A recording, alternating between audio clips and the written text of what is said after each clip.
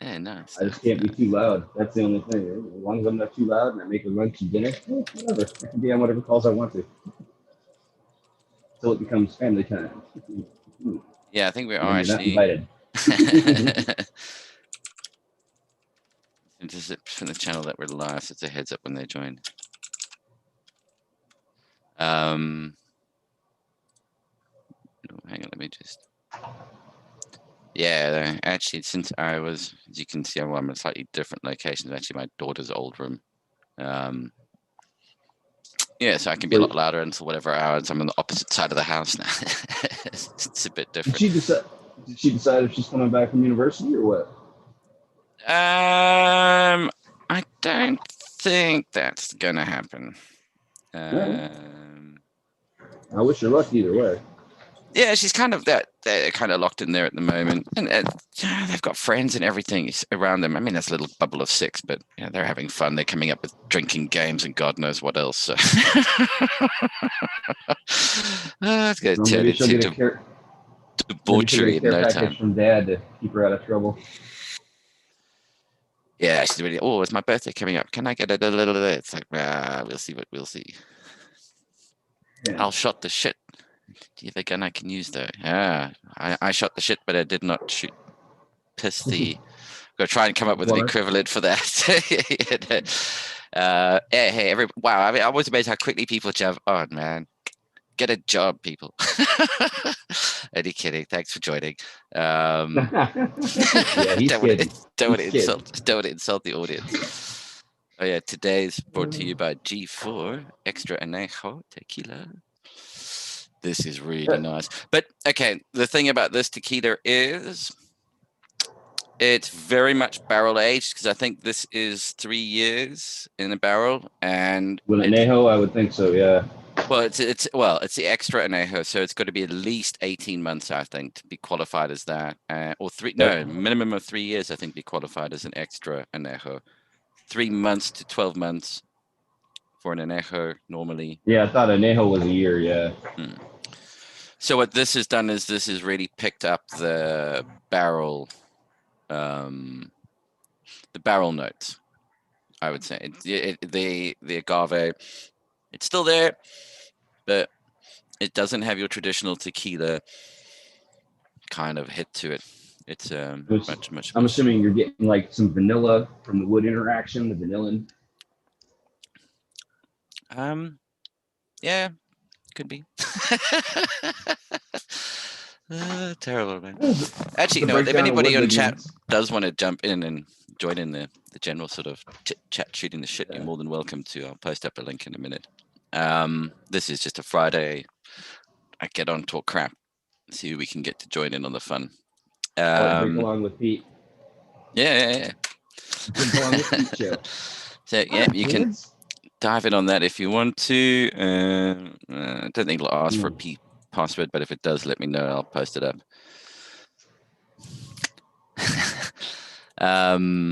Yes. Now, hang on a sec. What were we just saying before we was We were talking discussing. about? I have Play-Doh and I have skunk. Oh yeah, I yeah, have and then one the Play-Doh. importance of doing the understanding that when you're doing these crosses, it comes. Sorry, indoor. No, no, not whiskey. But yeah, this is like a good single malt. This is a tequila. Um, I highly recommend this one actually. And really When, reasonable. I mean, I tell you what, for the quality of this, um, yeah, this is really reasonable bottle of tequila. Incredibly reasonable, actually. and on your recommendation, I read an interview real quick with the distiller, and the guy sounds like he really knows his shit. Mm, mm, mm. Like I was very impressed with just what he had to say about his processes and everything else he was putting into it. It was very, very how shall I say, in depth. Mm. And it's nice. I mean, it's got a really good palate flavor to really well rounded off. I think if you find, well, the problem is most of the tequila you're going to be people tend to end up drinking is over the bar, Jose Cuervo cheapo tequila, Well, and not it's a the. mixer. 9 times out of 10, like when I was a bartender, very few people Mm, ever ordered a tequila neat, even if I had good stuff behind the bar. Most people always wanted a cocktail of some sort. Dan the man, I actually ordered this from a plug. What was it? The Whiskey Exchange, or Masters of Malt, I think it was. Yeah, it is available in the UK. So Masters of Malt, close to the Don Julio 1942 Dab Goblin. I had a bottle of that. That was not the thing about that. Actually, is that had caramel added to it. Oddly enough, it has had that done. So it's also very nice. I mean, yeah, that's a really nice premium tequila. There's a limited number of those bottles kicking around these days. They're certainly getting fewer and fewer. So I think you'll start to see the price of those starting to climb up a little bit. But yeah, this is very much in that realm of the single malt whiskeys and the likes. But yeah, so as we were saying with the seed breeding on that, getting it down to being able to see the ratios of things, that's where it's all important. And that's why you need to do it on big numbers. Yeah, Dan, new PC, that's made a big difference to the to the quality of the audio. Hey, Resurrection Prophet, if you want to jump in, feel free to. In fact, anybody's welcome to jump in on this show. This is the target. Welcome. What was I saying? Yeah, so that's where you need to be able to do these the big numbers so that you can actually get the correct ratios, and then you can tell where you are in the overall scheme of things. If you, as I was saying, for those who are just joining, hey, Jibs, how you doing?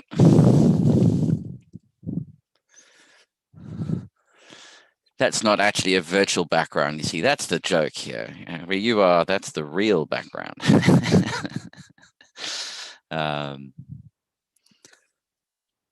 But yeah, that's where you just got to be able to do these big runs. Can you do 1,000, 10,000 plants, and then you can truly get the ratio out. When you're doing it with 4, 5, 6 plants, it's just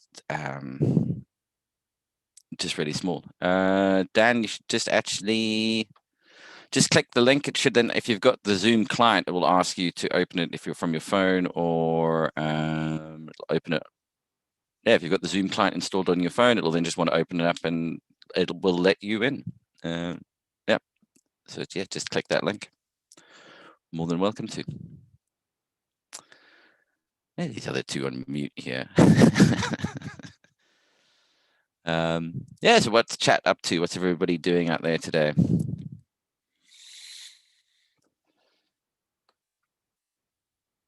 Deathly silence, of course.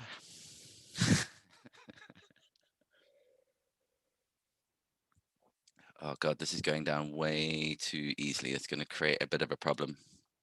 I have to slow down on that. I have to grab something else.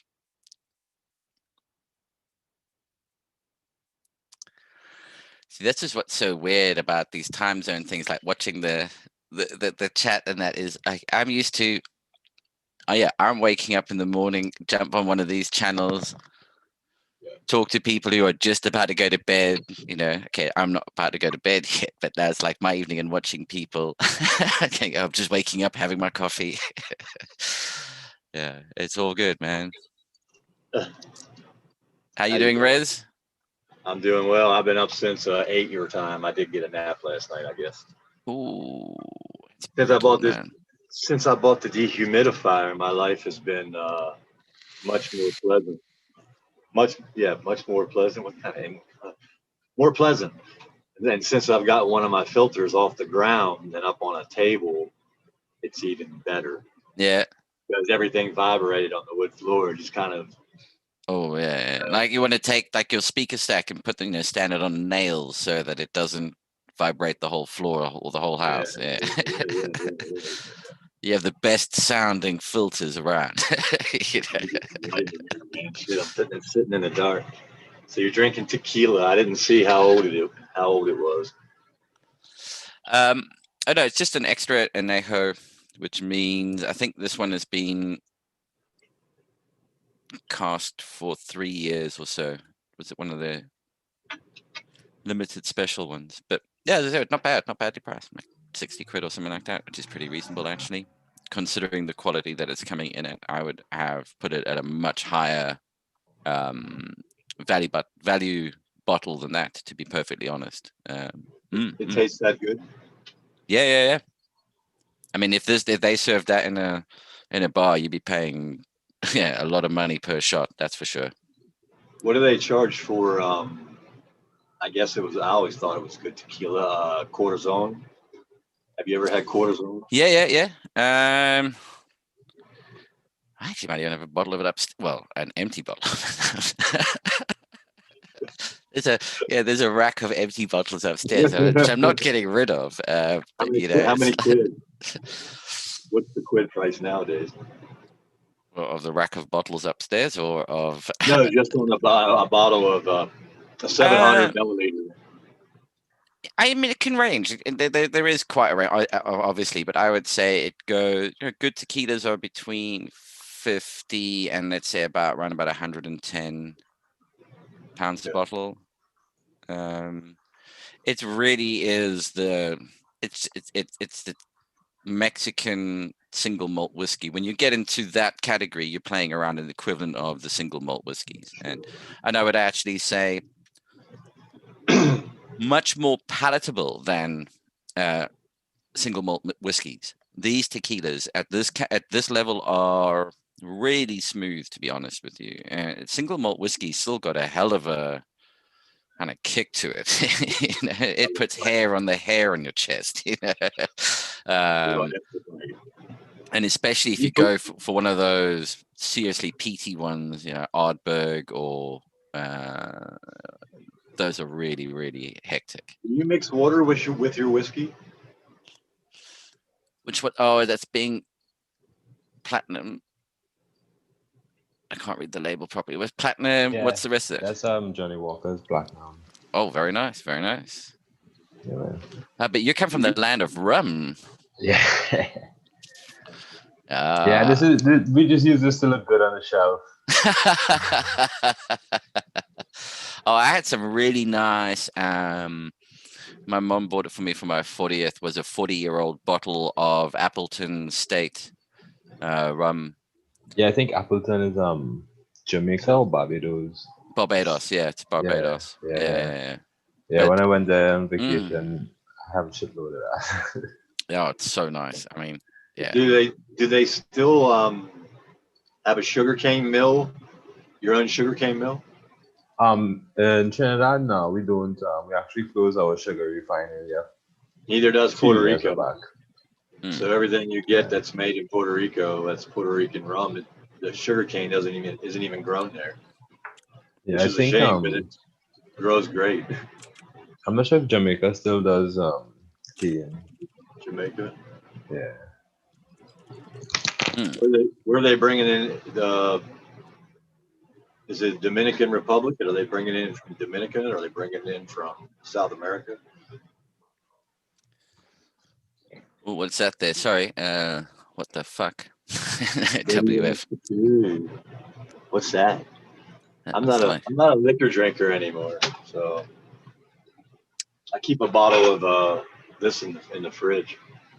Oh, Gin. Nice. Yeah. I actually discovered that. I drink it straight, so yeah. My daughter is a gin. I mean, gin has had a real rise in popularity. I know my eldest daughter is really big into the gins and all of really perfecting the different ones and the different mixes that go with them. I was quite surprised because gin for the young generation is like really, it's an acquired taste.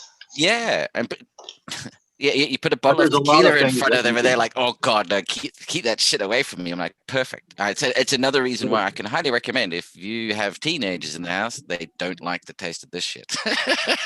Their palate isn't for it. They like gin. They like gin. Yeah, but the botanical side of it, I think, is what they're into. It's got that Tom Collins flowery sort of hit to it. Tom Collins, right? You can't get wrong with Tom Collins. Just looking at the chat here, Dan saying that gin makes him cry. Yeah. Mother's ruin, as it used to be known. That bottle I showed you is from Wynard Fucking in Amsterdam, or Wynard Fucking.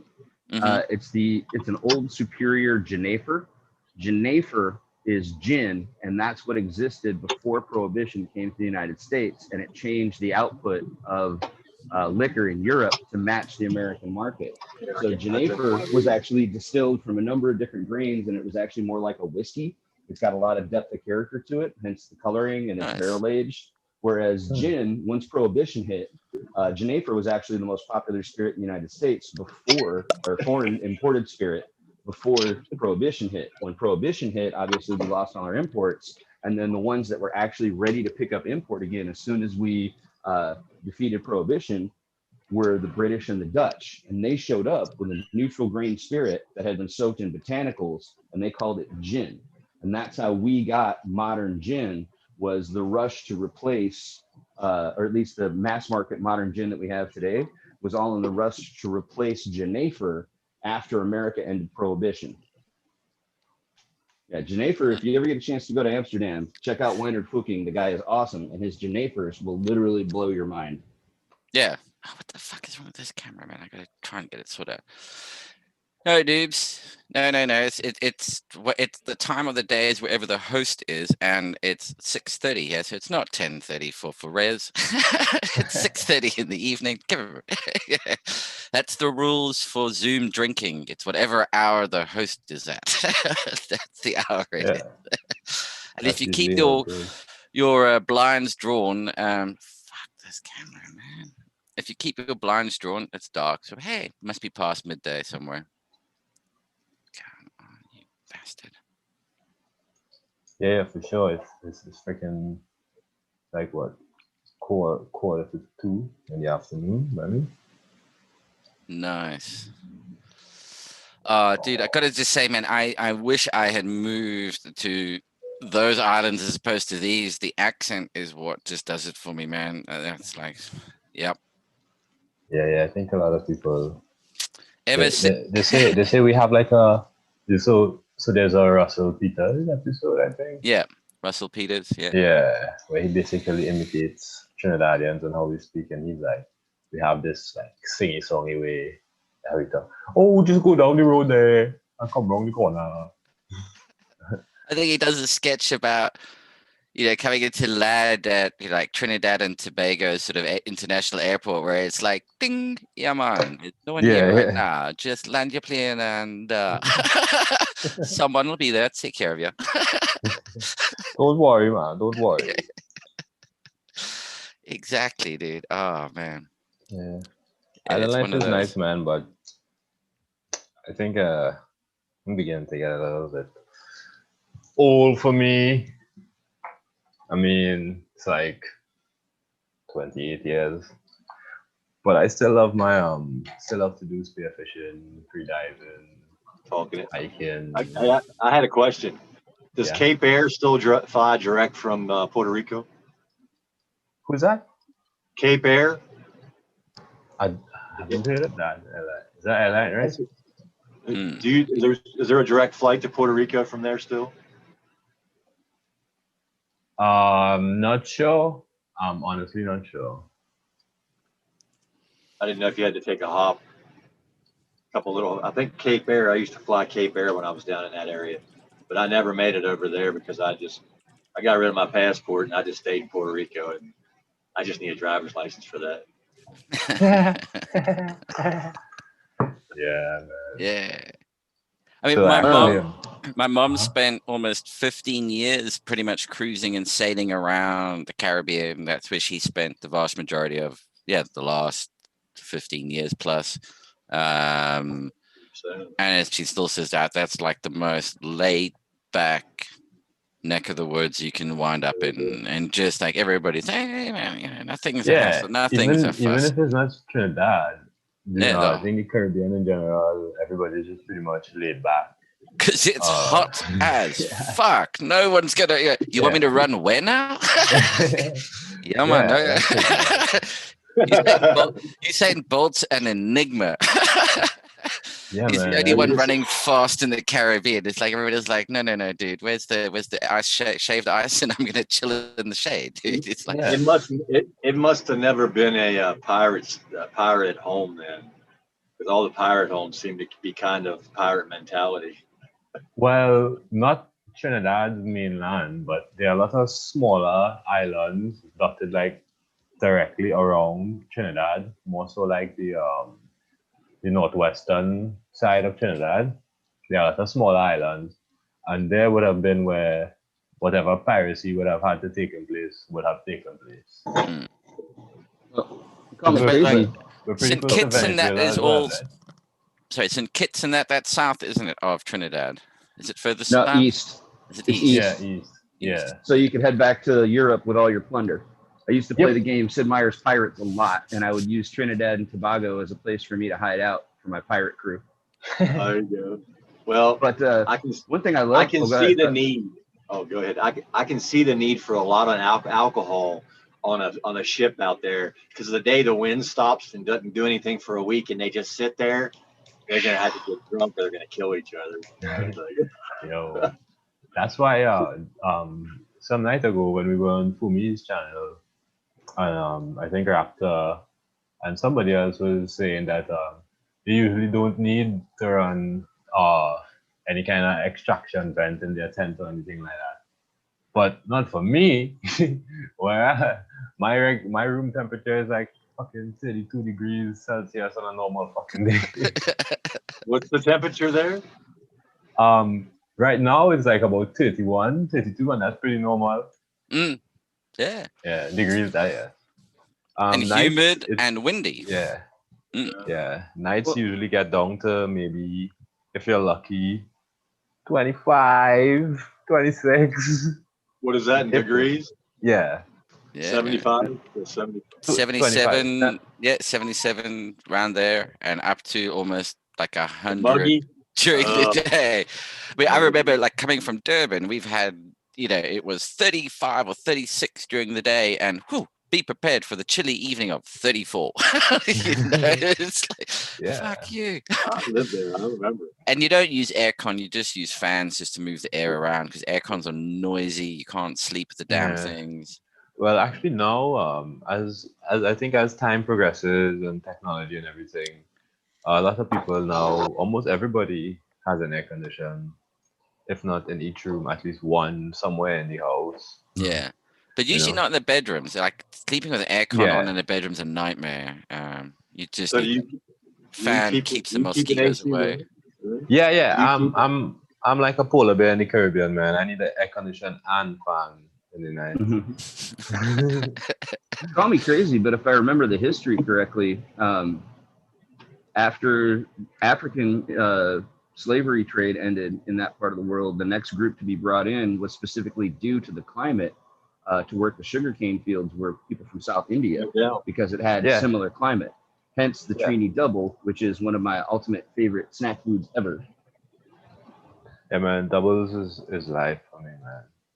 Love those things, dude. Yeah, they brought over indentured laborers from India, which my forefathers were part of, and they worked the sugarcane plantation for some time, and then, as per all slaves anywhere in the world for history, they revolted against whatever it was, and boom, here we are today. Well, and the food culture in Trinidad is just amazing. Like, we were talking about South the other night, and like that's what I just love, is that Trinidad is one of those places where you get all of those crazy food influences from all over the world, but it's so unique, and it's kind of like Jamaica. It's very unique, but it's also very indigenous food, which I just love to take on Trini food, man. It's pretty spicy food as well too. Yeah. I that's another part of my draw to that neck of the woods. I don't know. For me, that whole the Caribbean and Central South America, there's just something in the blood that's just like saying, come this way. You really want to come over here. You like the food. You like the vibe. You like the the climate. Fuck this frost bullshit, man. If I never see fucking snow again in my life without choosing to go and see it, I'll be a happy man. But I don't like the humidity. So like Yucatan coast in Mexico down to Belize, those are bits and pieces that interest me. We get like 80% humidity plus all through the year. But I'm used to Durban was like that as well, man. It's like, but there's something to it. You gel with it. Isn't it that humidity though is part of the reason that like tell me if I'm wrong here, but as far as I know, the weed strains that you guys have there were largely brought by those Indian laborers. There were some there beforehand for making sale and stuff, but the actual medicinal stuff, the good stuff, I from what I understand historically, it was brought by the Indian laborers. Is that still what you guys have as your native land race, you think?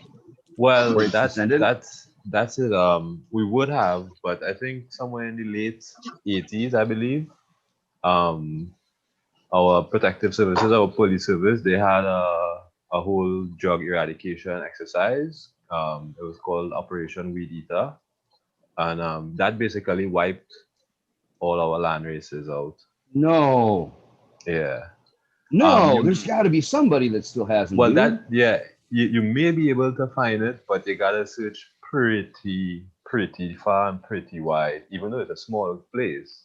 LFD. You gotta search, because even at one point in time, those guys, strain hunters, they were here looking for it, and they weren't able to come across it. So I mean, a lot of the Caribbean strains are, I mean, it dates back to the slave trade. I mean, it's coming through from Africa on its way to Central America into Colombia. So your Colombian golds and all of that, these started off as African strains that were brought through and across and dropped off as they went. So they hit these islands and it made its way across. So that's why like lamb's bread looks a lot like has similar qualities to Acapulco Gold and things like that. There are these similarities in those strains. They come from similar part of Africa that just cut its way through. And then the thing, our guerrilla growers, they weren't not all of them were properly educated to understand, well, hey, we need to save this genetic. So like ours. So most of them, they would probably have some seeds and then purposely seed a crop just so that they could get seeds to plant the next time around. So whatever is even brought in is like watered down after a few years or so.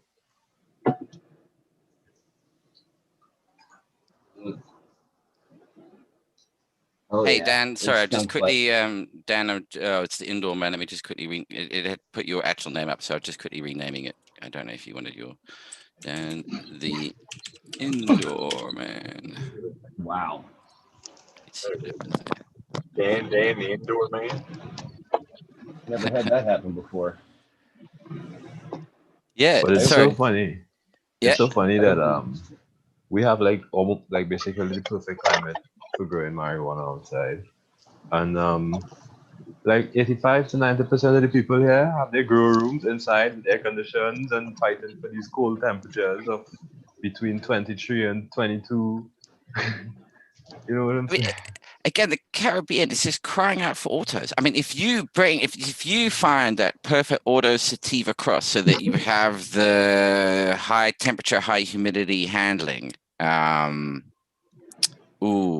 mean, for the Caribbean, there's your cash crop, man. I was actually looking at an episode of Future Cannabis Project where James Loud and Marlon Asher was there. If you know who's Marlon Asher, ganja farmer guy from Trinidad. He's an artist, a local artist, and I think he was opening up some stores in LA and Amsterdam or whatnot, and he's about to venture to St. Vincent and back home to Trinidad. So I guess in the pretty near future, we should be able to have access to some pretty decent genetics. Speaking of environment, I had a dehumidifier. Now everything's different. So Yeah. oh man, I got to relearn. And then if I move the dehumidifier 5 feet, everything's different. And Yeah. I'm trying to build it. I bought it for the dry room. I didn't even buy it for this to get it finished. I And bought it that's for your, and that's all down to airflow. I mean, that's the key thing. If brief moment of product plug, but if you use something like the Peel Grow Systems Minder unit, the idea that we went with, I mean, the idea behind the product really is that it's inexpensive. I mean, we don't charge a lot for it. It is inexpensive. You get quite a lot for bang for the buck, but the idea was that you can put multiples in. That was the idea of keeping costs down on these things. I want growers to be able to put 5 of them in their space and then see how the temperature and the humidity is actually varying. And then what you do is throughout the growth cycle, as these plants change shape and take over more space in the room, you've got to understand that fan in the corner isn't blowing like it was anymore. There's something in the way now, and adjusting things. And if you're using OptiClimate or any one of these big climate control systems, what they tend to have is one sensor. And just so everybody is like AC Infinity. there's one sensor, and just so you understand how a sensor works, it measures the environment it is in. That's what it's measuring, this point in space. In 3-dimensional space, it measures that point. It doesn't measure the point over there. It measures that fucking point. So there's a big difference between, I mean, like holding my hand up here for everybody to see, like there and down here, there's probably a 2-degree temperature change. Wait a minute. You mean space and time and physics are real? Oh my God. Yeah. Oddly enough, the laws of thermodynamics hold. my sensor, hey, my AC Infinity sensors are probably about 7 feet apart, 6 to 7 feet apart. Oh, where do you hang them in reference to your plants, though? Yeah, and then where are they hanging? Where they're hanging in there? They're at plant height, right? At plant height or in the canopy? I keep them right above the canopy, right at the top, and I move it. So I pull them up and down, I move it. But right now, with the lights off, they're 2 degrees difference, and they're pretty close. I've tested them. Yeah. And finally, they got the same humidity. But when the lights are on, from there down to here, 3 to 4 degrees temperature difference. And the humidity will shift because as the air is coming in and moving across those plants, and if the air is going across them, as it gets towards the other end, it's just been picking up more and more moisture as those plants transpire down the tunnel effectively. That's why inside of your tent, every time you have a different grow, you can't just say the fans are going to be the same. You can't in a small, in a big place. Oh, you want to say something, Lefty? Yeah, I have an AC Infinity fan with a monitor on it, and I also have a P&L monitor as well. And they are probably what's that?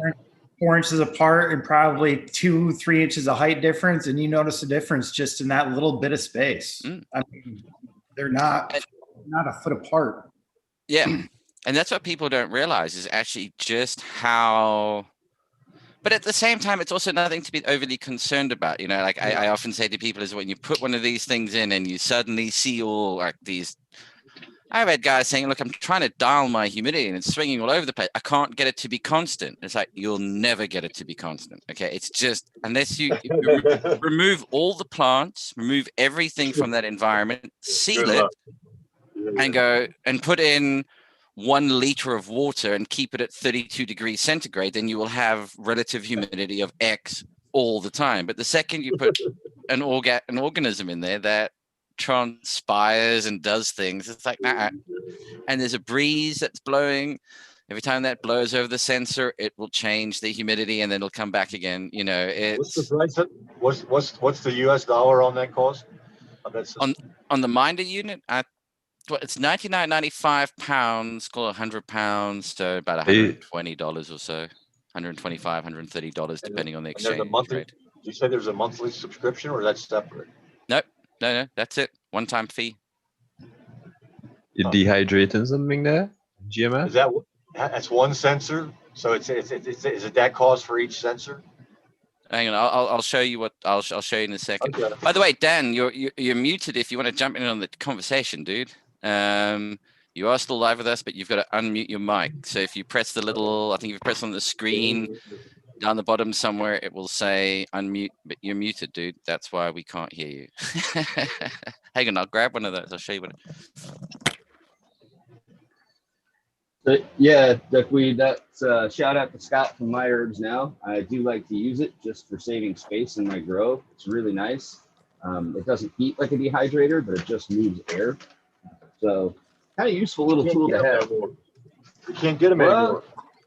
Yeah, not well for now. I think I'm trying to get a hold of them. I don't know. I think his business was solid, and there's no reason it shouldn't be back on the market. So I think we just need, as a community, maybe need to kickstart him and get him back up and running again. And I think he's earned our loyalty as a community. So I don't know. I want to reach out to him and see about maybe getting him going again. What? I had thought about going. Hey Dan, I see you've unmuted yourself. Sorry, welcome. Live now. Yeah. Yes, you are, mate. Lost somebody else from this side of the pond. Woohoo! Mate, I'm not the biggest grower. I'm not the best sort of person to know about growing, but I do love the chat. So it's nice to sort of jump in and and have a bit of a laugh with you guys. Yeah, no, that's what it's all about, man.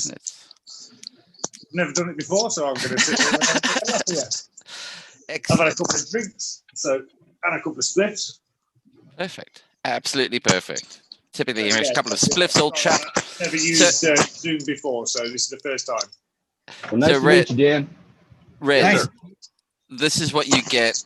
You get 2 sensors with the P&L with the P&L system. Okay, this one is a waterproof temperature probe, so you can put that in your grow medium. About the P&L grow system stuff. Do you have you tried the Pulse Grow one? Because they're going to sit there and bring out a CO2 sensor in their new one.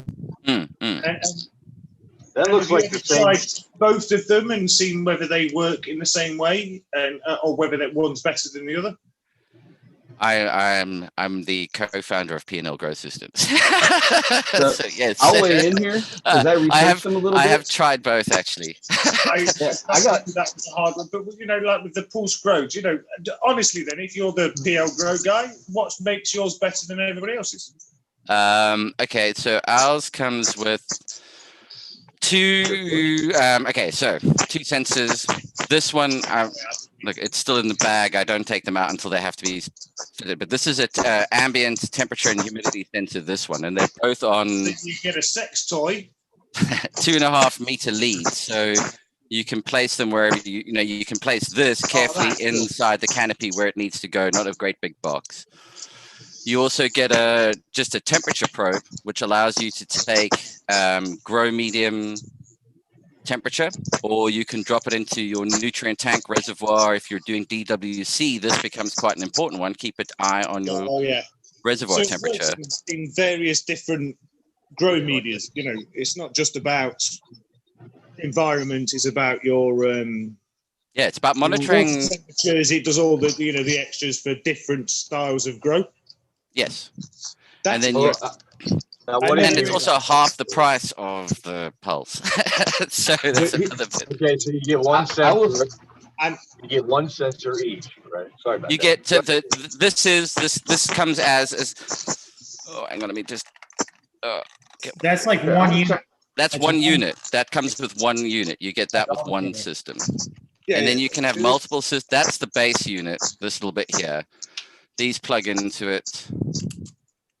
I'm going to be completely honest. I'm somebody that doesn't use a monitor at all. I just look at the plant and let it know how it goes. But I've obviously heard of PL, and I've obviously heard of the other one. It's Pulse. Yeah. It's not been named, but at times you need to understand how it works. There's something to that, right? Well, I think the difference is too. The Pulse does not control anything. The thing Peters is going to do, and this is where I don't use any of that stuff either. I was very much actually opposed to it until I talked to Pete for a little while, and he actually let me grill him for some questions, which was very nice of him. And so I put him through the ringer a little bit. And imagine how that went. Yeah, so it's part of being obsessive compulsive. So I put him through the ringer, and I'm convinced simply because he's got one thing the rest of them don't, and that's control. The big, so what if you get a notification that your humidity's out of whack, or your temperature's out of whack, or something's gone wrong?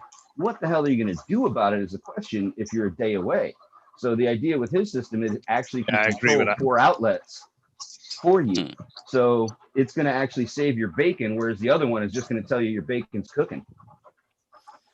That's a very good way of putting that, actually. I totally agree with that. And what we tried to look at is, I mean, as I said, the idea was to make them really as inexpensive as possible. It shouldn't, monitoring your environment, everybody talks about environment, and then you push people about, well, how do you monitor it? Well, I've got a $5 Chinese thing stamped in the corner, and you go, mate, environment isn't that important to you. It just isn't. Something like this, at least what it takes away is a lot of the donkey work as well. It's tracking everything, it's recording it for you. It is your... Ask you about. Sorry? That donkey work is what I was going to ask you about. How hard have you had to sort of go, because you're UK dudes, yeah? Everything's illegal here. Yeah. How hard have you had to sit there and work to get that damn thing up and running? And, how much effort have you had to put into that? How long? It's a product that's been in development. I mean, okay, look, it's a live running business, has been for the last 2.5, nearly 3 years. Prior to that, it was a project for probably 2 years, 3 years prior to that. And like the controller, although I use one and I have people that use them, that's one that it's really nervous bringing stuff like that to the market, because when you're controlling something, it's very different to just monitoring it. I mean, controlling it could mean the difference between I flood your house or I don't. If I don't turn those pumps off, they stay on, and you now have 10,000 liters that just emptied itself on your... So you can control through your unit? Was it a thought? We have a controller that you can link it to. Yeah. Do you design it and, make it yourself, and or is it something that you... All made. Code. Yep, code base is all written by myself. Yep.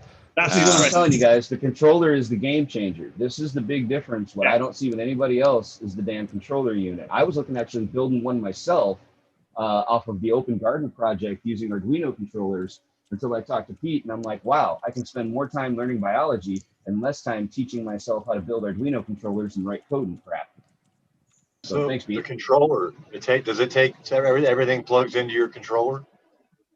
The way the controller is designed is it's really just okay, so the controller is nothing more than essentially a relay board. The intelligent stuff is the servers that to switch, mega wattage if I wanted to play around with shit like that. And then you link each one of the plug sockets. I can say like plug socket 1 is plugged into a dehumidifier, and the dehumidifier is linked to this ambient sensor. And if it gets above this temperature, above this humidity, switch the dehumidifier on. When it gets below this, switch the dehumidifier off. At the same time, I can say socket number 2 is connected to a humidifier that's also monitoring the sensor. And when the humidity drops below 30% humidity, switch the humidifier on. And when it gets up to 65, which is below when the dehumidifier would kick in, switch it off. So it can try. I like that. It keeps the balance. Pulse does not do that. No, and at the same time, it does. I can just take and turn my. I can put the dehumidifier on continuous. I can put you can put a dehumidifier on continuous, because if you can control the socket, my dehumidifier comes back on to the last setting, whatever it was on. So every time the power goes off and on, having that control it, saying, "Oh, I got the right level," shutting the machine down. And it also means you can take that little, you buy these humidifiers that just run continuously. They don't have a way of telling what humidity. If you want to buy a humidifier that tracks the humidity and then clicks in and out, you're paying, that's $400-500, $250, 300-pound humidifier all of a sudden. But now you can take your $50 humidifier with the 5-liter water thing that it comes with, and it'll only turn on when it has to. It doesn't have to be running all the time. And if your style of grow changes, you can change the equipment. Like for food trucks, we always tell people, make it a trailer, not a truck. That way, if the truck breaks down, you're still mobile, you put it on a different vehicle.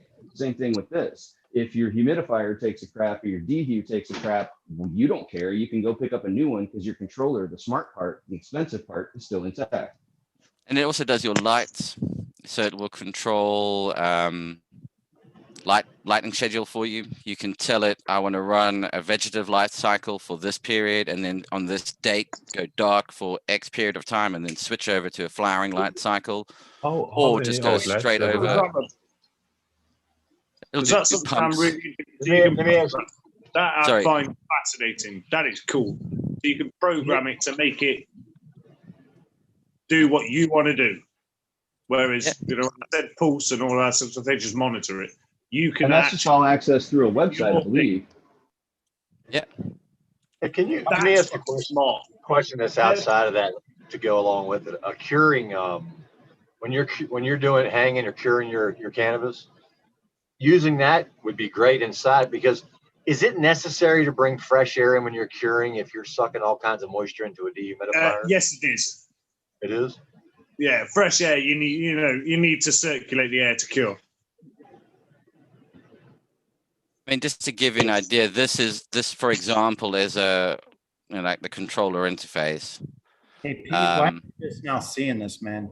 I sound a little strong today, a bit stoned and a bit high, but you know what? I'm really enjoying the conversation. So, yeah. Well, I don't know if you can see it, but okay. So here is like configuring the lights. I can tell it what the veg cycle is, when the lights come on, when the lights go off, flower cycle, lights on, lights off. 129, it comes with a controller?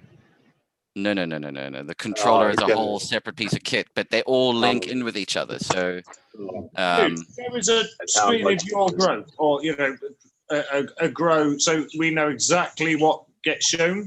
Because I'm really interested in this, actually. Sorry? Something I've never. Can you show a sort of screen grab of an actual grow that's been going on, showing the humidifier, the humidity, the temperature, all of that sort of stuff? Can you show something along them lines? There you go. There you go. Oh, you see, I love a graph. So let's go to a normal. Hey, Pete, I got. As opposed to the analytics.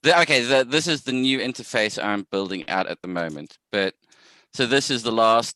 Lefty's trying to get in for a question. Can we get Lefty's question? Yeah. Lefty, go for it. Sorry, mate.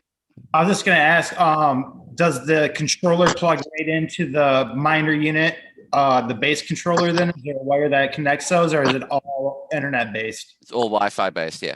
Because actually what happens is the miner is sending you, well, whatever they could be. And I want to actually expand the platform. So if you have a pulse, I can take data from the pulse and control our controller with inputs from the pulse. It doesn't have to be ours. I mean, at the end of the day, making sensors and making controllers isn't really the fancy stuff. It's the intelligent software behind it that controls all of it. I mean, this is just relay switches being intelligently controlled, but how you do that is the clever bit. Very easy for you to sit there and gather data, but it's making sense of the data that matters. Oh, no, precisely. So he's doing very well with, and I love these graphs. That's sex. The controller here is told to try and keep the room at 24 degrees, which I actually did over. Actually, that 7 days kind of shows it quite well.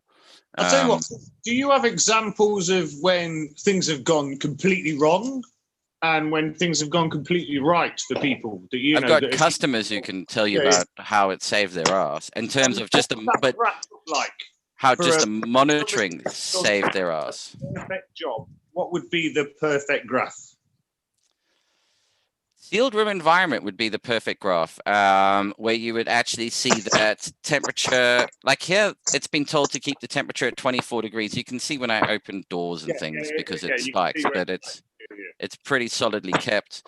The humidity kind of hovers around that as well because it's temperature and humidity as I'm venting the room is going to fluctuate the humidity. So you see that, but you can only tell if you've only got one extraction fan, it either does humidity or it does temperature. It doesn't do both because it can't do both. It's one fan.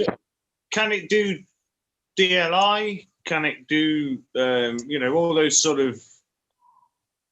if people want that analytics, it can be thrown in. I mean, my day job is a data scientist, so I mean, I can sit here and make whatever. But what I found is when I start to throw in some of the heavier analytics, it just loses people straight away. I know I'm asking a lot of questions, but I'm actually more interested in your PL Grow than I am in the Pulse. You know, and I did mention the Pulse at the beginning, but I'm really interested in how this works because this is the new look and feel that's coming out. This is go to the current one. Product placement. This is, isn't it? Which I apologize. I don't normally do this. I mean, it's like, yeah, people can have a look at it if they want. So this is the. This started as a conversation about tequila, by the way, folks. Just so you know. And you've got min and max and things like that. You can look at the charts, which are the similar chart kind of concept. But here you can also define grow spaces. You can define the size of an environment. You can say what's in that environment in terms of containers, plants, grow medium, size of container, etc. You create these journals that allow you to then track all of the activity you've done, when I watered it, when I trimmed it, how much I watered it, how much I fed it, what the feed was. You can fill it with all of that if you want to. You don't have to if you don't want to. And then at the very end, what you can then spit out is a review of your overall grow. You can see what you did, what your final yield to weight, light to yield ratio was, what the different bits and pieces are. So here you can see like there's a watering event, water plus the anal person's dream. So I can see it was 1 liter. I could see what wow. You know, you could really drill into what you want to be able to do. That's really cool, man. But at the same time, if you don't want to do it, you don't have to do it. You can also configure the minder to alert you. Your PL Grow front, if you don't mind. Have you got any plans for the future? You know, what are you going to add any extra stuff to it, or you know? Yeah, we're looking at doing moisture sensors.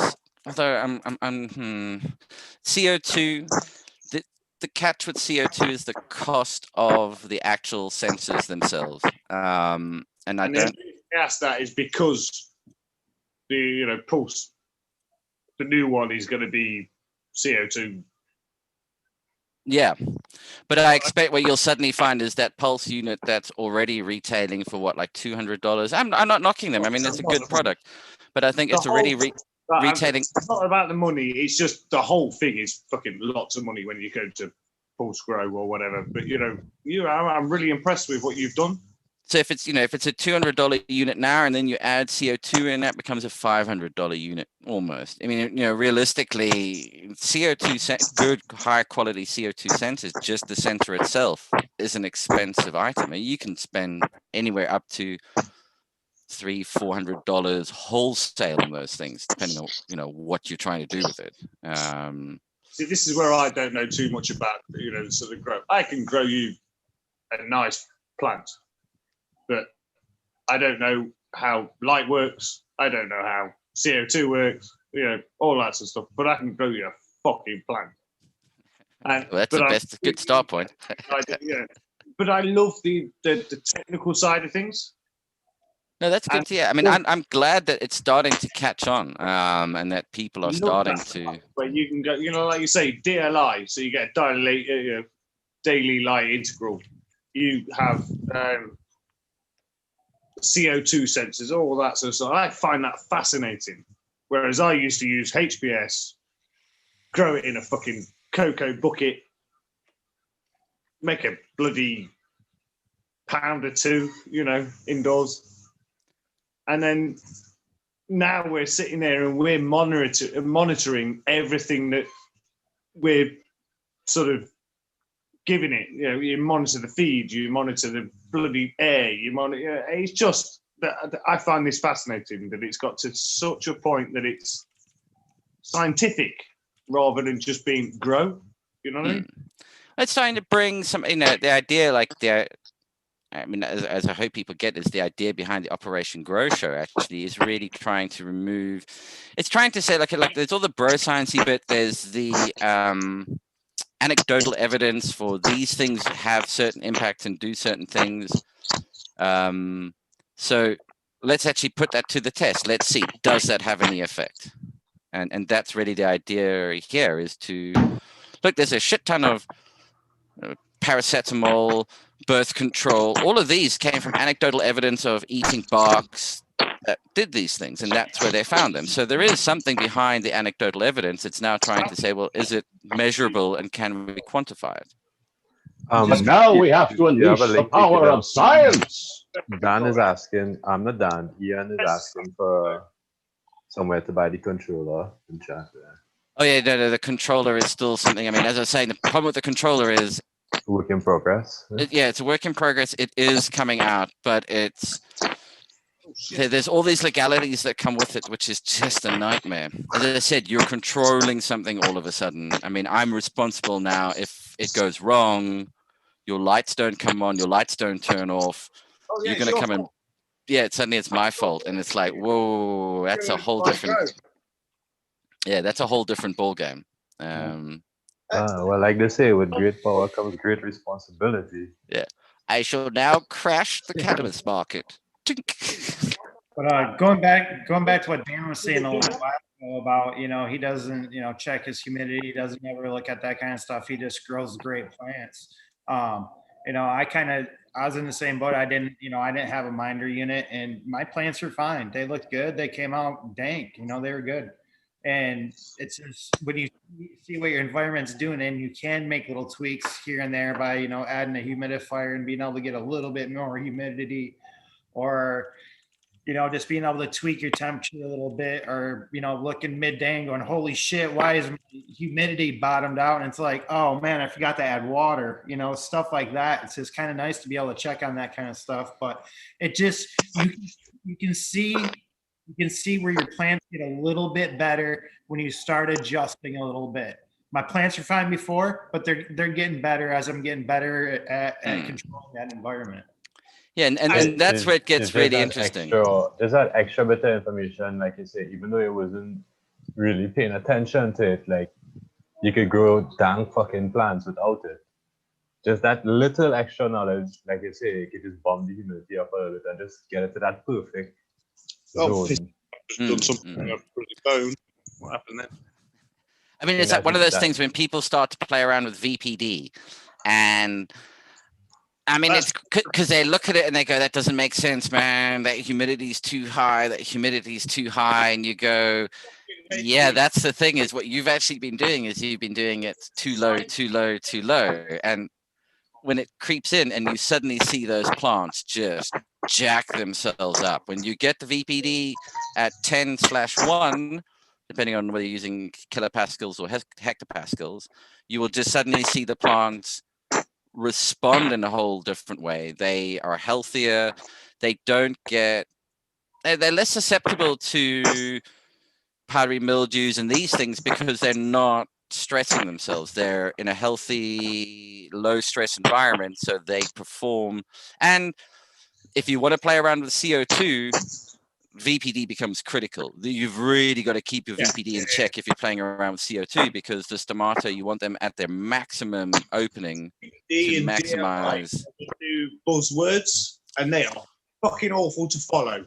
They're not new. They're new. I mean, the funny thing is, if you look at the buzzwords, cannabis buzzwords, yeah, and it's fuck off. We sit there and grow on the HPS, we grow under all this sort of stuff. Why the hell do we have to sit there and think about all this kind of crap? We're just growing a weed. Yeah. But we do need to actually pay attention to that if you want to get the best out of it. Yeah. I mean, it becomes that subtle little difference, it's when you try that, it's the difference between your street weed and that head jar that your mate reaches over and pulls out and goes, here, try this, and it just flattens the crew, and it goes because they spent and you'll notice the difference is that the like the craft market will pay attention to those fine little details. I'm just doing it for the money isn't caring about that. It's just turning it around as quick as possible. You're talking the difference between good and great. That's really what it is. What's the difference about a craft market than the free market? Oh no. Well, profit. The only thing like I can grow pretty good, and I'm free market. Mm. Yeah, I don't. So I'm obviously illegally growing. I do my own thing. I sit Allegedly. Oh, I am allegedly. I've had the police around, and they sat there and looked at the plants and left me alone. So I've been all good on that front. But you get to the point that you sit there and go, well, why does that actually matter? And what's the difference between a free market and a... Oh, what I meant more is when you're the analogy with the craft market was to be that craft, like the difference between mainstream beer and craft breweries will be that the craft breweries just have that little bit more care and attention in what they're doing. So compared to I'm just doing this for profit, so it's quick turnaround, it's maximum yield, I'm doing it for weight, there's more than anything else potentially, let's say, because I'm selling it by the ounce or by the gram, so weight's more important than anything else. Right. You might not be, and as genetic memory was, GMF was saying, it's the difference between like maybe great and incredible. It's just that it's like a 5% difference, and it's just that extra little care and attention that's paid to it. Do you know what I mean? It's like that real... That's you want to be around. You want somebody to be able to say, since 1816. It wasn't just for the money. They did it for money, and they made good stuff, but it wasn't just for the money. And in beer, we like to call a good glass of beer a good real. I'm gonna go grab 10 a minutes drink, of art in a glass. That's what it is. 10 minutes of art in a glass. So if you've done your job as a craftsman, whatever you're letting someone experience, it should be 10, 15, 20 minutes of art that they get to experience. Yeah. This stuff's delicious, man.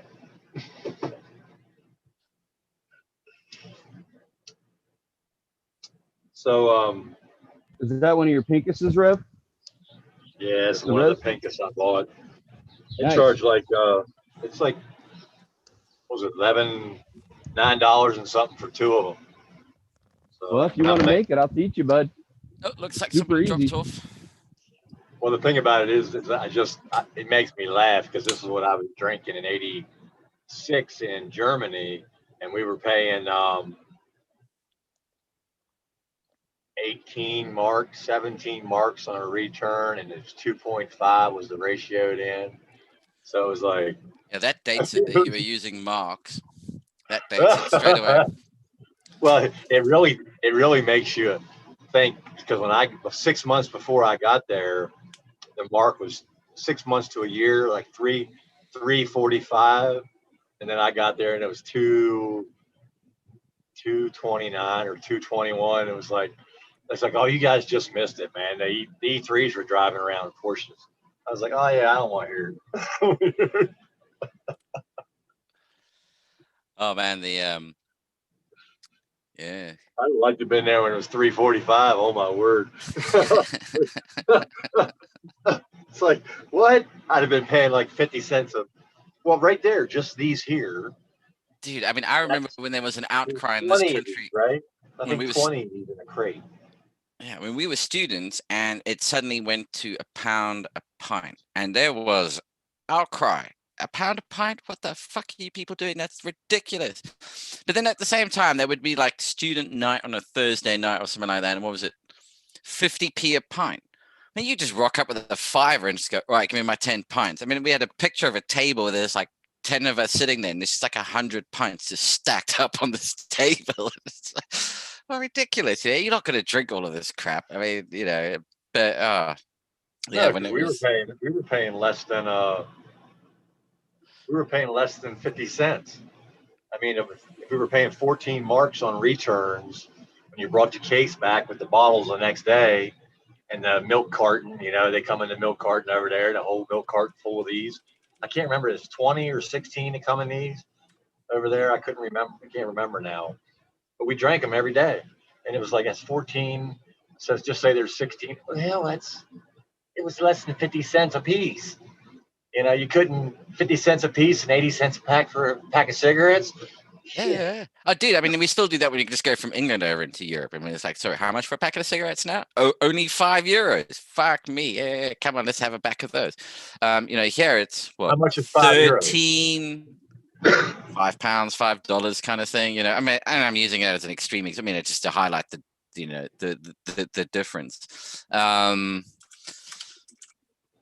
But so, you really do see that. That's quite, I mean, like in England, it's all tax because the actual raw product, the box of cigarettes, doesn't cost any different in any one of those countries. It's how much tax the government slaps onto it. That's the really big difference. What was funny that they did in Holland is they kept the price of cigarettes the same. They just changed how many you got in the packet. So they didn't increase the cost, but I think it's like 19 cigarettes now instead of 20. Which was an interesting tactic to take. That's why everybody's leaving. Well, anybody with a lot of money is leaving California. A lot of them are, because they're just getting ready to up the tax about like 18% more. Again, I think that's, I mean, I think Americans in general, you guys just don't realize how little tax you actually pay. Oh, no, I do. Does kind of also explain then like the shit level of public service you receive, because you relatively don't pay much tax. I mean, I see Americans going, fuck me, they're going to raise the tax to 23%. I'm like, 23%? Jesus, dude, I'm paying 45, on a portion of mine. It's like, this is nuts. Because it's a sliding scale. The bottom part you don't pay any on, and then the next bit you pay 20%. The next bit you pay this, and the next bit, and you're sitting up the top, but going, "What the fuck? Hang on a second." Same thing here. They pay more than that here. You're in the 30% here.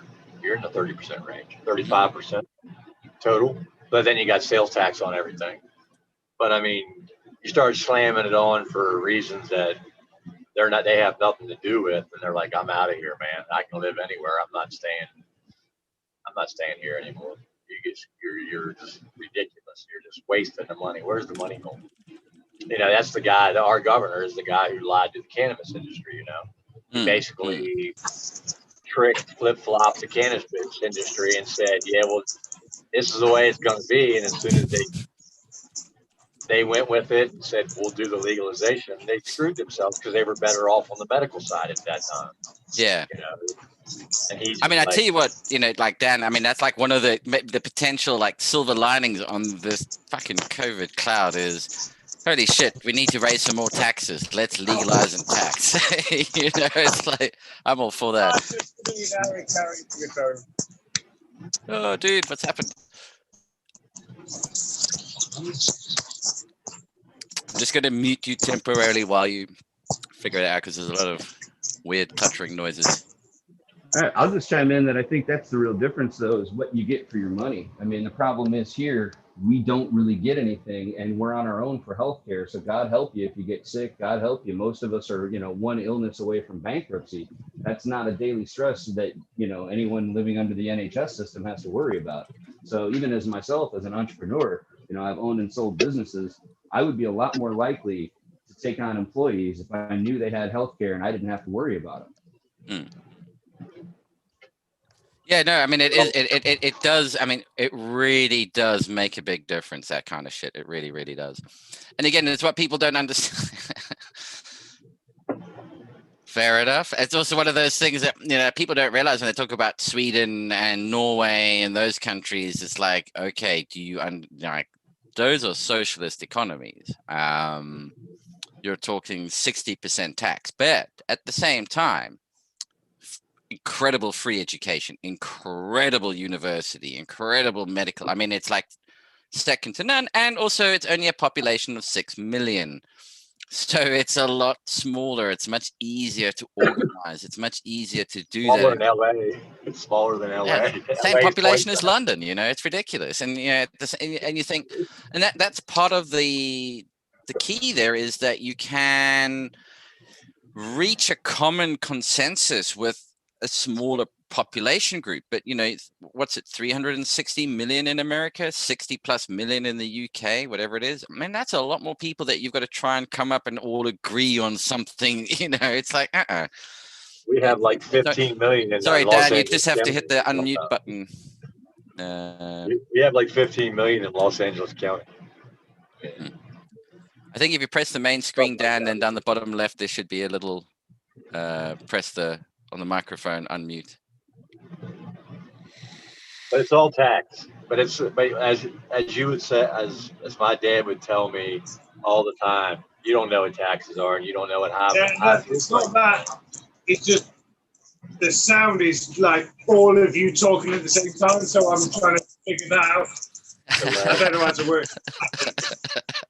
If you have a slow internet service, you'll hear everything. Yeah, dude, I use my sort of internet. Yeah, but the delay won't be as bad if you turn your video off. Try it without your video. Just hit the no video thing. It doesn't change it. Log it out and log it back in. All right. Ta-ra. Oh, English. Ta-ra, ta-ra.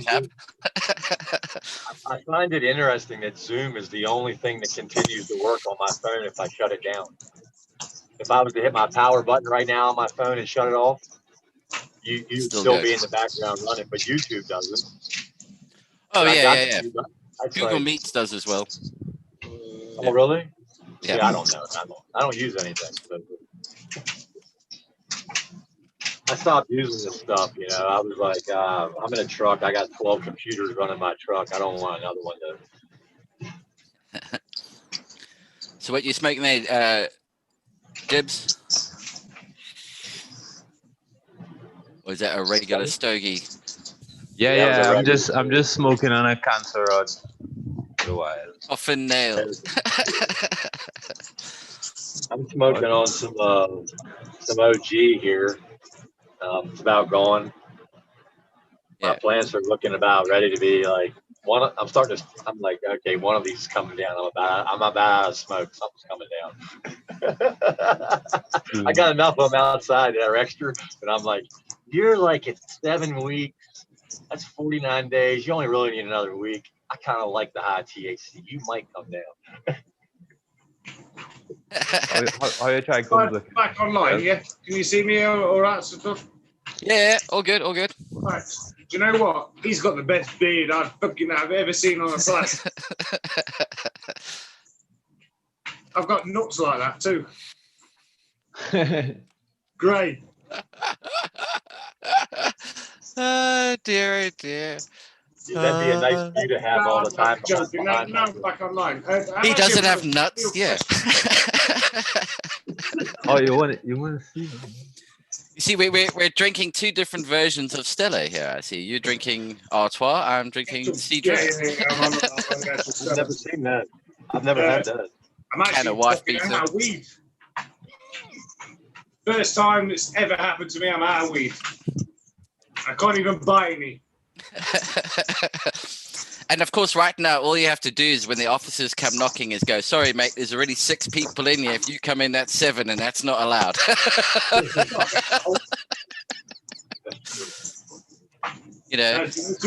Actually, I'm going to say, I live in, let's put it the East Midlands. There's no way of getting any bud around here. Now, I'm a grower, but I only grow 1 crop a year. And I make that last me. I gift a bit to everybody to make that all sort of happen. And I can't even buy a draw. No. Can't even buy a draw because of these COVID rules. Nobody's moving anything around. I am screwed. Although I must say there was a lot of, like in London, I'll speak for London, not that I live in London. But yeah, I tell you what, there were a lot of drug dealers who were suddenly on the Deliveroo, let's eat, kind of vibe. Yeah, they were getting super fit on their bicycles, looking like courier delivery guys. I'll tell you what, you've got a good few friends on your list. My American friends, yes. Derby, Ilkeston area, put them my way because I'm struggling. Well, I do feel bad for you, but if I didn't have any, I could pick up the phone and it'd be here in about 20 minutes. Hey, man. My last truck. I got a menu. I got a menu of like 5 places that will deliver and be here within a half hour. But I do not want to give them any money. So. That's the best thing I think I've ever seen. I mean, I'll chime in. This is another reason. This is another reason to teach people. Because then if you're out, they'll help you. Going gray on my sides. Look at this. I got it. This stuff is okay, but it doesn't taste the best. It was the. But this is for my neighbor. This is for my neighbor. This is the jar. She came over the other day and gave me the jar back, but this is for her. So because she would spend $120 on this over the next month or so. Wait a minute. No. It's free. There you go. There you go. It's free, man. Live online. Remember that. So, Yeah, you're on the internet. You're on the internet. Yeah, and I'm telling you, wait 2 I can't hear what he's saying. No, I did just mute the domestic. No, but I mean, it's crazy out here. I had a guy offer me. I was like, "Hey, how about rosin? I'm looking for some good rosin." He's like, "I can get you some rosin." I was like, "What is it?" He's like, "I was like, I just want a couple grams." He just laughed at me. He's like, "Oh, Lefty, you bastard!" he was like, "It's $450 an ounce." I was like, "An ounce of rosin? Holy shit!" I was like, well, I don't want to buy an ounce of rosin. You need to unmute yourself again, Dan. Sorry. I wasn't sure if it had to go public or not, so I just muted you on. You're still muted, bud. There we go. It is so wrong. I mean, I do. I mean, you're over there in a place where you fucking get to see that. Because if you did, then I need to get rid of that video. A fucking stupid woman. It comes and has an argument with me. We didn't hear it. We just got to see it. Did you not? I didn't see it. No, we muted you in case there was some. Hey, Cascadian, how you doing, buddy? I'm doing good, man. I'm just trying to wake up. Hey, man. There you go. I know that voice. I can't see you. Where you at? I'm here. Oh, puppet face and all, man. Just trying to wake up. It's just like, look, is it cold up there, man? Are you cold in Washington? It's 40s, 50s at night, 60s in the day. So you'd probably call it cold, yeah. Yeah, it's starting to happen here, man. It's depressing as fuck waking up and like, to be honest, the depressing bit is like, shit, mushroom season's over. Bollocks! I didn't get out there. You know, it's only going to be 81 here today. So. And it's not because there's smoke up there; it's just because there's clouds up there. So gray outside again. I'm sure Pete knows what I'm talking about. You have those fall colors up, man. And one at a time. Hang on. Sorry, Dad. What were you saying? No, I'm just saying. You know what? Fuck what Mauricio said. The fucking everybody else has got a better beard than I have.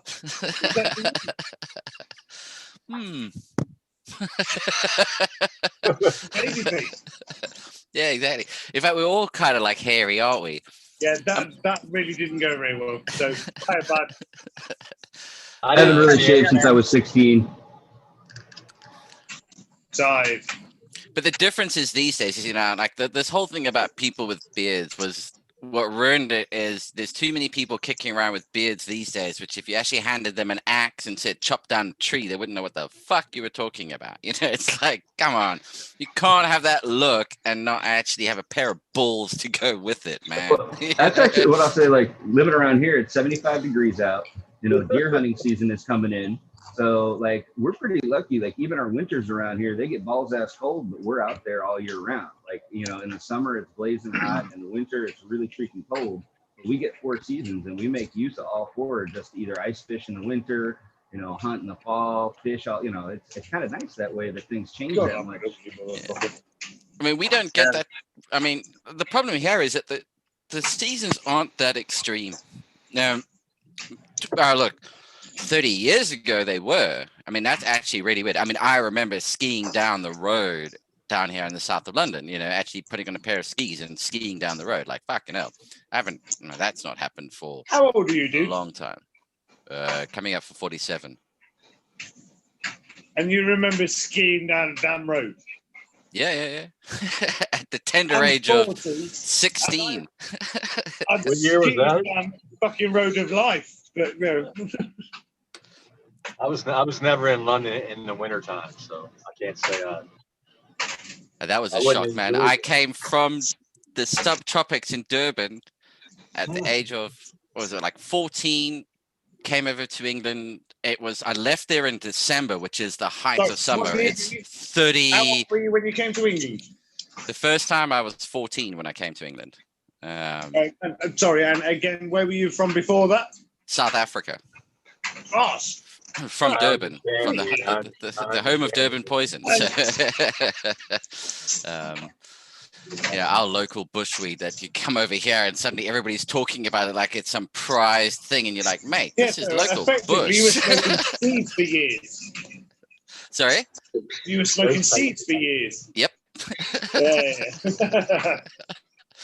Yeah. So you moved occasionally the cherry gets blown out the end of the joint from an explosion, and you just light it again. You are older than me, so I'm 40. I've only just sort of hit that sort of area, and you know what? I'm gutted. I miss the ditchweed sort of style. Well, it's what it's what I've been telling Genetic Memory Farm. I mean, it's part of like this our whole plant breeding project that we're doing. Just sort of smoking a spliff and it just being mellow and nice, and it just be you and your friends. Yeah.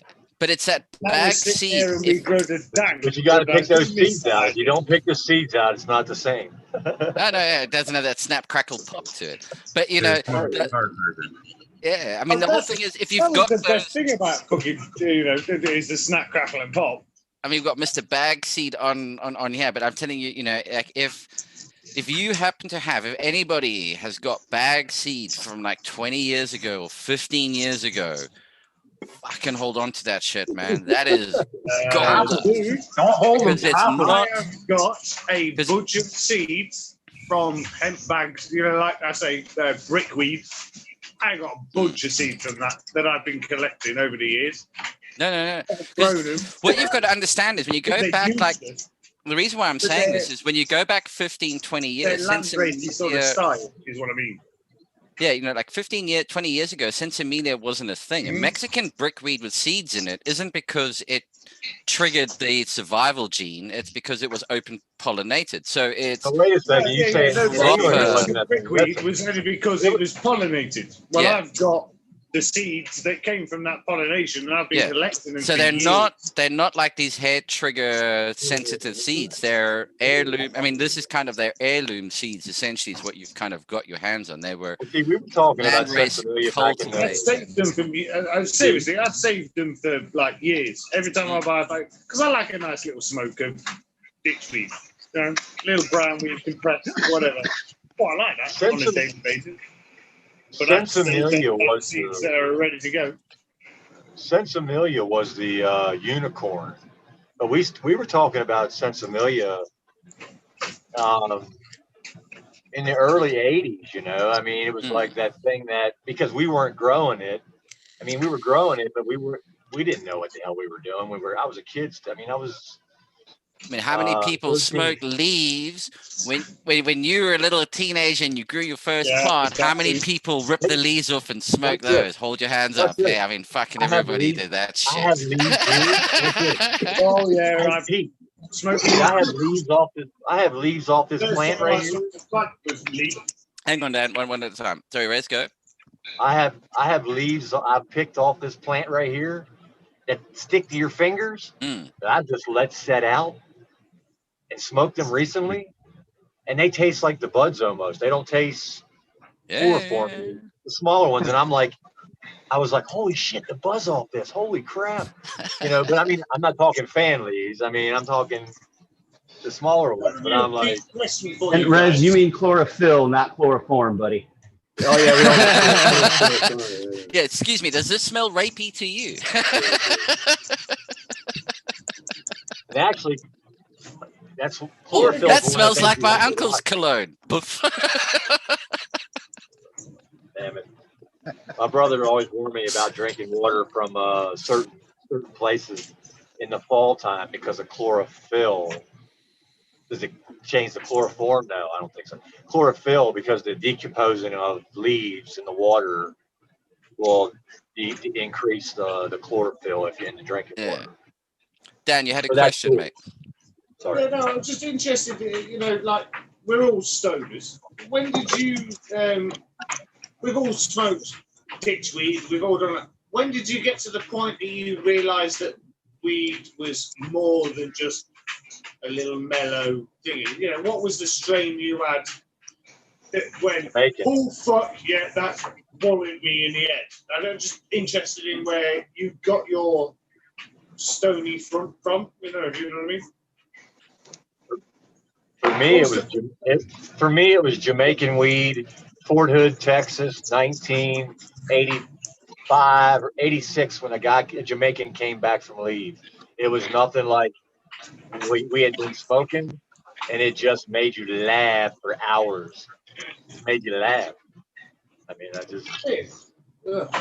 I'm trying to. For me, it was Northern Lights. It was the one strain that was outdoor, not the auto one.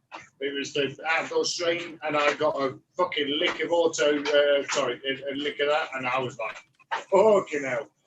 And that's what set me off on the next, on my weed journey. So I'm just interested in what made you go down that road. But so for me, if anybody else wants to, add it, because I know everybody has an experience. But for me, the next time after that would have been hash in Germany a year later, black opiated hash at that. Plus we got the blonde stuff. Trade for those cheap American cigarettes. You know, my buddy would trade them at the bar and come back with a big old stick. And then after that, it was. Yes, how old are you? Who, me? Yeah. I'll be almost 53. Yeah. So you've been through that route.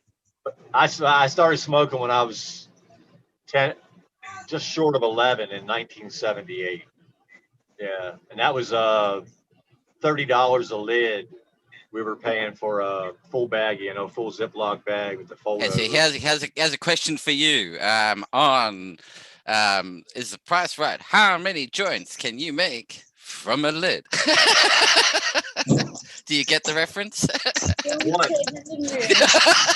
The judges say correct. Depending on how you're running it. If you have Cheech and Chong album, it's one. Yeah, exactly. But I was a kid, man. I was still a kid. Yeah. No, that was always the funny thing. That was always classic. That one or that Cheech and Chong. Okay, so you've got how many joints in a lid? One. Okay, how many? Well, it's like one of my favorite scenes now that I think about it in that movie is when the whole band is sitting there and he's still smoking, and they're like, "Man, there's white," and they smoke the whole bag, and he's like, "I'm not even high yet, man." That was me. That was me with all my friends. They would take a hit, they'd smoke, but I smoked all the time. So I'm still sitting there poking the bowl and poking the bong and rolling joints, and they're like, "You're not gonna get any higher." I'm like, "I just want to stay high. I want to stay this high, man." It's like. Hey, so why don't we get Lefty and Cascadian and Duckweed in on this one too? We haven't heard that man. yet. I like those experiences. What's that? First experience? Yeah. Well, what was the weed that made you go, okay, hang on, this ain't ditchweed no more. This is like It'd either be actual skunk. One of the first 2 times I actually got to smoke actual skunk. That was my first thing that I actually smoked outside of Mexican brickweed.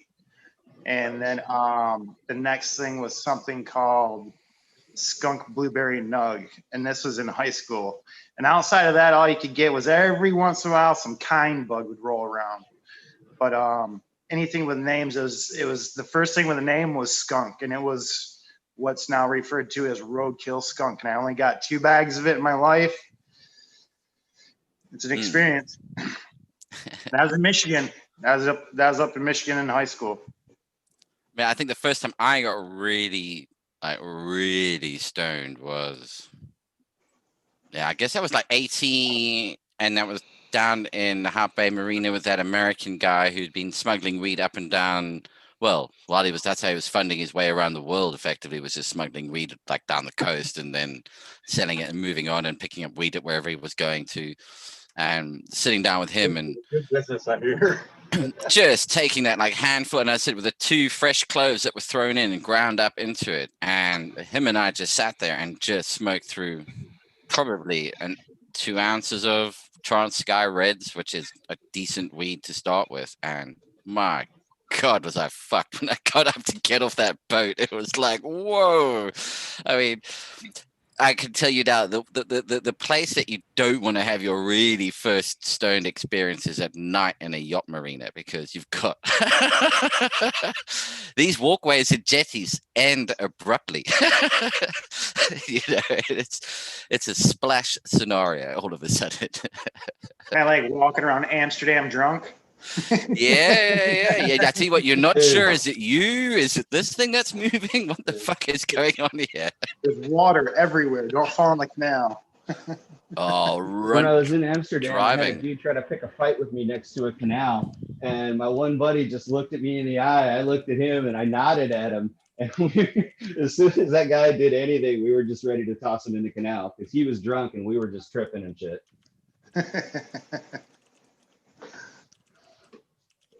The fun How time. about Cascadian? I want to hear what Cascadian's first one was, and Duckweed too, because that's both got to be interesting, I bet. I grew up in the time of dime bags and dub sacks, and everything was just weed. Nothing had a name. It wasn't the lid era. My mom grew up in the lid era. I grew up in the dime sacks and dub sacks, and mine was the first time I actually like got high. You know, you play around with your school friends and stuff. You know, you smoke out of an apple, or you make a little piece out of aluminum foil, or you do a fucking knife hit or something. But the first time I actually smoked a blunt, we were in this state park. We were down by the boat launch, and we smoked. And I was like, "Yeah, this is cool. You know, I'm lit, right?" But I didn't understand how lit I was. I was sitting in the passenger seat of this car. And we get ready to leave, and I'm like, all right, and I buckle up, which is not something I usually did because it wasn't the law yet. And we're driving out of this state park, and to get out of the state park, you got to go up a hill that's like this. And I had my feet pressed to the floorboard and my butt pressed to the back of the seat. And I was so lit that I forgot where we were. Didn't realize we were driving up a hill. I thought we were driving flat until we got to the end. And at the top, there was a cop car and a security car, and the guards were standing out talking to each other. And I looked at the driver and I was like, how are they standing like that? He's like, what do you mean? Like, how are they standing like that? And he's like, bro, we just drove up a hill. They're standing straight up. I was like, what? No. How are they standing like that? And then I realized at that time that I was gripping the door handle. I was gripping the edge of the seat. I had my feet pushed against, I did like self-analysis. My feet pushed against the floorboard and my butt was pushed into the seat. I looked out the window and I realized that the trees were all at an angle, the same angle that the cops were at. I was like, huh. You mean that was a hill? He's like, yeah, that was a hill, bro. I was like, I thought we were just driving down the road. Oh man, I had a friend do something almost similar where they stopped and they were waiting for the oncoming car to pass before they turned right until they realized eventually, like, no, hang on a second. Those are 2 street lights on the other side of the road of the hill, and they're slightly off. They're not headlights coming towards me. You know, they were patiently waiting. That's fucked up. After that first experience, it was kind of just weed was weed. There was nothing like that first one. Yeah. Until I got a bag of pre-98 Bubba. Mm-hmm. I literally got a quarter of this shit in a sandwich baggie. Got it home, I knew it was some killer as soon as I smelled it, but it's still, weed was just weed. It didn't come with a name. I had to figure out later that it was Pre-98 Bubba because I was like, what is that fucking weed? And it came home. I broke out a bud. I could hardly break it up. It was so sticky. My fingers stuck together. It was miserable. Oh, it was miserable until I loaded the bomb. I took 2 puffs and took a 2-hour nap. I didn't even finish the bowl. I woke up. I looked at the bowl. I took 2 more puffs. I took another 2-hour nap. But that's beautiful. And that was when my fascination with the Pre-98 Bubba started. But that was a whole nother echelon above all the other weed that I had smoked and seen. And those are my 2 standout memories, though. It was the first time I smoked, and then that Pre-98. Nothing like that Pre-98 Bubba. Best sleep I ever had in my life. I mean, I reckon in the last, I'd say probably the last like 10, 15, go back a little bit further actually thinking about this shit.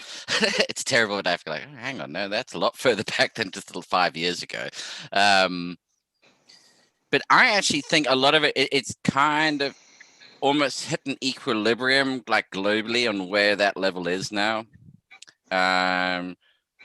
You know, when I go back, I have been back to South Africa, which I haven't been back there for a long time. But the last time I went back, yeah, people were starting to be growing like polyhybrids and that were being grown over there. And you were suddenly getting this. And it's a very different buzz. I mean, it really is. That high compared to like the traditional high, which is the landrace Durban poison. You know, it's a whole different, the local community, so the local black community, not biggest fan of the polyhybrid shit that comes through. They like that, you know, it does for them. It's, and I think maybe it's a cultural thing across all of them. The people that culturally smoke it, it's a functional thing. It's not supposed to put you on your ass. You're supposed to be able to carry on with your daily activity. You know, it's what it's there for. It's actually a lot of the times to help you, you know, get on with your daily activity. That's why they cultivated it like they did. So Durban, I mean, you don't, culturally down there, you don't have a lot of downtime, do you? I mean, you don't have a winter where you need to be sedative and stay inside because there's 5 feet of snow outside, and you don't have like a extended rainy season or anything that would like kind of put you down, do you? Just summer is the rainy season. It's so summertime it rains. Wintertime, if you want to hit the most perfect climate for the middle of winter, Durban is the place to be. I mean, it's like 17 degrees at night and it gets up to 25 degrees by the middle of the day, blue sky, no, it doesn't rain at all during the winter. Like the tropics, when the summer comes by, that's when the rain comes down. So yeah, they're used to that in the early stages, and then you get that taper off into a drier, cooler finishing period. I've got a theory that the more sedative stuff historically comes from parts of the world where we need to be more, we have more sedative times of life, and the more, I wouldn't call it upper or maybe energetic stuff is from where life doesn't really slow down much, you know. And you need something to keep you going because life's still going, you know, there's not a big downtime after harvest. And you're having to do, I mean, like if you look at your traditional tropical and subtropical sativas, well, your strains. So rather than calling them sativa indica, if we're going by their latitude at what they're grown, seems to have quite an impact on the effect because they've had to adapt to those environments. Then you look at those tropical sativas where they come from in the populace, and it's migratory. It's a lot of like on the go. You need something that I can take, smoke in the morning. I'm not going to feel hungry, and I can trek the next 3 days kind of thing and just keep myself going. And I mean, I find with the Durban poison strains, appetite suppressant is actually quite dominant there. You can really work that out. And like Pete's Poison has smoking a bunch of that. Yeah, that I don't eat. If I smoke that, I cannot eat all day. What's Pete's Poison? What's Pete's Poison? It's Durban Poison crossed with Skunk Number 1, crossed back with Durban Poison, and then that was crossed with a special Kush from Royal Queen seeds is the strain. So it actually retained all of the Durban poison terpene profile. Chemo type, I would say, is very much in the Durban poison field, but it got that Kush. It reduced the flowering time even a little bit more. Certainly got the dense. Never. It's cut only. I mean, that was the biggest bitch about this whole thing. Is it's just cut only. It was a happy accident. Like a lot. I mean, look. Let's be honest. What's crazy is all these top 5 things are happy accidents that occurred. There is the only aggressively selective breeding project that I know about is the Freak Show, which is really a incredibly worked specifically for that. I mean, he spent a hell of a lot of time breeding that in. But a lot of these other like famous strains that crop up it was a happy accident, and it's cut only all of a sudden. What would you say is the dominant like flavor profile of the Durban? Pine and pepper. Oh, I remember you saying that before. Okay. And that's what I found really nice when first time I went to Denver. Tanasi, wonderful guy, put us up there when we came over, and walking in, and he had some Durban poison concentrate extract that he hit on a. You're talking about Tanasi. The honey badger, whatever it was, and the smell. I went, that's Durban poison. It just has a smell to it that's like, boom, that's it. Oh yeah. And the scary thing is, it's in so much shit. It really is. It is. If you look at those lines and say what contains Durban poison, it's in fucking everything, man. It's absolutely, it's a nightmare from that perspective. It's in everything. Just give me Durban. Isn't that Jack Herrera like train wreck smell? That Durban poison smell? Isn't that kind of the same thing? It's a train wreck smell. I know that much. That shit is fucking but it's got a big deep fruit. Yeah. A real Durban poison's got nice fucking fruity flavors, but then it's got them deep sort of socks and fruits and Yeah, and it's already, and the funny thing is, sorry, I just fucked up something. Whatever. Chris Metz, yes, exactly, on the THCV. Sorry, I just fucked up a comment in chat. Brain fart keyboard. I'm gonna ask you a question. How do I see the fucking chat? Because I'm like on. Oh, you can't if you're on your phone. I've actually got my screen split. You actually can. Yeah, so I'm getting fucking crossed off left, right, and centre on there. Fucking stupid dickhead. Next time you use a laptop, and it'll be cool. Hey, you can on your phone, Pete. I just learned. Can you? I can't follow it, but I mean, because it's all too small for me if I'm trying to talk and have a conversation. But yeah, if you have YouTube open and you log on, you can. YouTube stays open, so you can go back and forth on your Android. Well, Zoom stays open. Yeah. I don't know about you fucking idiots. I don't know nothing about that shit.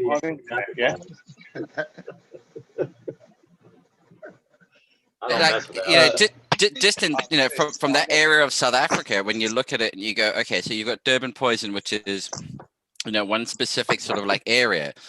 You move a little bit further south, you get into your Transkei Reds, which again is slightly different to Durban poison. And then you move further north, and you're going to get into Drakensberg, what they would maybe call KwaZulu-Natal weed and things.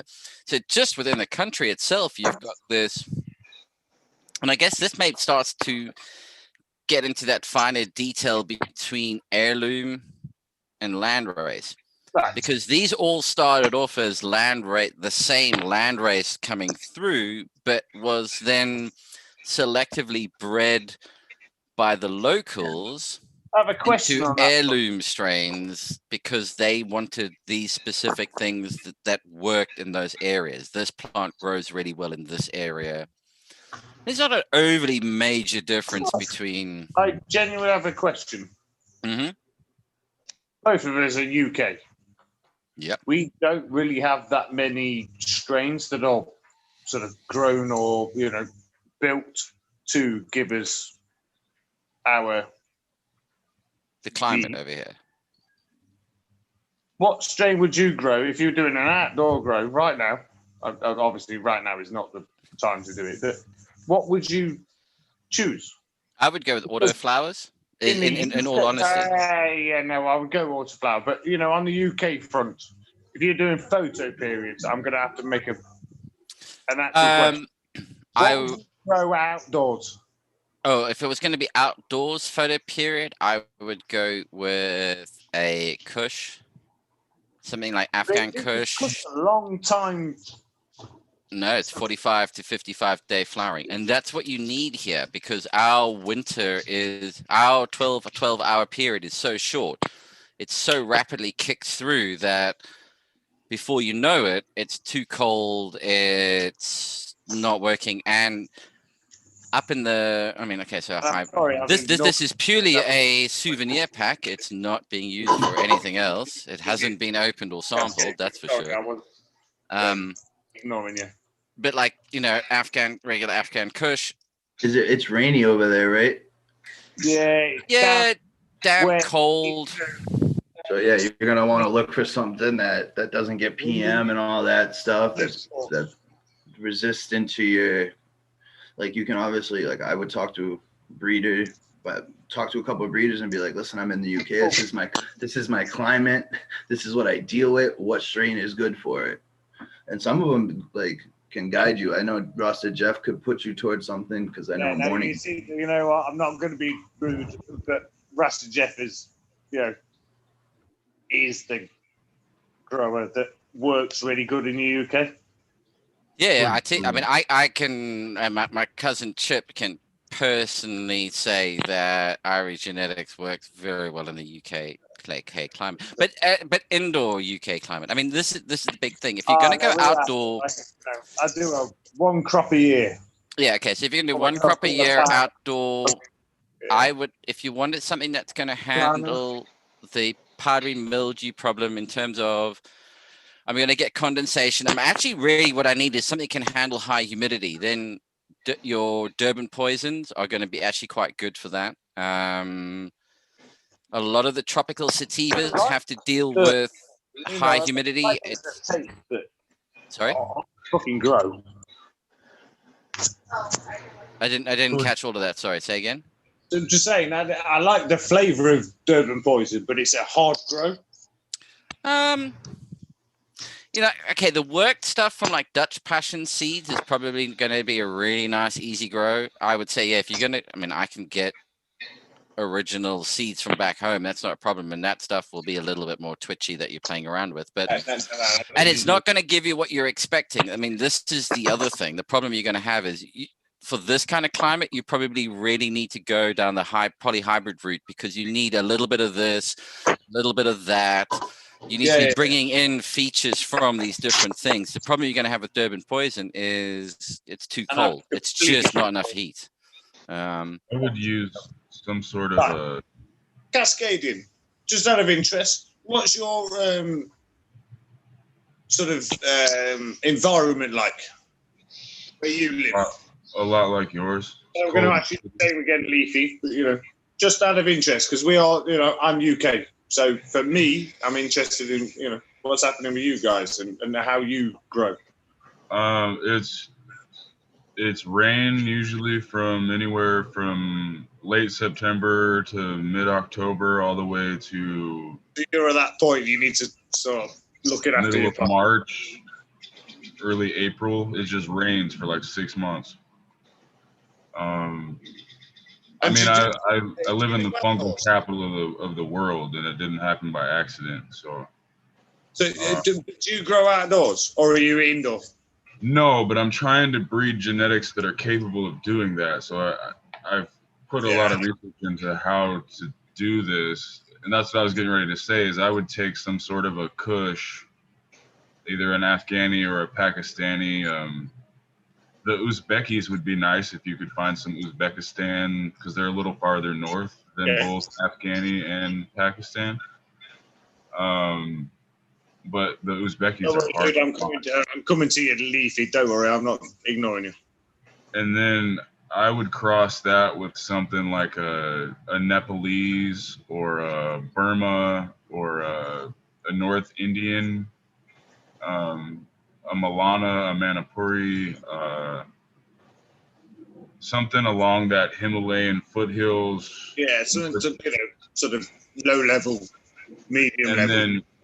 And then I would take that and hit it with another Kush to shorten the flower time. So for you, you're saying Kush, effectively. The Himalayan foothills are going to give you a lot of powdery mildew resistance, a lot of botrytis resistance. They're going to give you a little bit of a sativa kick to it. They're gonna give you more of a you can select for a larger plant structure than some of the Kushes get. So it's the polyhybrid of both of them for sure. But I would use the Kush to bring weight to the flower, to cut the flowering time, and then use the. I've never breeded anything. I'm just using whatever seeds I can get. So There's so many seeds out there, though. You could probably find. I mean, some of those land races are hard to find crosses, but Cascadian, because you know something. He was giving me a lot of information that actually made some sense to me. But because I only just use the seeds that I get, I'm just interested in why you think that would be cool around here. Dude, I'm in high humidity all year, unless it's winter. So like, my humidity outside doesn't get. It was 70 plus all summer. No. My question about that, of course, is them temperatures ain't happening. Because the danger we the danger we have here in the UK, which is the real problem, is Leafy. Mate, sorry, I think I've put you on a sort of back burner. I didn't mean to, but what did you think about the grow? Shit. No. Sorry, who? What? Where? What's your sorry, I was talking to Leafy. Lefty. Not Leafy, Lefty. I'm calling you Leafy from now on. Yeah, Leafy. Come on, Leafy, answer up. What would you know, from where you are, what would you grow? I'm different from you guys. I live in a higher humidity area. I deal with hot summers. Not bad. Yeah, humidity's a fucking nightmare. Yeah, so ours would be, trying to find something that can deal with high humidities. With high humidity and high heat, you get a lot of bugs. So you got to find something that's got some bug resistance, powdery mildew resistance, all that kind of stuff. So, yeah, it's interesting around here. It's just, finding something that's going to work in your region. So for you yourself, what's the strain that works for you? I don't grow outside. You don't grow? No, not outside. Not outdoors. Yeah. I grow strictly inside, huh? Oh, you're an indoor, not an outdoor. Yeah. So the problem we have here in the UK, the interesting thing, the dilemma we face is that I lost a whole fucking. It's illegal. Well, yeah, okay. Apart from that, yeah, that too. But ruin the fucking. The real catch comes in with we have high humidity at quite low temperatures. So the problem you then have is the littlest dip, and it's condensation on everything. Whereas if you've got high temperatures and high humidity and it rocks at night, it's 60% humidity, but it's still really warm. That's not you're not dipping through that dew point barrier.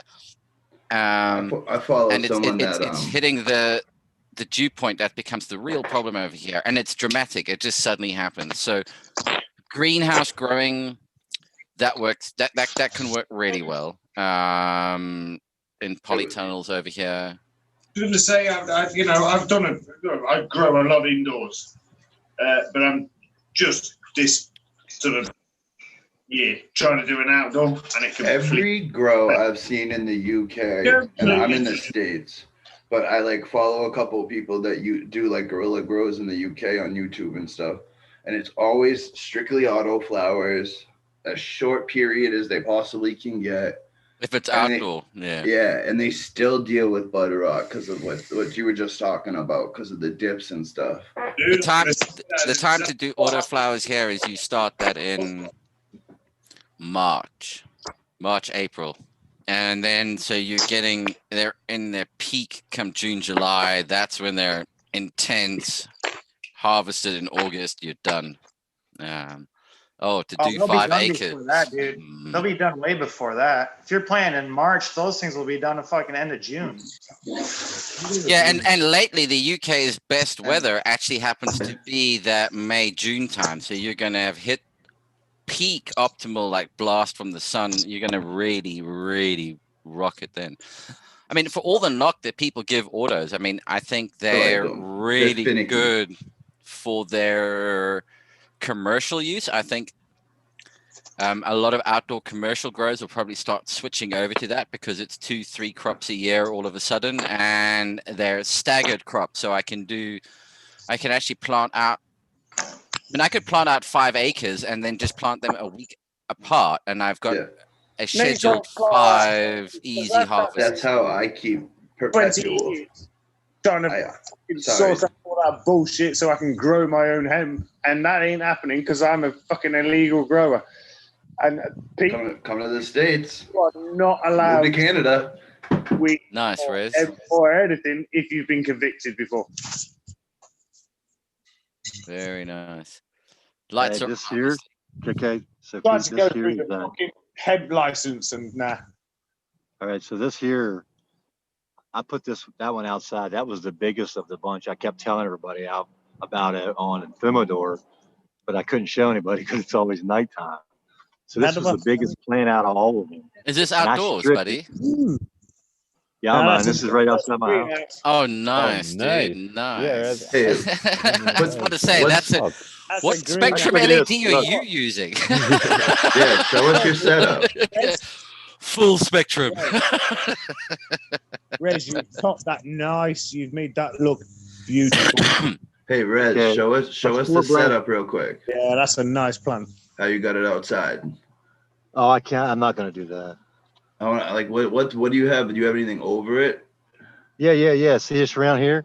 This is mosquito netting I have around my whole thing. Now I could have it pulled to the bottom. Over the whole thing.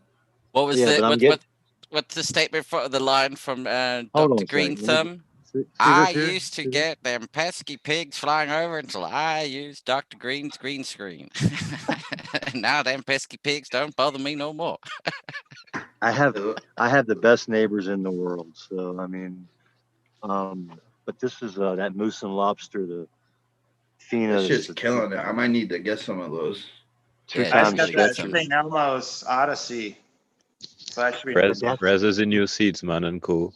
Raptor, how you doing, buddy? So is this one here? Guys? This is that one here. I was saying that smells like garlic onions, man. I'm not a fan of the garlic.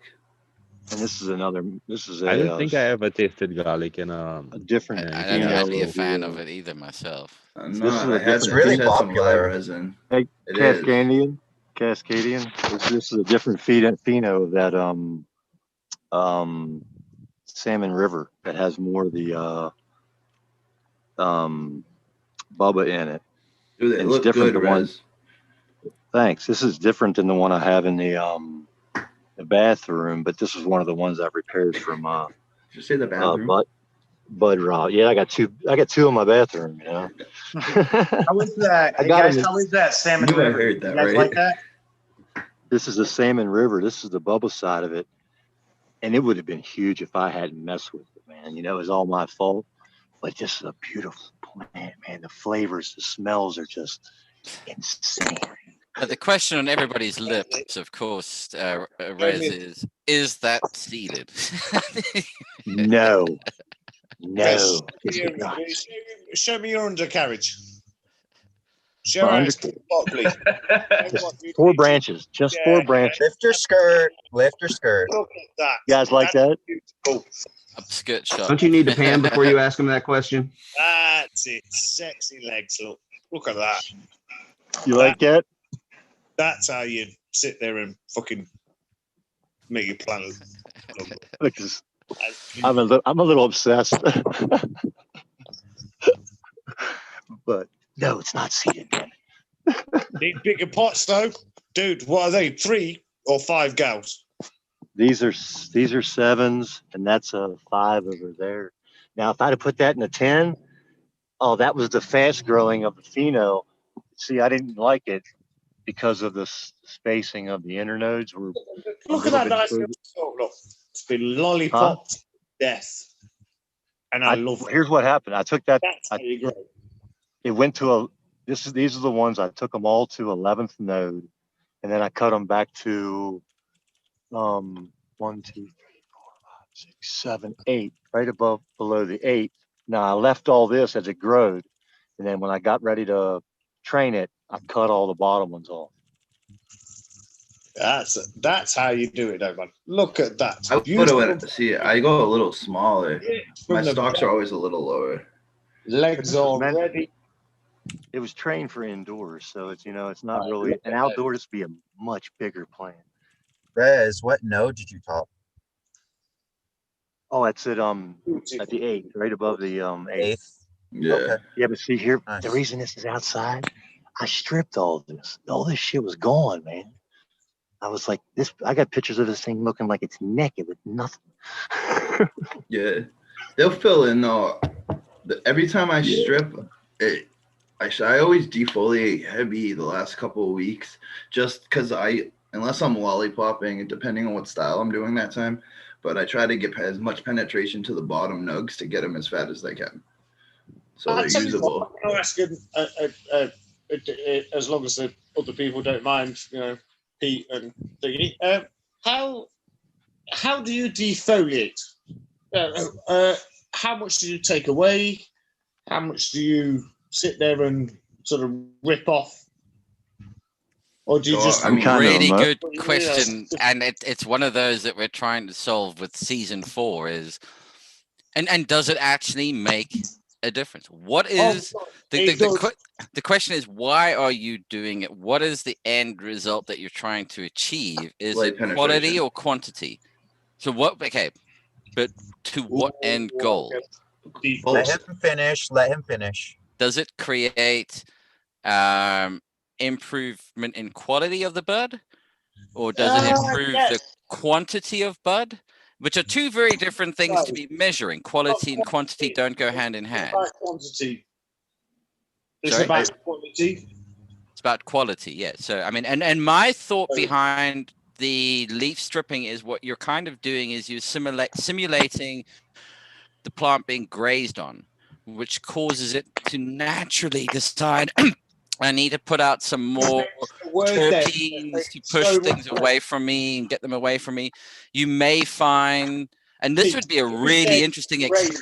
Hold on one second. That is exactly what it's like.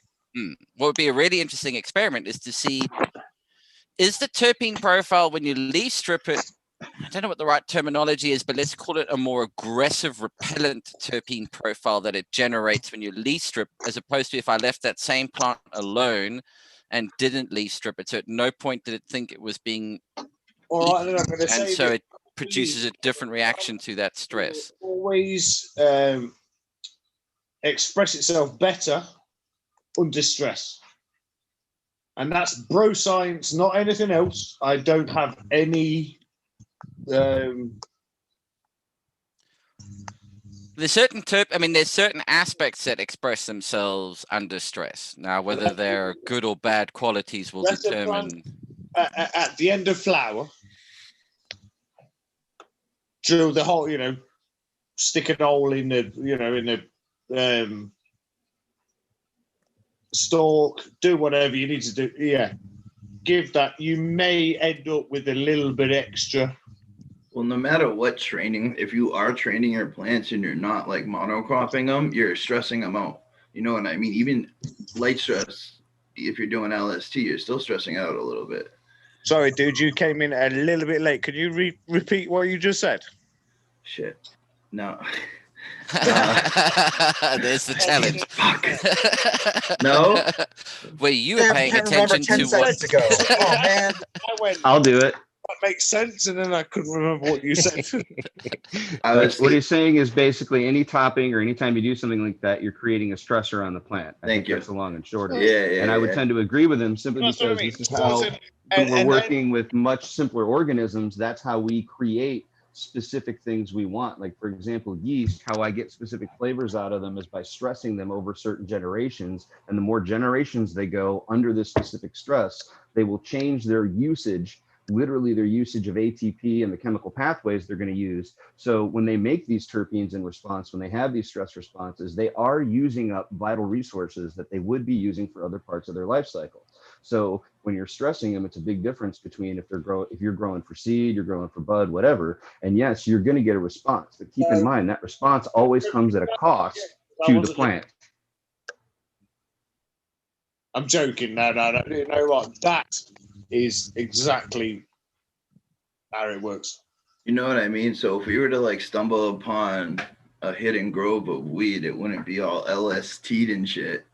It just one mono cola right up the top. But I mean, like with the LST and the defoliation, I don't know. I wouldn't say quantity. I just want to get those bottom buds usable. Like when I keep a heavy and I lollipop and I don't have light penetration, those bottom buds are never usable. They're more like when you trim them, you throw them in the hash bucket. Always. Can I throw a thought in with that for just to think about? Not that it's exact, but here's what I've found. For me, the bottoms and things on the bottom. Sorry about that. Hold on, it's Rez. Rez is talking. Oh, yeah. Sorry, dude. Yeah. For me, it's like a safety zone because I've noticed if I need water, if I want to let something go dry, the best way to do that and find out is let it set if it was green, and then the first thing you're going to see is some leaves on the bottom showing that I'm now weaky, wilty, or yellow. And now you know when to water. That's the reason I would keep some bottoms that you might not even use for harvest later. And those make great, as Karen Knight, I hope I've pronounced that correctly, as Karen Knight has like mentioned in chat there, you know, those lower buds, that's your edible material. That's your can of butter, your coconut butter, etc. That's, you know, if you don't want to go through the arse-ache, if you don't want to go through the arse-ache of trimming popcorn buds, you know, those are the ones where you can just shoot a leaf and just rip them off, get them dried, process them for edibles. Well, here's the okay. So now, let me add. So that you see those nice plants I had done a certain way and everything, right? Yeah. That's too much work. Yeah. For me, that's why I want the ones going straight up. Because once you bend the plant, for me, I think this is to be. Everybody can say I'm lying. It's not true for them, but you now have to work it more. You really have to be somebody who works. Genuine question for people that work around, you know, that are good growers. Do you sit there and think light is something that you need more of, or do you sit there and look at it and go, "Well, yeah, I like the light. It works really well for me, but actually, I need to feed my plants more." And you know, do you get what I mean? You know. At what point do you need more light? At what point do you need more feed? Your plants are going to tell you. Your plants are going to tell you if they're getting enough light. Your plants are going to tell you all that stuff. For saying that because I know that. If you're going through a legitimate company, most of the time the information with the light is correct. Right. If you're going through some of these China companies, you really don't know. You know what I mean? So. Like that's another thing. If you're buying for a 5x5 and you're going through HLG, they've done the testing and they know it works for a 5x5. And then once you put it in, you can lower I think you have the knob on it, right? To just even lower the wattage, and you can just leave it at one height in a 5x5 and just lower the wattage. That's the interesting thing about that. I'm going to take one at a time. Rez, go first. How about we look at that question as instead of, wait a second. How about that question is because I just heard it a different way. When you say about the lighting, say you're somebody like somebody I don't follow anymore, but it's somebody who needs a wide bush, but he wants to stay short. I have learned that lower level of whatever you're measuring, the par or whatever. If you need something to slow down, it's still going to grow rate. It's still going to grow healthy. Who am I talking to? It's going to be shorter and squatty. So the necessity of light depends on every situation. If you're looking for your max production and everything, what he was just saying is true. Well, is that you want this light, you want it to do all that. But if I take my cobs all the way to the ceiling and they are only getting me 400 of that range, I can tell you what, them plants look pretty nice. And they grow at a rate that fills in pretty nice. So I tell you what, Mr. Rez is a fucking smart dude, isn't he? I mean, it's an interesting as well. Of course, this panel right now is made up of an interesting mix of, I'm going to say, organic-based growing and look, salts are organic too. It's ethically sourced, I guess, is more the big question.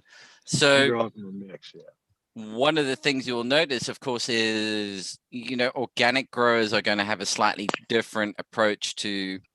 Okay, how do I boost? Well, I mean, look, as a hydroponic grower, you can really just go, all right, I've given it the lights at the max. I can't do anything with that. I can now start to maybe play around with the feeding schedule to try and squeeze a little bit more. But this is, I guess, where you come into like that fine line difference really at the nuts and bolts of it between organic and hydroponic growing is the only real difference with hydroponic. I can just dose you with just that little bit extra and get an immediate kick. I don't have to wait 2 weeks or 3 weeks or 6 months for this thing to break down to become available. I can get that kick instantly and I can see if that's what's needed. So I guess it's like, how do organic growers handle shit?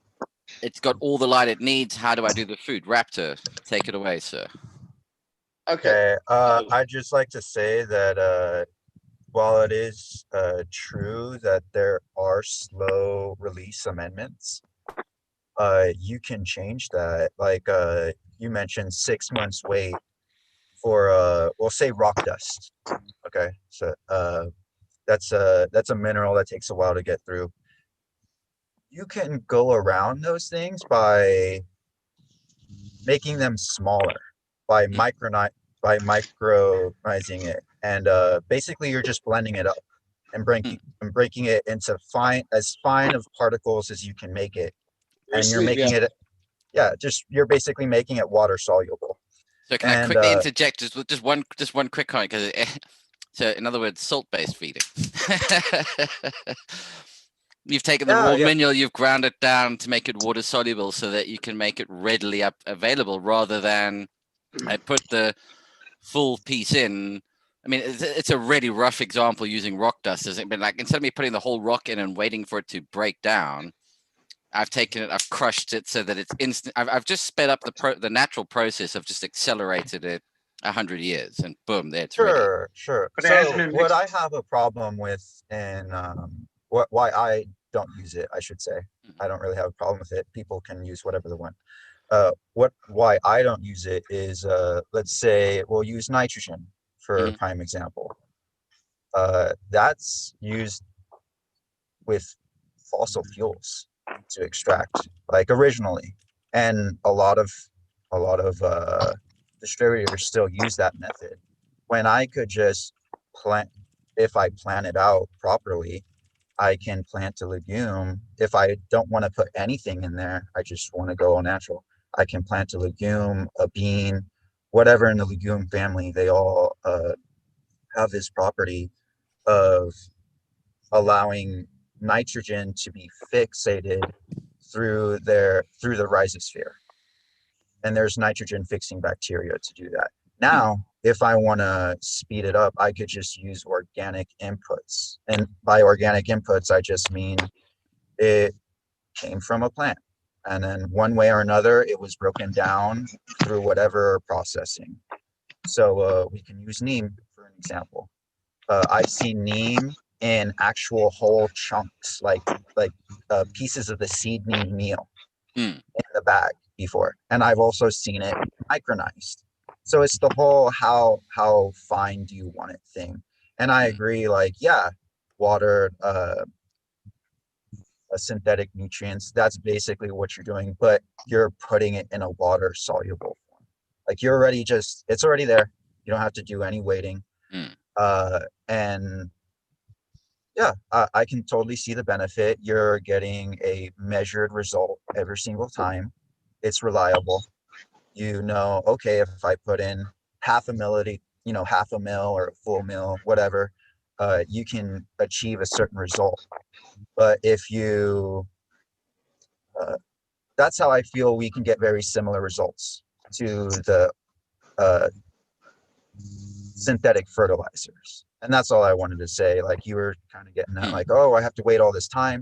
Well, yeah, there's ways of going about it, and you can incorporate microbes to speed it up even more so. So that's all I have to say. I'll leave it off to GMF because I know that he can. This is basically his forte. I mean, what I like to say about it, you know, in terms of that's why I like to refer to it more rather than salt or organic is more like ethically sourced, depending on where this stuff comes from. Because I mean, literally, you know, salts are organic too. I mean, at the end of the day, it is. It's just how I mean, what you're talking about, this process of speeding it up is just salt-based feeding is just taking that to the extreme end of that scale, and like everything will just make it super dilute. I mean, super readily available, and that's all we've done here. And I actually think probably the biggest downside, and you always hear this thing, you know, organic versus salt, blah, blah, blah, blah, blah.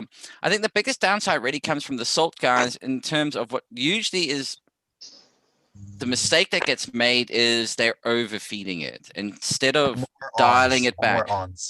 Yeah. I mean, and that really comes into the big, because with organic growing, the plant is just taking what it needs when it's kind of hunting out what it needs when it needs it. And I mean, it's like the healthy versus obese population, and they both offer the same food. It's just the obese one has just been given this really easy access to it. It doesn't have to work for it. And so people sit there and just eat fucking daily. Yeah, it just takes all the shit in excess of what it actually needs. To add on to it, Pete, we were talking about stresses, right? We were talking about stresses. What better way to stress a plant than be like, hey, you gotta kind of look for your food a little bit instead of here's a fucking McDonald's Grubhub delivery. I mean, I can compare it between, like when my other hobby is fly fishing, you know, fly fishing for trout and that. And there's a massive difference between a stocked caught trout and if I go and catch wild trout. There's a huge difference in those two fish. I mean, even at the same size fish, I can tell the difference between them like that. No, they taste completely different. The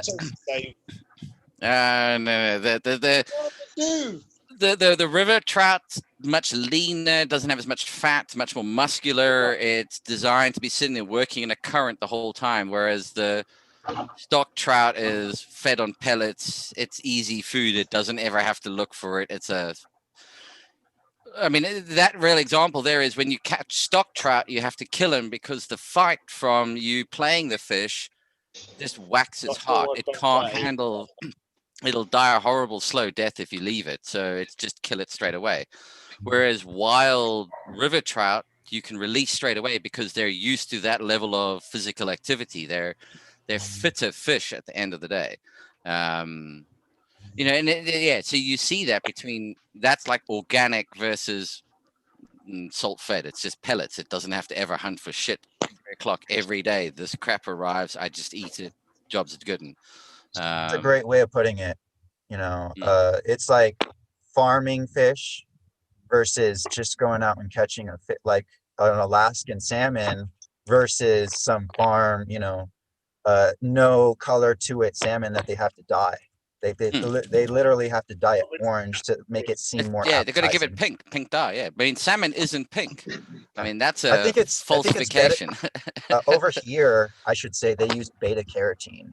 Yeah, and it looks orange. They don't even try to make it look pink. They make it look Eat orange. salmon. So just because I know how they're farmed, and I think that's really bad. I hate eating chicken, but I don't eat much pork anymore. I eat maybe a burger once in a while. Actually, I've been talking to Bob on the job, and he's helping me with like foods and stuff. And he's like, if you're gonna eat meat, always try to eat like vegetables, or like don't eat like rice and stuff with it. So I'm trying to feed myself better too. And so you got like living soil, no-till. There's a comment there. I mean, again, if you've got the space to do it. Yeah, if you have the microbes, they will break it down. If the microbe population's big, it will break it down pretty quick. I mean, no-till does not work in a 3-gallon pot.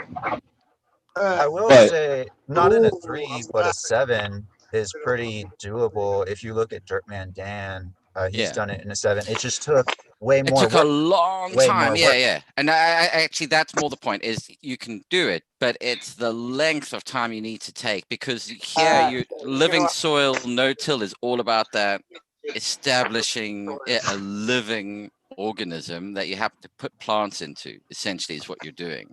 Well, you're using the microbes, and they're doing that work, and it just so happens when you have a bigger soil, microbes do it.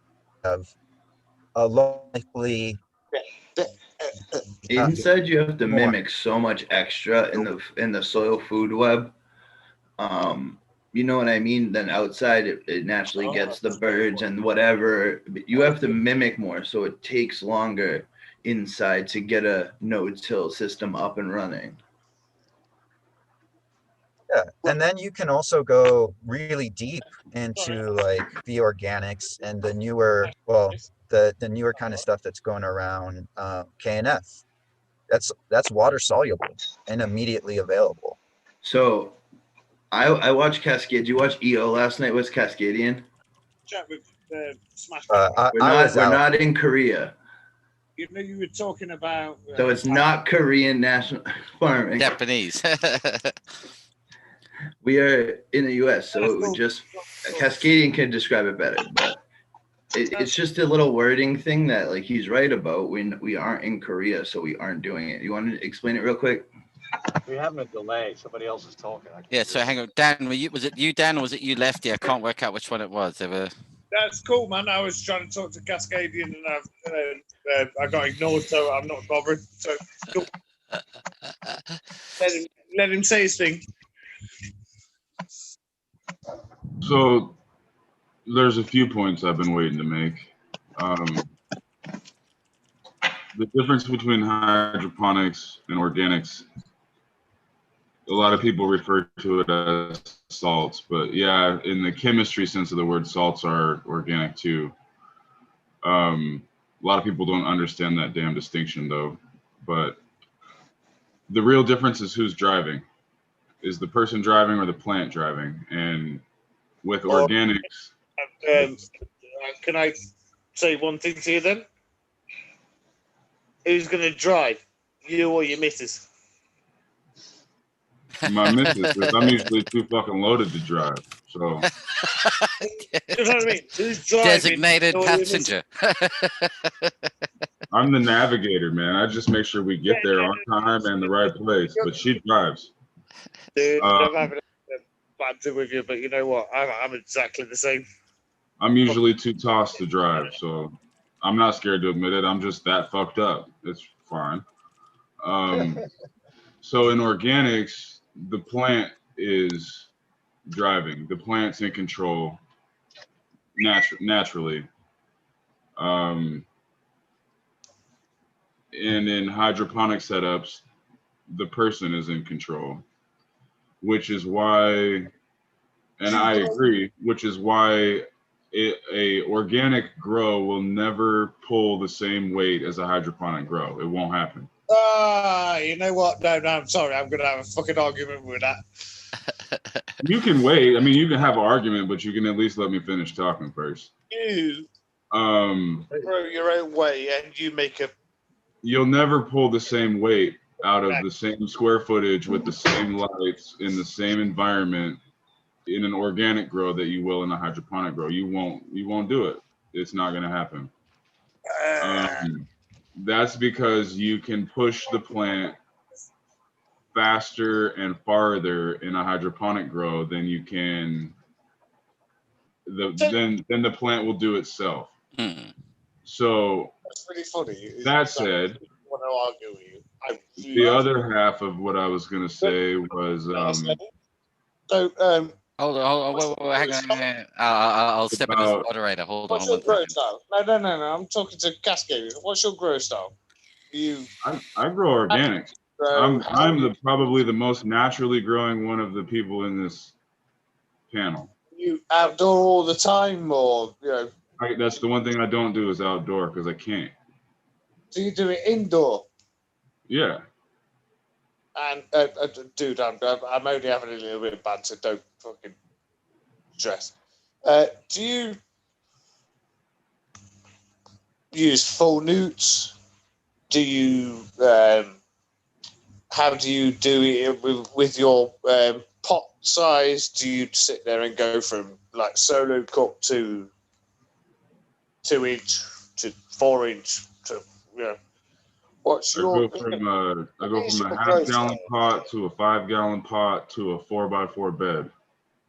And you clone or a seed, dude? Both. So a bit of both. I've only ever done seed. Never done a grow. You clone your own? No, you only clone your own, right? Yeah, I've never done a clone. Yeah, I only clone my own also. Like I grow from seed and then I'll clone my seed. Well, I really don't mean to cause an argument with anybody at all. I just like to no, it's all good, but I mean, it's all in good humor. It's that. But yeah, I mean, the whole. I always find the. I mean, I think Cascadian kind of hit the nail on the head there. I mean, the thing about salt and organic is, salt's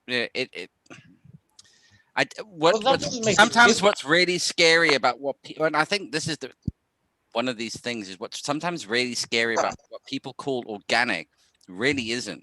And you've got to really take a look at this and go, hang on a second. All I've realized is everything works. I mean, my attitude is more towards 20 years growing, everything works. Exactly. I mean, my attitude is more, if you're growing salt, you're growing organic. I don't really care which one you're using. Let me give the best advice to get the maximum out of whatever style you've gone with. No one is better than the other. They all have their pros. They all have their cons. But if you happen to be in a situation where growing organic is maybe just not doable, it's space limitation, it's whatever it happens to be, then go down the salt route. If you have what's your grow right now? Sorry? What's your grow right now? Is it salt or is it salt based? Yeah. Salt. But I treat it very lightly. I always go with I am going to tell you now, I am a third or a half strength nutrients. A and B, and I still use kind of A and B. That is my growth. And absolutely brilliant product. Stupidest, dumb, cunty crap. And I love the fact that it's simple, though. You can just sit there and go, I'm going to put this in and that in and the other. Yeah, like Pete said, every like style of growing has its place for the person. Like you're the type of person that wants to just lay back and get his pot. And it's the beauty about this. The one beauty about this plant, I mean, that it allows you to grow it using so many different techniques and styles and ways of doing it. You try and grow orchids the way we grow cannabis, and you are fucked. there's one way to doing this shit, and it's a much more twitchy product. We're at least fortunate enough to be working with a plant that's really tolerant to what we throw at it. It really handles the abuse. I mean, I guess this is why it's called weed. I mean, it fucking grows like a weed. It's a fucking weed. Yeah, you can stick it in the ground and grow it. I mean, the growers guide in Durban is take a handful of it, throw it over your shoulder, and come back in 6 months. It's as simple as that. Yeah, there's no. That's what 420 was about originally, right? That's the original concept behind 420 was to save your seed and throw them out on 420. I'd like to hear what he's going to say. Yeah. And sorry. Cascadia, dude. You would, you don't know me. We've had a bit of a sort of banter, but you would look like you wanted to say something. I'd be really interested in what you got to say. You would test like that. You look like me doing the. Well, I was just going to show. We were talking about nutrients and micronization, right? So I seem to teach people a lot. It's kind of my thing, and I try to go with the simplest thing I can. So, like this right here is just bone, a little crab, and a little chicken guano. It's all, for most of it's sourced here, except for the crab. Of course, I have to get a hold of that from the West Coast. And I may not buy that again if I can avoid it. This is just barley and alfalfa, and these get micronized together in a coffee grinder. And the only reason you do that is that way the barley can't bind up into a cake as soon as it gets wet. Can you say that again? No, can you say that again? The secret sauce recipe. Oh, it's not a secret at all. This one here. So what are you using as sort of thing? So what are you doing? So No, I grow TLO, so I use mainly worm castings for the biology. That eats all this stuff. Yeah, worm castings is in the bucket, and my worm bin over here, and then basically they eat all these different things in the pot to create a living environment. All the little bugs, the soil mites, everything else that goes with it. Yeah, everything gets top dressed with just the leaves that fall in and bark as it ages. I break it up by hand as it gets brittle, and I just recycle it pot to pot to pot. So my whole thing is teaching people you buy something once and just use little tiny bits of it. So like this, I'll only use a teaspoon on like a 3-gallon pot. This, I might use a teaspoon. And what I'll do, or 2 teaspoons, and what I'll do is running around the rim. What are you feeding your plants? This is it. So a little alfalfa, some barley. Yeah, alfalfa, some barley, just for a little top dress when it needs a little bit. What do you call organic? Yeah, this is living. Well, the difference is this is not just organic, because there are organic salts. I mean, that's just a thing. This is more of a system, because you can basically base your system on chemistry or biology. You can use chelating agents to force things into where you want them, which are a chemical property. The chelators are the things that actually kill the microlife, though. Or you can use microlife, and that. I get the chelate and all that sort of stuff, but. Yeah, so the microlife will actually process all this and make them available just like a chelating agent would. So, like, it's typically a mixture of things like blood, bone, maybe some chicken guano, like I said, alfalfa, barley, stuff like that, stuff that's not too hard to get, especially here in the Midwest. It's fairly common. And so then it gets put into a pot like this, and like you see, I don't really wash them. You can see this one had a spike here on the side at one time, spike here on the side, and this is what gets colonized by the fungal masses and the bacteria. And so for soil, all I use is a cooler. Question. Sure. I know you're running your mouth. I don't mean that nastily, but I'm drunk, so just bear with me. So you grow a lot, same as me. What's your way of growing? How do you? Sure. It's Let me ask you. Right. Yeah, no. It's these guys right here. I just use the 70% cocoa, 30%. 70% cocoa, 30% fucking perlite, and I don't feed for probably a couple of months. Mm-hmm.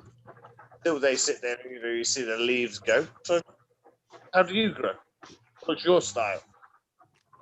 Basically, I start a seed. I'll grow it out in a 6-inch pot to about 3 feet tall, and then I'll take clones off it, or I will pot it up to a 1 gallon, or to a 2 gallon, or to a 3 gallon, depending on what I got going. And I do a lot of topiary. You up pot like everybody else does. Oh, I'm not kidding. Yes. I love that idea. So you start in like a solo cup. Yeah, usually a little 6-inch. Each time. So one of these little tiny version of the same thing they're always going to live in. So the roots always get accustomed to having a water basin in the bottom, and they're always looking for water out of that bottom. And then whenever I fill the bottom of this, there's a tiny bit of manure, green sand, kelp, and DE, diatomaceous earth, that goes in the very, very tip-top bottom, like the very, very bottom. And so it makes a little tea every time you water. If you leave a little extra water in the bottom, that will actually become alive with microlife. I'm going to fall out with you. You are using diatomaceous earth because you've got fucking those fucking stupid little floppy bugs. No, I actually don't use diatomaceous earth for that at all. I specifically use the diatomaceous earth to not kill the bugs. I don't ever try to fuck with the bugs. That's one thing I respect them. So my soil mites are all very healthy, and I have springtails. I have all just what I want. So I don't ever do anything to piss off the bugs. When I use DE, I put it into places where it's going to immediately become wet and soluble. That's the nice thing about DE. Like this one right here is powdered gypsum, right? Those two together can actually be used to give a very quick water-soluble sulfur boost or something like that. So there's all of these things have their role, but if you've got a biological system that's active, and again, I just play a lot with biology, so worm bin, everything like that. Dude, I was just like that fucking banter with you. And you know what? You just sat there and fucking give me a whole story. Sorry.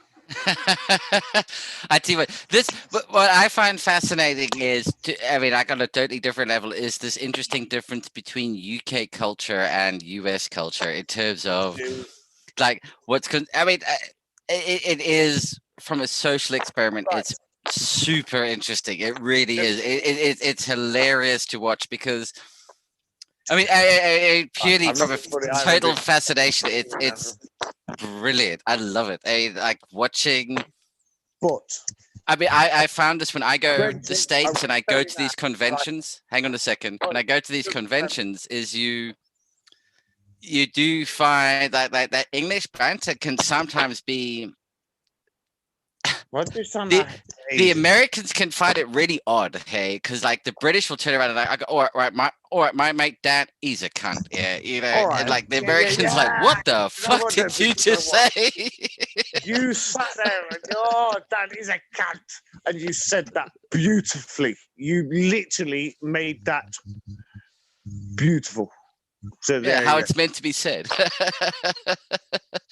And it's one of those funny things is that's where I from a social experiment perspective, that's definitely where I have seen some of the weirdest differences come across is Dude, the British are so self-deprecating, and it's a sign of a more, well, I don't want to, this sounds wrong, but like a more mature society, one that has learned to take the piss out of itself.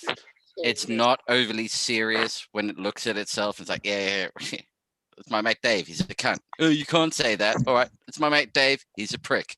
Which one do you want me to use here? It's like, sorry. Oh shit! I'm still live on the internet. Inside voice, outside voice. Inside voice, outside voice. Do me a favor. Please get rid of this because I'm fucking drunk.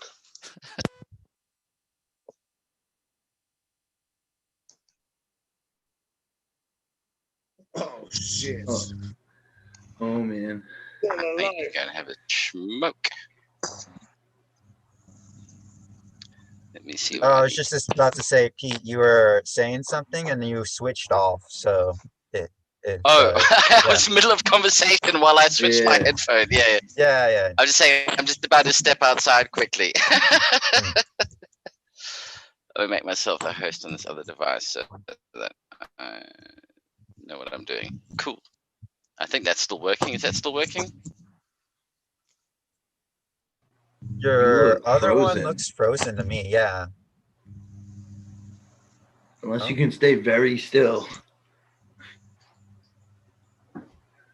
They're both froze at this point. Yeah. So good. Oh, there you go. Cascadian, did you finish that thought? You were because No. I just took off my headphones and I somebody was talking to me. So I would love to hear what you were trying to say. So the second half of what I was saying was about the natural farming part, and I mean, you got to understand, I'm an herbalist. Like, so my perspective is skewed in that I believe in eating local, growing local, living local, and living and eating and breathing in season. So when you take that into context, that's where I get the concept of I'm not doing Korean natural farming because I'm not in Korea. It's you have to localize it. You can't assume that what they do in Korea applies to what you do where you're at. Now, the methods that they use and the procedures that they go through can apply, but the inputs should be different because the locality is different. You're dealing with different stresses, environmental stresses. You're dealing with different assaults. So your inputs and your reactions should be more timed to where you're at as opposed to a book from people written in Korea. I'm not knocking Korean natural farming at all. It works perfectly fine in Korea. To say that I'm going to do Korean natural farming in the Pacific Northwest isn't a direct application. I can do natural farming and use their techniques and synthesize what I need to do here based on how they did what they did, but I don't need to go and make the same exact inputs that they made to do that here because I'm not where they figured that out at. And the difference in climates and the difference in environments and stresses is all the difference. That's the part that matters. So Cascadian, I'm sorry to interrupt. Do you it's think important we can to understand what occurs around you. I think I'm breaking up. What's that? I just wanted to ask, do you think it's more appropriate to just call it fermenting natural farming? Fermentation natural farming? I would. Or just natural farming? Blank natural farming. So for you, it's Cascadian natural farming. For me, it's California natural farming. Yeah, I mean, I think that the clues in the name. I mean, Korean. The fact that Korean national farming wasn't done by a Korean, or you know, it's a Japanese guy. I mean, it almost highlights the fact that it ain't. It's not Korean. Well, I was going to show you what's happening in here, but it's lights off at the moment. It should be coming on in a sec. Korean natural farming is as much of a moniker as living organic soil is. Living and organic say the same damn thing. You're saying the same thing twice. Korean natural farming is just a marketing tool that they came up with to pump their program. I mean, that's the truth of it. It's marketing. Yeah. I mean, I can't sum it up any better than that. It's just a marketing tool. Yeah. I mean, it's like in Brazil. Brazil nuts are just called nuts. They're probably not even called anything in English in Brazil. Yeah, it's true. In Portuguese, they're nuts. I believe it's referred to D's nuts. D's nuts. Yeah, I interrupted you, Cascadian. With that question, and you were talking about the second half of it, of what you're trying to get to with just how it's made in general and how it needs to be adapted to where we're coming from. I would call mine if I wanted to be really particular, mine would be Northwestern Maritime Natural Farming, because the Northwest is divided into several microclimates, but I'm in the maritime climate of the Northwest, where the Southwest is more, I'm sure it still has some microclimates. There's a maritime portion where the ocean breezes and fogs roll in, but there's a lot of the Southwest is more deserty. So you could probably bunch a lot of that into just Southwest natural farming. But it has to really do with your microclimate. That's really what it's about. It's not about Korea, because like Pete said, it didn't even come from Korea. It came from Japan. The Master Cho just happened to go to Japan, study it, and then go back to Korea and apply it.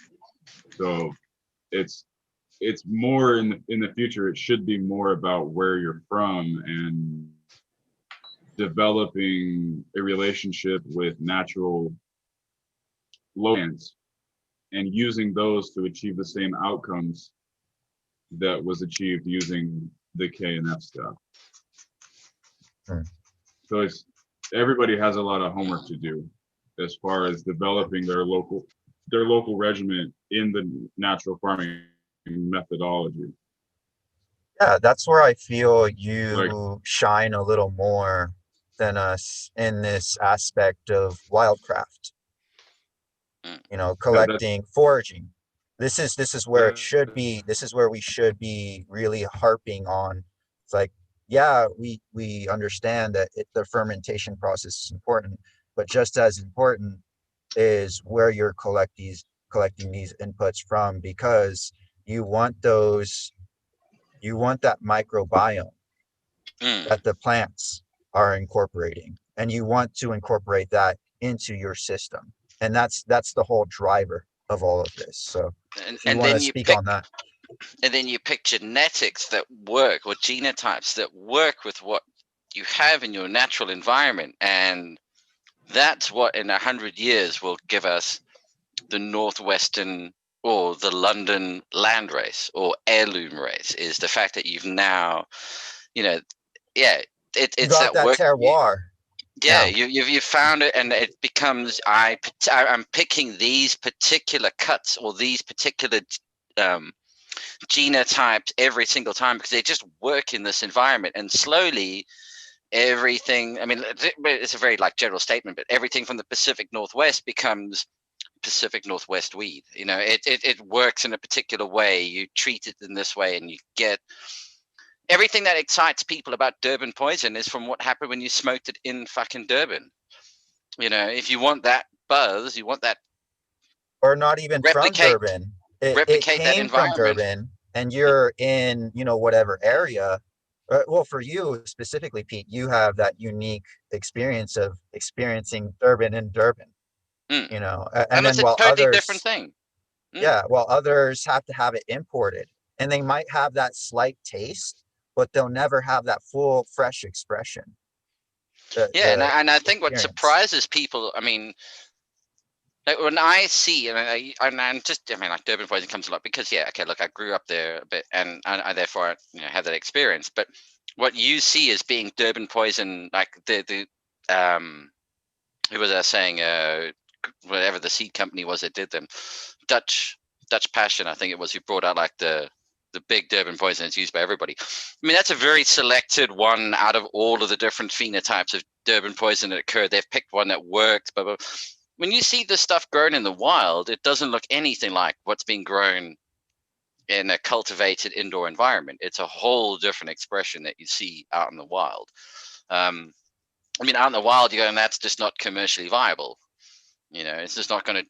It's perfect if you're wanting to make extract. Fucking brilliant stuff. All of these tropical sativas is what you want for your extract runs. Big, airy, open buds. No. You don't want dense, hard-packed nugs for extraction. All that shit in the middle you're missing. Yeah. So open, airy buds. While you finish licking and sticking that, to go back here a minute,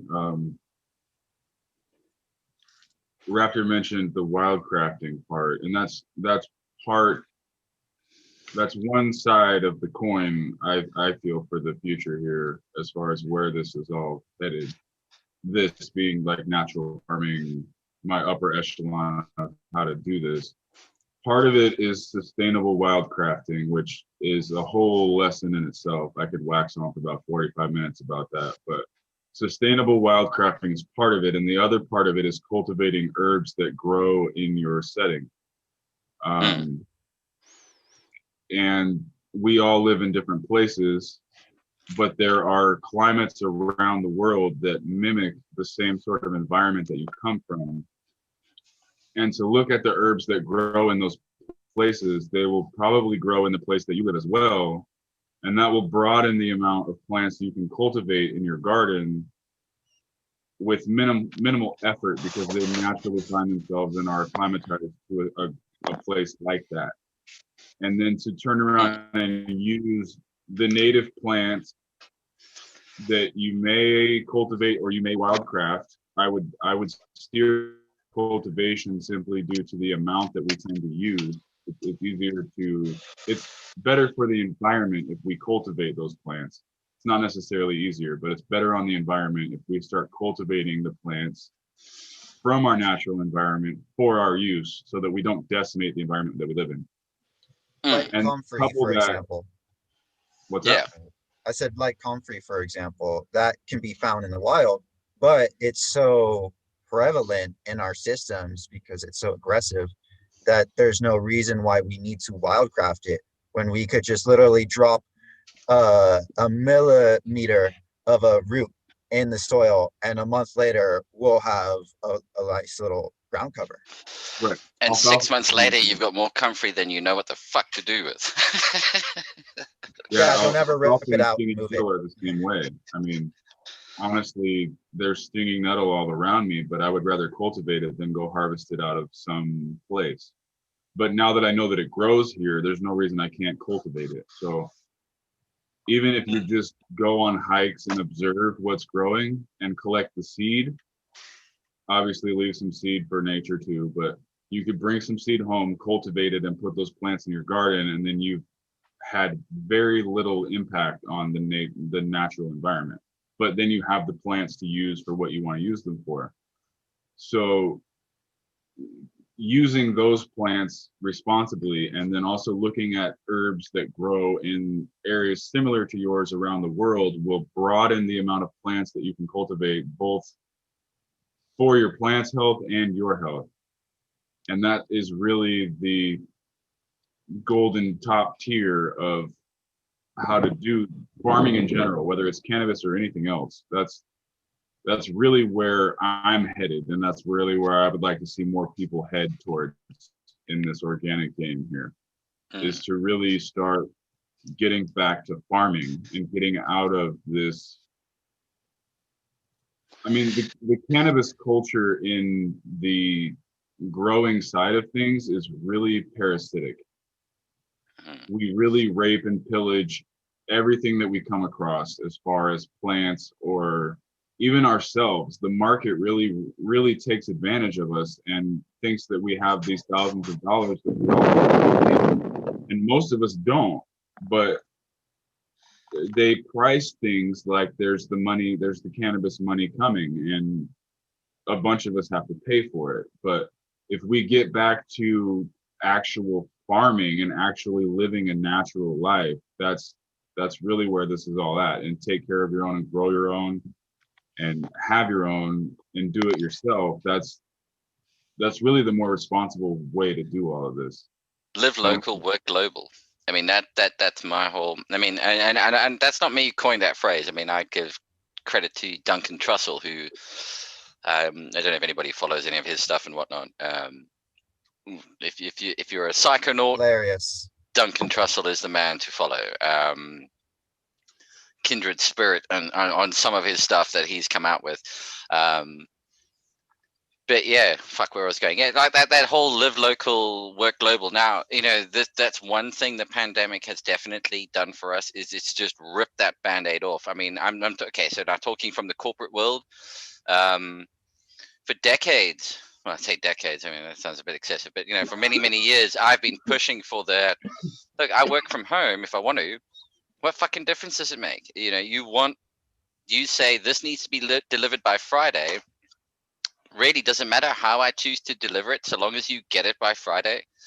If I want to be up at 2 a.m., my creative hours are 11 p.m. to 4 a.m.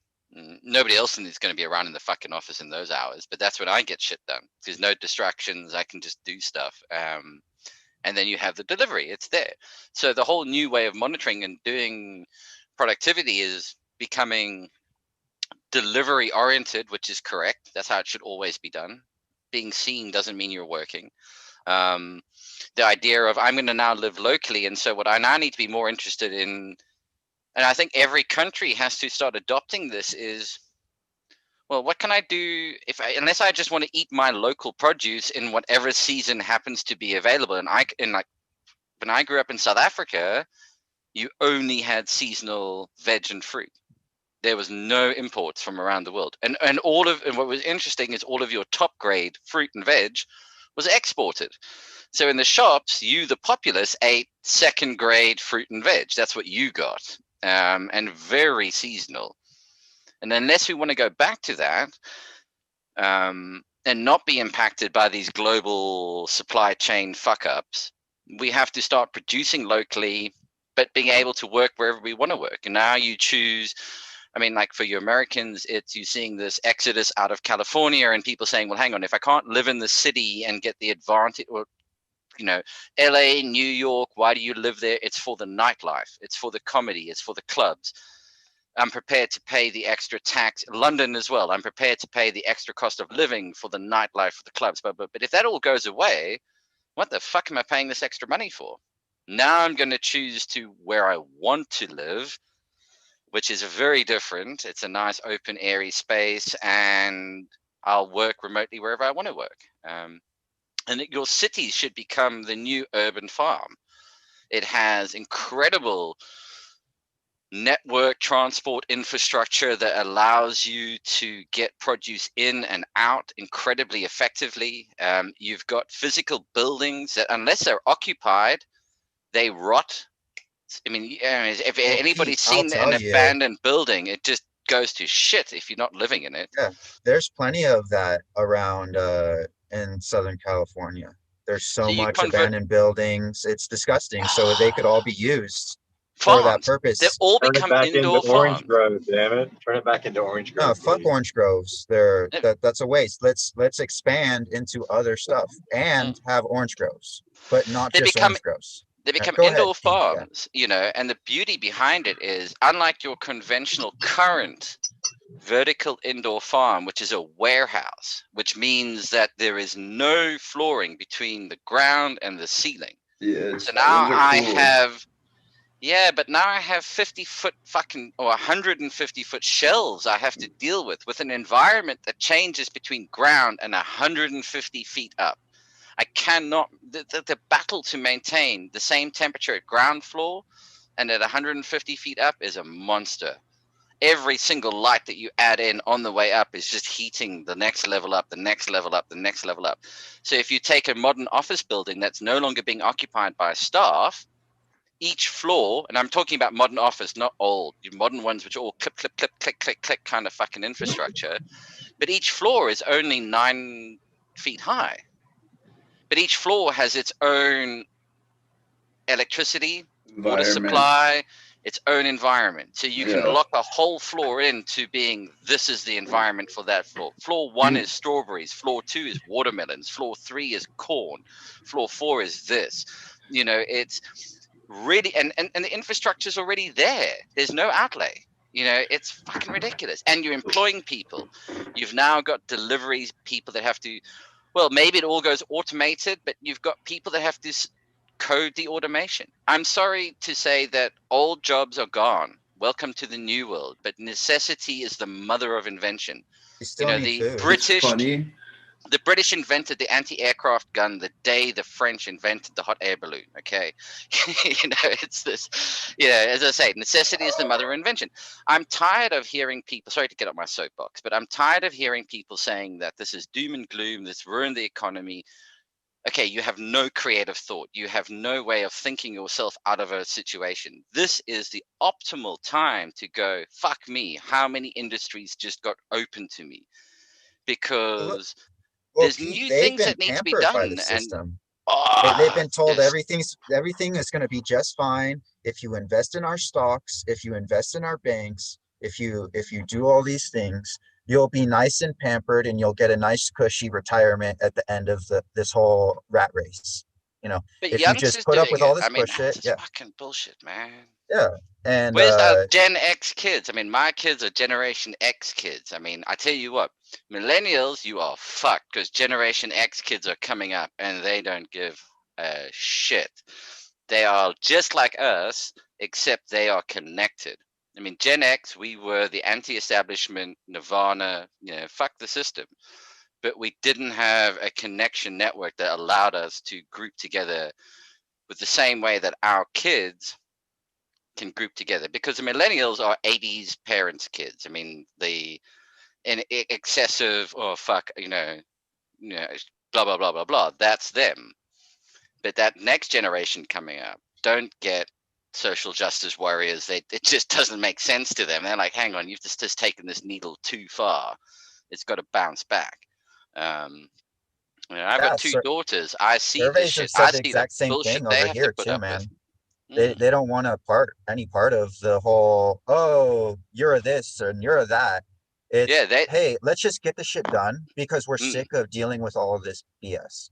That is the interesting generation to watch. I mean, I'm excited.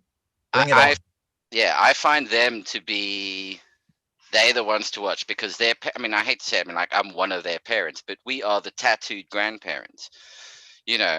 What were you listening to when you sat on your granny's knee? I tell you what, when our grandkids are sitting on our knee, it's going to be bopping to fucking Nirvana, Rage Against the Machine, and we're going to be tattooed up to the gills, and we're still going to be wearing shorts, t-shirts, tattoos, skateboard. That's us, man. And we're like, fuck you. That's this generation, and our kids and grandkids are on the way. So if you're not a part of, I do think, sorry, I'm ready on my soapbox. Orangegasm, I can highly recommend it for every soapbox rant. Oh, fuck, man. Yeah, I'm sorry, guys. I am just, to me, it's a world of opportunity out there. Get out there, people. Grab it by the fucking balls and say, there has never been another time when new industries could be thought of. The last time this happened was 20 years ago, the dot-com boom. The whole internet side of things, but now we have a whole new dilemma that we have to deal with, which causes this incredible diversity of new industry that fires up and innovation. I agree. We need to really see what the issues are around us, the immediate issues, and deal with that, instead of like, oh no, I need to worry about something from across the world that has nothing to do with me. It's like, hey, and anybody who says to you, oh, we've got to go back to the old way. Clean your room first and then go, figure the rest out. Clean your fucking room. Something funny, just sorry. You know who does or started to sell those, like, it is a storage container, and it's like a self-automated storage container with vertical farming for herbs and stuff. Elon Musk's brother started a company doing it. But they were using blurple lights at first. They were using all the blurple lights and stuff. But I've seen some that use little white LEDs now, and they go all, like, they must be really low watts too, because they go all the way up and they're like right next to the plants. I think it's cool, but you're right. Once you get into do 150 feet, there's so much more you have to deal with, because there's so much more volume of space Yeah, and I mean, you you're can dealing only with put this. so many things. Yeah, and as I say, the difference between, I mean, that's going back to, much earlier with that vertical farming conversation, but the difference between 150 feet up in the air and ground floor is majorly different, man. It's like insanely different how, rises. Well, unless you're smart and you go, okay, so at the bottom I grow shit that deals with the cold, and at the top I grow shit that deals with the heat. But now, fuck, I need to have somebody, and I need to grow everything in Throw between. cilantro on top and mince at the bottom. You can probably figure it out. You know what I mean? There's probably scientific ways to do it. It's more, it's really technical because it's all automated. Really, you don't have to do much. My issue is the electricity, is how much power. And the operational side they're of trying it. to do solar. This is where my brain that kicks can only in on take you for so long for what we have available now. On the risk, I would love to use solar. Me too. Risk operational the side. The ultimate solar is the sun. Mm. So if we could just incorporate that more and have ceilings that there's some open awesome. up.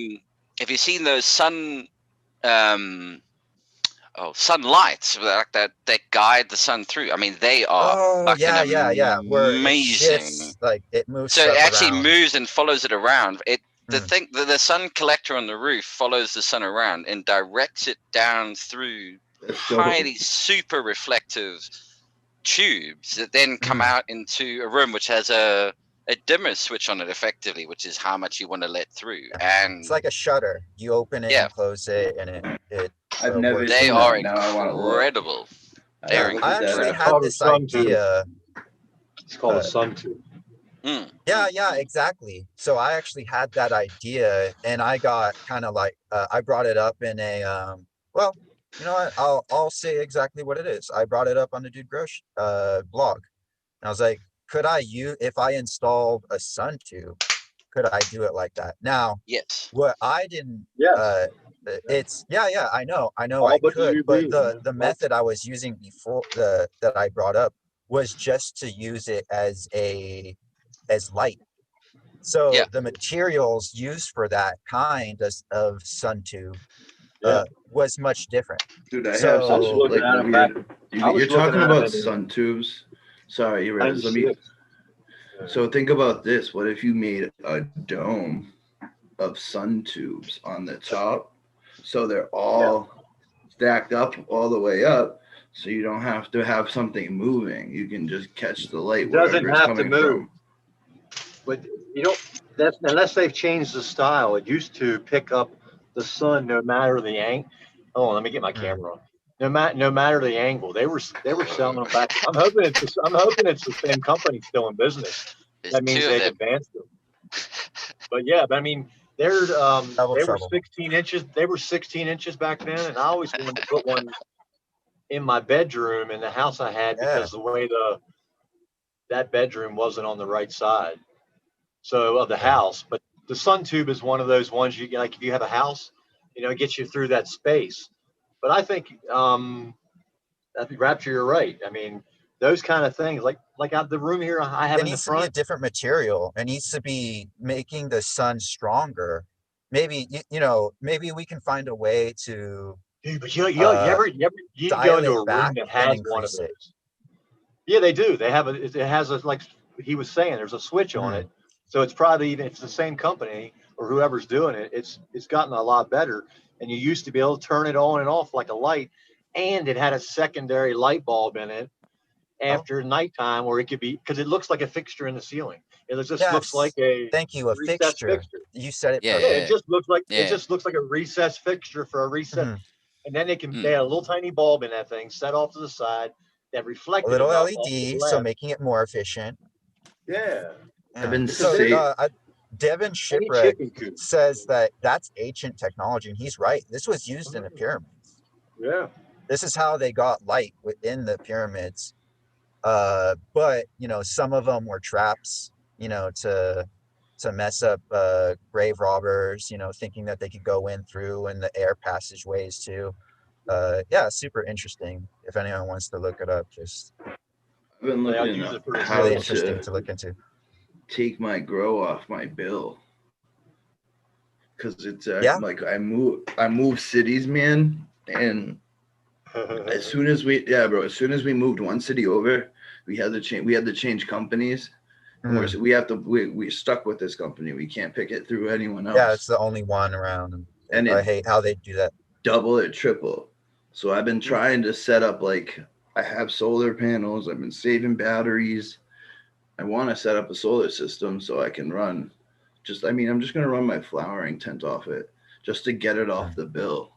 So it needs a lot though. Like 12 even if batteries. It's just half, even if it's just for half the day, I mean, still that's significant. Yeah, Like, I do try to run at night because the power companies are less at night or whatever. Of course.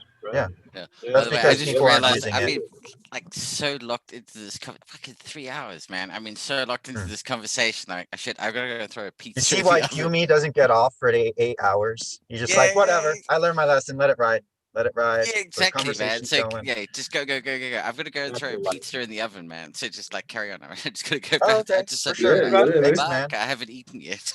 You know, no wonder the tequila is wonderful right now. I'm treating myself today. This is a once in a month thing now. Yeah, catch you guys in a sec. Hold on, I'll be back in a moment.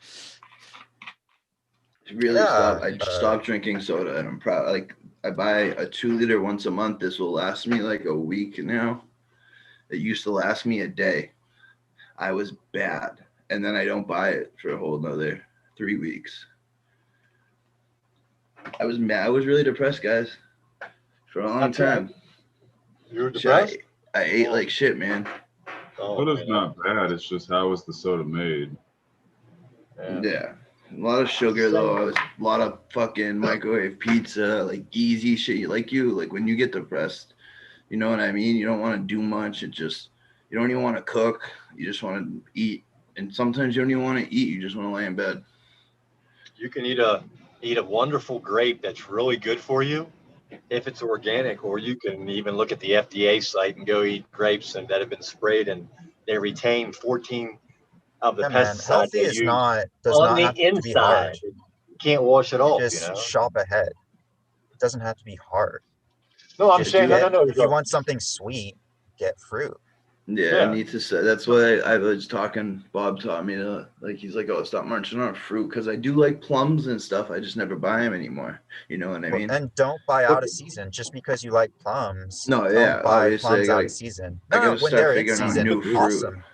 Stock up on take a- them, take a and look start at that looking into preservation too. And you'll see that you'll be able to have plums in the off season. It just won't be as fresh, but you can make lots of stuff with that fermented products. I'm gonna put myself in a little bubble. So I'm like that typical American that had that American diet, like you know what I mean? And like Lunchables, the Dude, I used to McDonald's, all that stuff. Yeah. Rapper. Just They garbage don't- all the a lot of time. people don't know about that list. A lot of people don't know about the clean and dirty list. There's a clean and dirty it's list. unfortunate. I love strawberries, but that's fucking dirty. The way they strawberries go in my about it. yard. You have to get it organic. Got it in my yard. Look at that list. Thanks for bringing Is it that really up. organic? Yeah, if you look up the list, those are the most heavily sprayed because they're the most popular. People If want it them has the most. Oregon tilth on it, if it has Oregon tilth and their Oregon tilth kept up all the time, I would trust them. The one in my state for the rest of that stuff and the spraying, I'm sorry, Raptor, California doesn't keep up on it as well. There's people going back to their practices and not getting California's caught. dirty. I don't like it. I don't like their practices here. They're fucking dirty conventional practices. That being said, there's gonna be those organic farms that go against that. Unfortunately, they're far and few in between. It should be reversed. I'm trying to grow more stuff, man. I got blueberries, strawberries. Hey, different shipwreck. Yeah, blueberries I think they're pretty dirty as well. Yeah. Peaches, yeah, there's a whole crazy list. Potatoes, Memory Farms, grow your own. But you know what, GMF? The ones that they sell at the stores to start the starter strawberry plants, they're fumigated. They're just as even the organic ones. Yeah, you gotta grow I them learned out. about that. It's bad. It's bad over here. So that's why you strawberries are nice because they send out runners, to put it, not technically. I try to keep it as low technically as I can. But yeah, they'll send out runners. Those runners will make more plants, and again and again and again. And that's basically your mother plant that's going to send out 1 or 3 runners for every, and all of those won't be fumigated. So use those. I mean, separate that mother plant into its own little pot so you don't, if you're trying to not expose your outside gardening system to those issues, those fumigants that they were using, put it in a pot and then use the mother to send it out, and then plant those. We'll call them kids, I got a question while we're still talking. You guys were talking about like dandelions show up if you need calcium or something, and like weeds. I don't have any dandelions in my yard, but the only weed we get that's like prominent are they're tall and with a bunch of little white flowers on them. I'll take a picture tomorrow and show you. But I want to know if they keep the bees the bees like them, so that's why I don't mind them. But other than that, I want to know if my yard's, because I want to start growing more. I do need to leave a little plot of, like, my mom loves having the dog out back, you know what I mean? So that kind of minimizes my plans a little bit. But there already was a raised bed, so I'm starting to build that raised bed back up. And I'm going to start using that. And then we got strawberries, and the blueberries are all fenced off now. So it's getting there little by little. I'll be able to grow a lot more like vegetables and stuff. Yes, Smash. What I recommend doing, what I learned in my edible landscaping course, is you have a drone, or just try to take a picture of your plot land yourself, so you can get a top view as much as possible, and draw it out if you can. It doesn't matter. It doesn't have to. I literally suck at drawing. So just take a ruler, try to put in as many straight edges as possible. Go right down. You can zoom in on Google Maps nowadays, man. Oh, I know. Right on top of your property. Yeah, Google Maps is great, but it's not going to give you as good as a view from the top view, especially. And that's why I say try to take a picture, so you can just like refer to it and draw it out. Take measurements, start measuring everything out, and that's how you maximize your space. You'll literally have an exact number to work with. You'll say, oh, I have this much square footage. Well, it's cool because I did just put fencing up. Yeah. Just because I started to grow. I started to do the outside grow 2 years ago, and they weren't getting big, but now I want them to start getting huge. So I fenced in the yard, and I'm going to start building up. Like this year, like my plants, I'm going to use all the seeds I made this year for next year's run outside, and I can't wait. Awesome. Yeah, to everyone, I recommend looking at a tutorial, like a YouTube tutorial on how to do, if you're interested in going into gardening. What's that? Look up how to do edible landscaping. Sorry guys. It's Cascadian was showing, actually, he sent us a Dirty Dozen list. That was the links I was going on. The Dirty Dozen and the Clean 15. Oh, okay, cool. 2 different links there. Nice. Cool. Oh, avocados are clean in corn. Interesting. Hey, GMF, how's that 21st century Malawi cob coming on? Why don't you finished it last night? GMF. I'll show you. Go ahead. I'll show you. Yeah. Yeah, let me take you in. I'll show you. I mean, this to me is wow. I mean, it's a really. I mean, I'm like, fuck me. Huh? It's part of being a fermentationist. What we used to it's have. My specialty. Hey, GMF. One thing I know. Why are you in pots outside and not in the ground? So my dogs don't piss on them. Okay. That's a great reason to use totes, man. That's why I fenced on them. That's why I fenced it. I got a little 3-foot fence now. Yeah. Chicken wire that way too. Yeah, just that a way little too. I chicken can wire. move stuff around. Like you saw, I got the strawberries. I harvest those for leaves and stems to feed my worms. I only get strawberries once a year because they're not the ever-bearing variety developed at University of Utah or An whatever. Alpine. So I mainly harvest them for worm food. Now you can see it stayed compacted. It's a 30C, well 30.3 because of the temperature of the ambient room it's in. But it's GMS, you held don't have steady. your camera on. Can't see Oh, shit. sorry. Yeah. Thank you. No reference. I think I might have fucked up. Yeah. Sorry, I'm looking at the comments. There we go. And reading Yeah, through, like, you're good. We got you. Okay. It's So clear. there it is. It's still going. Oh, hold on And a you can second. Let me see- put this on. Whoa. Yeah, he's gonna spotlight you real quick. Now, yeah. Quick reveal again. Take 2. So the thermalizer is still being held just because of ambient temperature. It's 0.3 degrees Celsius off of where it should be. So, but that's just room temperature here in my garage. And then itself, basically, if you look in the bottom, the leaf matter, because I line the top and the Nice. bottom with the actual fan leaves, that has gone from, it basically stayed through the initial sweat. It stayed very green. Now it's just getting greener. The actual bud material, though, went in, it was purple, pink, and green, because I basically just chopped down one whole plant. So it was from all the different kind of up and down the plant, except for what I left on to re-veg. And that is starting to turn brown in there. So the leaf material seems to take longer to break down through the chlorophyll cycle, but it's definitely getting there. Like this was all bright green when I put it in, and now it's starting to turn brown all over. So I think that initial sweat did its job. And What are you doing with this? And I mean, and just let everybody know Malawi from the cob. initial. Well, yeah, it's like a mod. This is, look, compared to the traditional Malawian will look at you and go, "Eh, brah, what the fuck are you doing? Hey, I'm not following you." Yes, you just Yeah, but I'm a chef and a brewer. Yeah, exactly. Yeah, this is my thing. I'm a food science guy.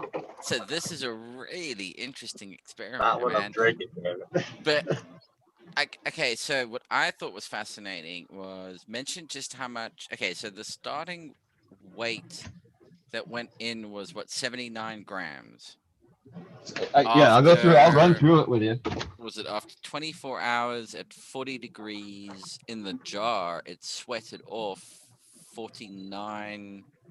Is it 49 grams of water, if I remember correctly? Part of the thing about being on the spectrum is those numbers are easy. So it started in at 75 grams. It sweated down 29 grams of water. You'll see that right here in the jar. I retained it and got it cold. That way I could see if there was any fats or oils to separate. There are not. I think Ozzy was correct. The tiny bit of moisture I got out of it was waxes. The tiny bit of oil on top was just waxes. So I took a spoon and reintroduced that. That brought it back to 80% humidity. So now it's at 80% moisture and it's going for 72 hours. It originally was 22 hours at 40C, got pulled out. That 29 grams of water got extracted. I reintroduced the waxes, sealed it again, dropped it, and it'll go for 72 hours at 30.3. Are you basically pressure cooking it? Is that pressure basically it's like a high-tech pressure cooker? No, this is just temperature. It's just temperature regulation. The only pressure I created was when I accidentally, because Pete was explaining to me how important the compression factor is when you do it, right? When you make the cob, and then it actually shrinks after that. So I put this in a vise with two. I don't know what a Malawi cob is either. Wooden bungs, right? I used those to create a jig where I could compress it into the tightest form possible inside the jar and then seal it with a vise. So I was able to vise it down, seal it. Then after sweating, it dropped down to like this little tiny hockey puck. I extracted the water again by pressing it. And then once it got to this pressed condition, it's just staying in shape. So it may take a little longer to ferment. It may not. But this was, the most effective way to get it to the moisture content it needs to be at. This is why I think it'll take a month rather than a year. Yeah. And then this will be edible, smokable, you name it. It's activated. I mean, okay, so this is becoming like, I always feel like it's sort of started a little bit of a buzz craze, the revival of Malawi cob. Malawi cob. But this is never heard of it. Never had it. This is what it looks like. So, I mean, this is what traditional cob looks like. You take it and you wrap it up in a corn husk, and then you bury it in the ground. I mean, it's the traditional way of doing it. Now, yeah, they're doing it in a vacuum sealed and a bit next to it. That's called the canary. So you can check it to make sure mold's not growing on it. But what people don't get about, I mean, this shit fucks you up. Hey, I mean, whoa. It's a whole different, nice, sort of like style of smoking it. It's yeah. I've never even heard of this, Pete. It's activated already. So you can almost, as I was saying, sorry, Jimmy, as I was saying to you the other day, you know, I could almost see people using it like, because it's activated, you can use it like in America, what do you call it? Chew or dip. Dip, yeah. You know, you could grind this up into a fine powder and just stick it under in your lip, and off you, because it's activated THC. You're gonna get. Oh shit, maybe that's what they're using for the pouches, huh? I mean, but of course, when somebody goes, I'll buy, 6 ounces from you, and you go, oh, okay, hang on, I'll cut that off. And they expect it, you cut like a third of one of these bits off, and they go, that's not 6 ounces. And you drop it on the table, and it goes thunk. Yeah, it's 6 ounces, mate. You can understand density is how weight's measured, and this is dense shit. So that thing is 46 grams in there. That's 46 grams, so it's just about 1.5 ounces in that little jar. Which is also partly why you get way more fucked up on it, because you break off the same amount that you would normally break off. The thing is, this is like 10 times the density. So if you actually fluffed it back up into its original volume, you've just smoked like 8 times what you would normally smoke without realizing it. Nice way to preserve it for a long time, I guess. Well, and my hope is, like, I always teach, like, I tried to help sick people learn. Like, if you got something wrong with you, I'm going to do whatever I can. Right. So the thing is, like, say they're going to have, I got outdoor students right now, and we do have, mold and stuff like that. But one thing they can do is actually, I'm hoping they'll be able to pull early and then use that still through fermentation to concentrate it naturally, so that they'll still have something preserved for later in the year. That way they can pull before they have to deal with, dew point and mold. But, we'll see. It's an experiment. We'll find out. I'll keep you guys updated. It would be fantastic to see something like Malawi Cobb suddenly make like the top bud smoked at a cup. Because, I mean, fuck the look. I mean, if you're talking about the actual effect and, it's all down to the cure. All right, let's get into, this is the charcuterie of the cannabis world. Imagine the judges. Imagine the judges just hitting that shit like another bowl, like they're just going down the line, and then they load some of that shit and they, man, this doesn't look, what the fuck is happening to me? Yeah, this is where real judging comes into play. Like, it's not just like, we take out the bag appeal and then we start talking real metrics. Okay, not just like, oh, pretty, And you start talking real curing. I mean, that's what I say. Like, this is the charcuterie of it. So you can have. We're talking real artisan work, real work from the grower, from the curer. I've seen those. And you're talking to someone who has hung and made a pig leg before. I have made this kind of stuff. This is exactly the same way I think about it. But this is actually easier than curing a pig leg. I mean, that's why I say you shouldn't. When it comes to drying cannabis, any of these things, it's not by. Is it crispy? Is it crunchy? Is it this? Is it that? Oh, I'm gonna get my pizza. It's how much weight's come off. Hold on 2 seconds. I'll be back. Carry on without me. His pizza must be done. Pizza's going ding, ding, ding. Yeah. Sizzle, sizzle, pop, pop in there. Pizza song. So I see the first claim. Hey, maybe a truer way to. Hey, go ahead. Rez, smashed recession something. Oh no, I seen the first claim obviously it's by Cookie for a bud over 40% THC. Nice. So I don't know. That's the really high. I don't know. That's getting into like numbers where you have to concentrate, like hash numbers, like traditional hash numbers. You know what I mean? That's high, man, for regular flower. I'm trying to find it. We'll see. It's getting there. That's what I shouldn't say but typically the breeders have been going for the, just because of the way the market has been brought through with the way the dispensaries are making it seem like, oh yeah, more THC, more bang for my buck, right? Technically, yeah, I guess if you're only using THC as metric, but isn't the whole point of having the flower is the full cannabinoid expression as much as possible? Yeah, the THC is not tested at 42%. The new batch, the lemonade melanin drop, and lemonade melanin, I think that's the name of it. Yeah, it was cookie, it was burner. So we'll see. Yeah, wasn't that Eat a Banana like a really high THC strain as well? Yeah, I'm out of the loop on the newer strains, so it's interesting to hear the banana this, runs that, Skittles, whatever. But when I look at the genetics, trademark. When I look at the genetics, the whole breakdown of them, it kind of makes sense, like, I guess. But when what was it? I think it was Runts we were looking at or something like that with Yumi. And there was everything in that thing. Everything's in Runts. You have some Chem, you had Durban, you had Kushes, you had Afghani. So as we're becoming more hybridized, it's just interesting to see the results of it, like and the selective breeding too. So what are we breeding out with that to get that 40?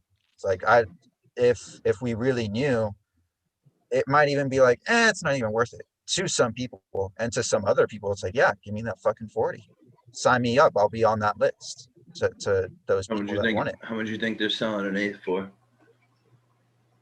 It just depends where you are. I mean, where I'm at, it's like with taxes, I don't get taxed because I'm medical, but with taxes, I think it's like 80 or 70 or some ridiculous shit up in LA, because we get taxed pretty heavy, man. 60, they raised it up to like, oh, now you pay $20 extra. California is one of the worst. Yeah, because it was that's the biggest problem that a lot of people have with Prop 64, is they introduced all of these. Yeah, we want the taxes to go to elementary schools, to roads, to people getting fed, and not these social programs that I would personally agree with. But they're going into other stuff as well. And not only that, instead of saying, okay, 10%, we'll go do a 10%. No, it's like 20% tax. I think we're 20. I think you're a little higher than 20. Yeah. Well, that's what I'm saying. We're seeing these ridiculous rates of taxation where it's like, no wonder you're not getting rid of the fucking black market. You're making one. You're making it worse. Oh, shit. Hey, go ahead, Pete. Yeah. Take note out of what Spotify, iTunes, and all of that did to audio piracy. What did they do? They made the entry point into music so cheap that fuck bother pirating it. And I tell you, this is a father of 2 teenage daughters who were into a shit ton of different music. If I was to pay for buying the fucking music they wanted, I'd be a broke man. But for £15 a month, Spotify, they can stream all they want across 4 million bloody tracks across all the shit and, all the offbeat stuff. And it's got all of it there. And they don't pirate anything. Okay, so maybe the music if anything, they now pay fucks the musician. But I mean, that's not me, the general public. That's I use golden age Pandora. of music is over, I'm afraid. Well, that's what they signed up for. What I'm saying is, the new. That's what they signed up for. But they signed that contract to be a part of it because it's still more money than being pirated. Yeah, so that's exactly it. At least the legal music's being played. Legal market just has to drop the price point to. It's not the legal market has to drop the price point to where the only way you can do it is if you're growing outdoors under sun. because really you don't want people growing under electricity. That's expensive. And, wake up to the mass amount of open space you have. You want to put your desert to good use. Here's the opportunity to do it. You just do under glass, massive amounts. You can do what, $1 a gram? Because it's not just about the electricity, it's about your staff, your nutrients, all that shit that goes with it. You gotta cut the fat. Your electricity is a big part of it. You hear of grow operations with $4-5 million a month electricity bills. I mean, fuck me. That ain't small. Your crop, you get spider mites. All right, you still got 20 million to pay in electricity, mate. I don't care that you got spider mites. Yeah. That's why, I've seen a lot of some of the bigger names. They post pictures, and you see stories about them having PM and stuff all over and getting through to the public, and that's kind of craziness. That shouldn't be tolerated. You know what I mean? You don't need the ASMR of me eating. So. How is that pizza? Yeah, not bad for your average kind of out of the freezer, throw it in the oven. Present the pizza. Hey, I got a pizza today. It was really a thin crust one. It was pretty good.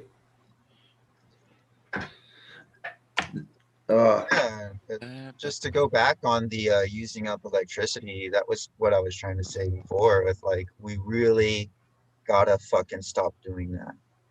We really gotta stop relying on burning shit to get the result of getting a plant. That being said, I'm super guilty. Guess what? I'm a fucking indoor grower, and I flipped the switch just like everyone else. Every grow room should have a glass roof. Yeah, that would be ideal.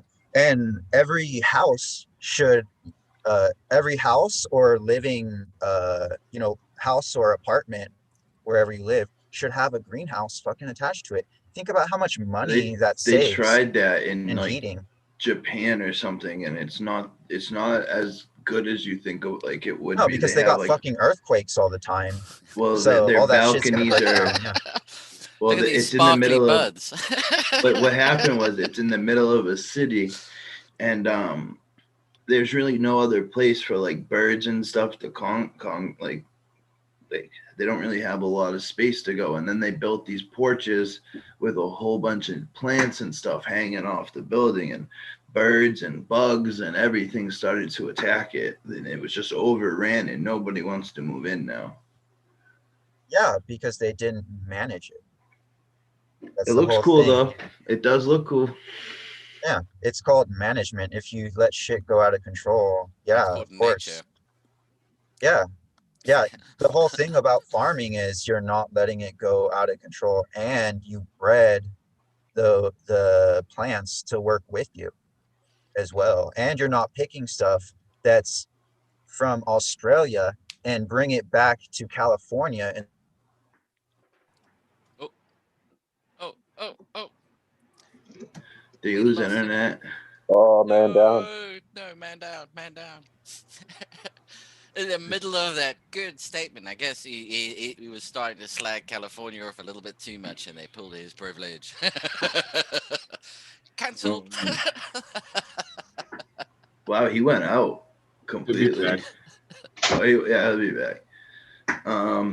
Hopefully his power didn't go out. I'll throw a quick question at Cascadian. Any uses off the top of your head for lamb's leaf or for shiso leaf?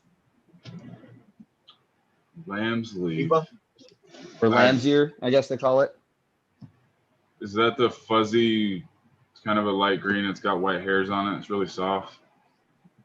No, I was told it's like something similar to a spinach leaf when you eat it, but no, it grows just wild all around here. I've eaten it before. It's pretty good. Yeah, I eat it. Delicious. Yeah. I was about to say, hang on. It grows all over my yard. That's something that we eat. That's like a salad leaf Mm-hmm. over here. I'll be honest, I really hate common names. You talking about mache? Same thing? Honestly, I don't know. We call it pigweed, but I know it's chervil. So we have a lot of common names for shit like that. But yeah, I got Yeah, I get pigweed all over my yard. I get lamb's ear. I eat all this stuff. I get Vietnamese cilantro, as I guess the only thing I know it as. It grows with a little black V and a green leaf, and it tastes just like a more intense cilantro. I'm pretty lucky. Like I grow goji berries here now, and I have a bunch of them that I collected so I can sprout more. But then this year I decided to let the birds eat a lot of them so they could spread them around. But I'm just curious if I would need the scientific name, honestly, to really help you out. All right, I'll find it. And then Japanese shiso leaf is just basically that green piece of plastic you get with your sushi. That's supposed to represent shiso leaf, and that was common. That was supposed to be eaten traditionally with sushi. It has kind of a taste of cumin and lime all at the same time.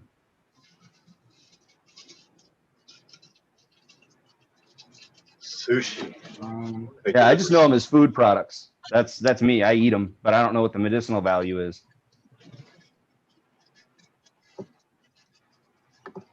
I had to say sushi, didn't you? I don't like sushi at all. I love sushi. It's the only fish I'll eat. Oddly enough, roll sushi at home. I don't like cooked fish. The smell of fish cooking, puts me off it. And the thing is, I mean, the only time fish doesn't smell when you're cooking it is when it's off the hook and thrown on the pan. And then they're, super fresh, and no skin, and that's probably the bit I don't like is the skin. Sushi and sashimi in particular is I really like sashimi. Unless you're doing fried haddock, I leave one side of the skin on, so when it fries, you can just eat it out of it. I eat all of it, man. Give me it all. I like haddock and stuff. I gotta eat good haddock. GMF, is that the scientific name of it? If you Google or DuckDuckGo that. Pigweed? I like that name. That's cool. Pigweed. They call like 10 different plants pigweed though, so it doesn't. Oh damn! See, I never even heard that name. That ruined it all. That's why I don't like common names, because the common names are about as local as locals. When you said that, that kind of got to me. I'm gonna be honest. I was like, what's the common name? What the hell? Why does he need a common name? I actually thought that. Now you say that, I feel like a freaking idiot. I'm like, oh, I see why he wants a common name. There's fucking 10 of them being called pigweed. Son of a bitch, I'm an idiot. I apologize, and you didn't even know I thought that. GMF said he uses crab and I use crab fish bone meal, and I love that stuff, man. I found my groove with it. It brings the dank, I feel like, and my soil's getting more like every run my soil's getting better. It really is. It's like I'm putting less and less nutrients in it. I guess the measurement would be the time like my tips got burnt, because that's the only real measurement I can keep, because I try to keep a normal feeding schedule, and then I'd start getting burnt tips a little bit earlier the next run, and now the next one it's even earlier, so it feels like I'm not having to add as much as I was 3 runs ago already. Was it is it soil? Yeah. He's going to build up, and at some point you have to listen. And correct me if I'm wrong, Cascadian, but the point about soil is you've got to just charge it to a point, and then it gets in its natural little rhythm, and you don't necessarily want to overstimulate. It's the same with all of these things. You don't want to overstimulate it with anything, because you don't have to keep adding it. It reaches a natural equilibrium on a number of the points, and so you have to add a little bit. You don't have to keep adding the same amount, I guess, is the point I'm making. It's you have to get the soil healthy, and then you have to match in what you add in with what you remove. It's macro rather than, so you're adding grams instead of kilos, or as a major example. It's more like, okay, it's just these bits that need to go back into it rather than all of it back in, because it hasn't used all of it. I just got to understand. Yeah, you have to match or kind of come over the top of adding more nutrients to the system than what you removed. Because the system can buffer itself to an extent. But you're better off overshooting than undershooting because of that buffering capability. What it can't do is invent something that you haven't put back on the soil. So, so it'll let go of the excess that it doesn't need. Because I go until I get that little burn, and now it's just water till probably the end. Honestly, I might make it to the end. I might have to top dress it one more time. I recycle all my soil, and that's what I'll do. I'll wait till I usually go 5 to 7 runs, depending on what experiments I've been doing with that particular batch of soil, and then I just won't amend it. I will just run a straight run with no amendments, and then I can start the process over again. And I've never really noticed that last run, that end of the cycle really has any issues. So I just basically run a clean out cycle to absorb anything that could have gotten a little heavy, because you're right, it's just about getting minimum levels. So what are you smoking on, by the way, Shipwreck? Sorry, dude. Oh, I'm actually smoking on some, what was it? Chocolate Diesel times Platinum. Obviously good. I was smoking on. Yeah. That's the one you got the seeds out of, right? That's the one you got the seeds out of? No, this is, I actually won this from, like a thing on Eagles from Boom Farms. Oh, okay. Nice. What? I never get lucky like that, and no one ever sends me anything cool. That was literally the first time. I've won once before, and it was stickers. And then when I sent them my info, they're like, "Oh, we don't ship to Canada." I was like, "You can't ship stickers?" Yeah. It just costs way more to go over that border, man. I mean, that's on the same piece of physical bloody land. You want to know how? I tell you what, that's one thing that ramped up the cost of postage from here to the US in the last 8 months has gone up astronomically. I mean, almost anywhere actually international is just like, whoa, that's pretty pricey. I was gonna use a seed bank in the UK, and it was $30 to send a little like envelope. Yeah, with $30 barely to anything in it. send $5 worth of seeds. It was crazy. It had just the money in it, Pete. You know what I mean? Yeah. So it was light and everything. They wanted $30 to get it overseas. I'm like, well, I'm all right. Yeah, no, precisely. I mean, I think what's it yeah, you scored good, mate. I tell you what, the offer that I'm currently doing for one of the Peel Grow System things, sorry, drunken product plug. This is the product placement hour. But yeah, you know, I've still got another. They've gone like hotcakes, so I kept them to the side. But I still got like another. Ooh, must be about 10 sitting there that are no cost for postage, free postage anywhere in the world. Just pay for the unit and I'll post it anywhere. There's still 10 going. DM me on Instagram if you're interested. What was that, Shipwreck? That was that Chocolate Diesel times Platinum. Show us again. Let's put you on the spotlight. Yeah. Let's have another look. Mike Pence has turned up. No, sorry, it's a fly. Sorry. Who was that?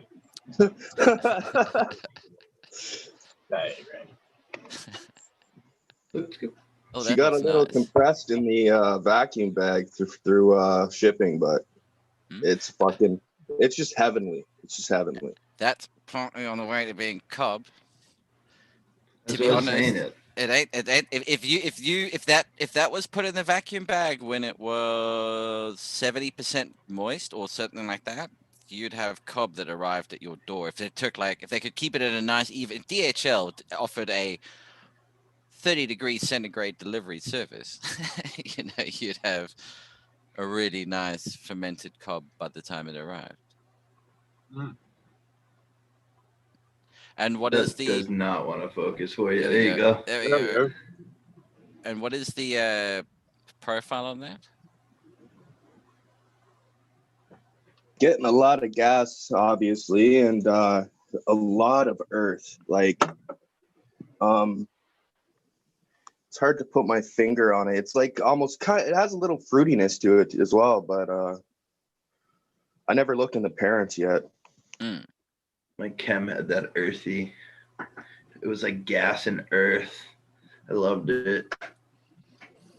The earth definitely comes over the gas, and in my nose, at least. Sorry. Gas smells like garlic. You can keep the gas. Dude, I had some live resin the other, like I think it was last week, and it had that garlic, and I did not like it. I love it. I mean, everything about it. I just don't want to work with it outside because if you get it on you, you just smell everything smells like garlic. Or maybe it smells like skunk to you when I walk by. Maybe I'm walking down the street smelling like a skunk. I don't know. It smells like garlic to me. So does anybody know? I mean, I'm really like overly conscious aware that, for instance, for this seed breeding program or the plant breeding project program, let's be blunt, it's a bit of a sausage party. What the it hell would does actually. that mean? America. Yeah, you know. Okay, now I do. Never mind. It's a good movie. Go and look up pictures. Do a Google search for coughing, and you just see a bunch of people giving blowjobs to invisible men.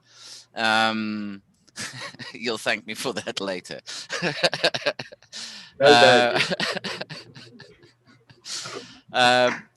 But wait, before you jump on that, I have to throw this funny out there. All right, I watched the guy. I watched a guy in San Francisco hit a bong, and he had this big bong, and he put his mouth on the outside. I've seen that before. I had a friend do that. I went like this. I freaked out. I was in his house, and I was like, "What the?" Well, we know what team you bat for. Not the right way, but I like your style. It's like, how do you eat bananas? This dude always takes bong hits like everywhere. I felt uncomfortable. But yeah, it would be. Now, I think it would be really interesting. I mean, and I'm putting it out there to, if anybody knows and can introduce us to female seed plant breeders, etc., who, and the entry level is exactly the same. I mean, the entry requirement, I don't give a shit. This is not doing it for, I want to see what direction the plant's leading me in. And I'm not saying, that for everybody, it's more like I have an idea of what I'm trying to achieve so that we can quantify the direction in which it's going. So the experiment or the project actually has an end goal in mind, not some just random open-ended experiment. The idea here is actually just to try and show the complexity and actually what's involved in doing selective breeding. This is not, and why you will then fully appreciate when somebody turns around at the very end and goes, here's an F1 seed, I can charge you $100 for this one fucking seed, because when you understand how much work went into producing the quality you're going to get out of this one, that's it. And I'm interested to see if women have a selection process that's different to men in terms of what they look for. I mean, we are driven by a whole entourage of subconscious smells and pheromones and tastes and things that appeal to us. That do we find that we're gonna, it'd be interesting to see the selection process is completely different. They're naturally drawn into subconscious smells and things that we don't pick up on or that we don't like. I mean, just as an idea. So I'm just putting that out there. I think it would be interesting. You're going to say something, Shipwreck? No. I got a couple girls I can ask for you. They probably won't come on. But yeah, no, I mean, I'm talking about people who, and this is a long-term thing as well. It's, you've got to be doing it and have it's the nerdy, geeky crew. I mean, we're all nerdy, geeky guys about this. Sorry, we are.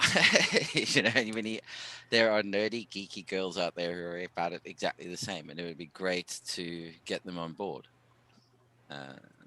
Oddly enough, again, I'm saying this as a father of 2 daughters. I find it's quite strange. I mean, I've tried as hard as I fucking can to get them to smoke weed with me. It's just never happened. Shit. I'm going to end up raising 2 Christian police officers, at which point I have a problem in my hands. If rebellion is going against, what your parents are, fuck. You are now. That's interesting to hear. I hear that. Yeah. Well, bless your daughters. Yeah, you're only halfway there, Rez. You're not a cop. Yeah, just some MMA classes, and you won't really have to worry much. You know, you might have to pay some lawsuits to like cover some damages, but they'll be fine. Yeah. Oh, they know the Sorry, man. what happened? Did you lose power? Oh, this is my computer. My router was messing up, so I reset it. Yeah, and I was getting some food too, so I was like, We thought California took your power. I'm talking shit. Both my girls, with whenever they used to go out, you go, "Hey, what's the mantra?" And they go, "Yeah, kick him in the nuts, Dad." And I go, "Perfect, thank you. Move on." Like, double tap to make sure. Exactly. Always double tap. You know what you did to somebody else's daughter, and you're not having it done to yours. That's the real dilemma that fathers of daughters have. It's like, yes, but I didn't wipe my cock on your father's curtains when I finished. That's the difference here. That's why I'm irritated. And I have a stepdaughter. It's the opposite. You did the wrong thing or whatever. You weren't doing what you wanted. She probably kicked their ass. 6 foot, man. 6 foot, and just strong as an ox. No, it'd be great. I think it's. This is one industry where that evens out the playing field. I think quite a bit. I think generally speaking, there are more women CEOs within the cannabis industry than within any other industry. As a panel full of men, we discuss this dilemma of the female representation. You see, I think that it's harder to find. Come on, Miss Jill, breeders. jump on. Or not Miss Jill. Who was in chat earlier? Wasn't she here? Miss Dees. Miss Dees. Come on, jump in the chat. She grows. She grows, and I've seen her stuff. She grows really good. So same thing with Painted Lady. Painted Lady grows fire. Yeah, Painted Lady. Yeah. If you're in chat, jump in. I hear good things it's from. Just like it's hard to find breeders. Eyes. Oh my god! Don't even get me started. I want to try her stuff so bad. Loving in Her Eyes. I don't know about breeding, but for sure she grows and extracts very well. I think she plays with breeding too. I don't know. I don't want to speak on her behalf. I just see pictures of her. But it's funny because she's been invited on a couple of places. They're just I find they're a lot more shy. Yeah, and I tell you what, dude, and I know exactly why they're more shy, because I've seen this shit. My youngest daughter is a gamer, so she plays, Call of Duty, etc., and she's fucking good at it. But if she switches her mic on and starts talking, the amount of crap she suddenly gets from all the guys in the room, they all start hitting on her straight away. And if she doesn't respond, then it's just the volley of abuse that comes for not responding. I mean, check out the chat room when Mia comes on Future Cannabis Project. Yeah, I mean, it's ridiculous. I mean, but that's why I want to try and create. Mia's a model, though. It's a little bit different. Mia puts herself she's models, but no one should be creeping on her. Hang on. Dude, stop. Yeah. And mute yourself first if you're gonna do that. And but dude, it doesn't matter. I mean, you still, people. Again, I find it. I've walked behind my two daughters going into the village, and I've seen the guys whip their heads around and watch them. Hey, you're like, oi, fuckwit, that's my daughter. I'm gonna go see these tattoos. I'm gonna come over there and kick your fucking ass. Because trust me, no amount of pain matches this shit. I'm coming over there in a minute. My best friend has 2 daughters. Let me make you understand. It's a pain tolerance threshold thing here. I'm on the winning side. We're gonna find work. And so that's what and I can genuinely understand that. That's why they are very cautious about putting themselves out in the public. And if you if you are what society deems to be attractive, it makes it even more of a battle, because you just got every dickhead in the fucking neighborhood hitting on you. When you got sons, there's only one prick to watch out for. When you've got daughters, there's a world of pricks to watch out for. I don't like when people get creepy and stuff. That's not right at all. And it's a genuine thing. So Yeah. Are you saying I was a father's worst nightmare? Oh, I think we probably all were. All right. And So that's don't be great with a boy. Like, but you know what's fun is having been the great thing about being the father of daughters is when the boyfriends come around. Because remember when you were the boyfriend and the father was an absolute dick to you? Yeah. Hey. I tell you what, I know why. My first girlfriend, her dad was a retired military police officer, so that was a lot of fun. Oh, I can imagine, man. Oh, I've had one of the kids going like, so do you smoke? Yeah. Like, smoke what? Yeah, you smoke. Come on, let's go outside. Yeah. You don't roll smoke. Roll up Yeah. one. And we smoke and go, I warn him in advance. I go, look, mate, these are not, your type joints. There's probably an eighth in this. I know that's your week supply. So and I got a question. Hand it real quick. over, and just to watch two drags, watch them like, what, take it back. Have some. Do you want some more? And they try to be like, don't want to be shown up in front of the boyfriend, girlfriend's father. Like, all right, yeah, I'll have some more.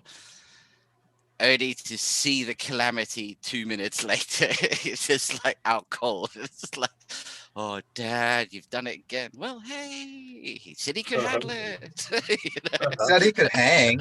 Come on. Told me he could hang. Well, I never had one of those. I never had a girlfriend who had a cool father like that. That would have been all right. Oh, that's a minimum requirement. Like, let's see, Let's see if you can keep your eyes open. First off, yeah. I love that. And then we can talk. And then we bring out the chili and go, so you like chili, do you? Let's see. Do you notice I'm not eating it? Because I'm not stupid. But you're 17, fuck, you'll eat anything I throw you away to impress the chick. So you're out for the planning on doing a breeding project and stuff? Like, I've been thinking about this for a while. There's a strain that I really like. You guys were talking about your favorite strains and stuff and what like got you really smoking. And there's a strain that I really liked, and it's I guess I can say it's discontinued. He retired and stopped making seeds. Would it be wrong to make my own personal cross? They're pretty easy seeds to get a hold of on both sides, both parents. I wouldn't go to sell them or anything. I mean, if it's just for you, there's not a whole lot that's off the table. Okay. Use it all. When you give them away or do something dirty to their business, their name, or sell them up from under them, or give out 100 packs to 100 people. I mean, that's where the shady stuff. But if you're just doing it for you because it's your favorite jam and that's what you love and that's what does it for you, there's not going to be anybody coming getting mad at you about doing what you love. I mean, sorry, man. I tell you what, I hope not, man. I tell you what, both of mine have got implants. I'm not being a grandfather for at least another 5 years. Sorry, carry on. Yeah, we've had this conversation before. There's no issues with using it on your own for, if it's just for yourself, and even like if your friends want some, How do you that's feel not an about issue. a But strain if you're getting making retired? money off of it, that's where it's like fucked, kind of fucked. We're gonna have this, and you're passing on the issues to someone else and getting paid for it. I get people retiring strains. Seed breeding. Even if you're not making money off of it, though, and you're taking money away from them, it's still unethical. I mean, yeah.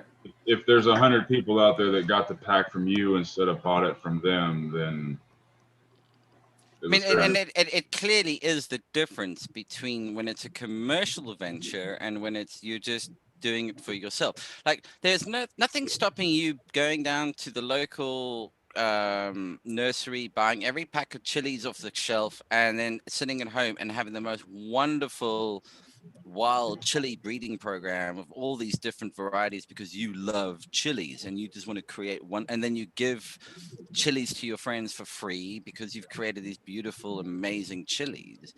But the second you go, well, hang on, I'm going to use all of your hard work that got to that point, that gave me my starting material so that I could do all of this shit and make money off it and not give you anything for it. That's where it gets a little gray. You know, it's like, hey, whoa, hang on a second.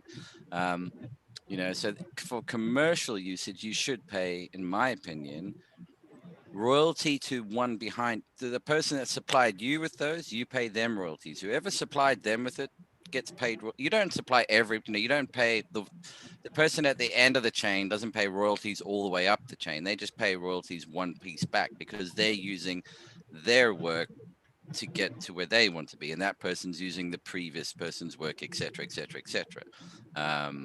And that way it keeps it kind of even. You know, it's not because the further you go down the line, the more diluted it becomes as well. So really, how much of the original starting point is it? And that's why I'm a fan of starting with landrace heirloom Chilenix, because there's no person before that. You know, you're There's generations of people. Who is the one that if they were involved in it's it? public? It's If public they were domain. involved in it. Who was the one that did a lot of the I can't think of his name right now. He did a lot of land race stuff. He like traveled all around the world to find stuff in remote areas. I can't think of the name right now. There's a couple of DNA them. genetics. DNA genetics was doing that. He was really skinny. Always had a hat on. Are you talking about the guy from Greenhouse Seeds? I think so. Yeah, the guy who died of Bertol- malaria. He passed away. Franco. Franco. Thank you. It's Yeah, a that very, guy. as the word you used You're saying was Bertoli? gray area, right? It's a gray area. And I'll give you an example. I have a friend and he's in a red state, right? And he asked, I told him that I finally made seeds. You know what the first thing he asked me was? How much? They were tested. How much? And I said, I'm not selling them to you. You can have them for free. They're hemp seeds. But the first thing he asked me was, not where do I go get stuff, not none of that. He asked me, now if I was a businessman and So wanted this the is- money, Yeah, and again, I mean, I know that. I mean, I like to look at. I like that there's two aspects to this whole cannabis thing, and the parallel is, you know, in chilies, tomatoes, all of that. Everybody's got the right to grow at home, and you can have your artisanal, handcrafted, special, well, not handcrafted chilies, but you know what I mean. You have the heirloom specifically, and outside of the mass commercial market, you do get some incredible varieties of chilies that you'll just never see anywhere, that some people have spent years creating. And where the fuck was I going with this? But, you know, in the same time within the and that I think is actually quite a well understood market. That's what everybody's playing in at the moment. Everybody's actually playing in that well, not the gray area, but the artisanal market, the small market, okay, your craft market. That's where everybody's playing. Nobody's really yet stepped into mass market, high THC growing. In terms of hemp is there, you know, mass hemp growing, but you haven't had, and genuinely speaking, you haven't had the Marlboros of this world step up and go, oh, you think we're just doing 25,000 hectares in your country? We're doing it there, and there. We're doing 23 billion hectares across the planet. So they get into China's agricultural fields. We're interested in consistency, and that's a whole different game you're playing. And if what you want to be able to do from your craft market is think, well, how am I going to position myself so that I can genuinely benefit from that 2 billion hectare market that's out there, is I just need to understand how they play their game. And their game is, well, how do you want to license this shit? You know, you're going to sell me seeds? Okay, great. Well, then let's have a deal here. You sell me these seeds and we'll have a license deal to do it. And I'll buy them from you every single year, but you got to be prepared to produce it. Fuck, I lost my train of thought. That, bollocks. We're talking about rights. Yeah, so that rights to, understanding that you don't want to get raped into the ground when you produce the seed that suddenly becomes a $23 billion or 23 billion hectare thing. You want to get your fair share, and I think it really is there to protect you against big commerce when it steps in, is establishing and putting in a framework now that allows you to somehow register what you're doing. My thing on that is genetic fingerprinting, not sequencing, just fingerprinting. Cheap, inexpensive, really rapid. Quickly and can be done in a small lab space. Like I could do that in my room. I have the training to do all that. I just need the machinery. Yeah. And then plug that into a computer and I can send it wherever and cross-reference data as well. Yeah, and it's a battle hardened process. It's not new, What Peter's saying is DNA fingerprint all your seeds before you give them out. That way, if they ever find something in it, they're gonna have to pay you a royalty. Yeah, that's the whole thing. That's what he's saying. What do you think Monsanto fingerprint do? it? Yeah, exactly. You mark it. You get your markings on there, and you have that documented. Put all the dates and all the stuff. Put all the signatures and stuff. So that way, when someone else claims it, you can go back to that SOP, we'll call it, blockchain. For argument's sake. I'm almost wrecking the debate.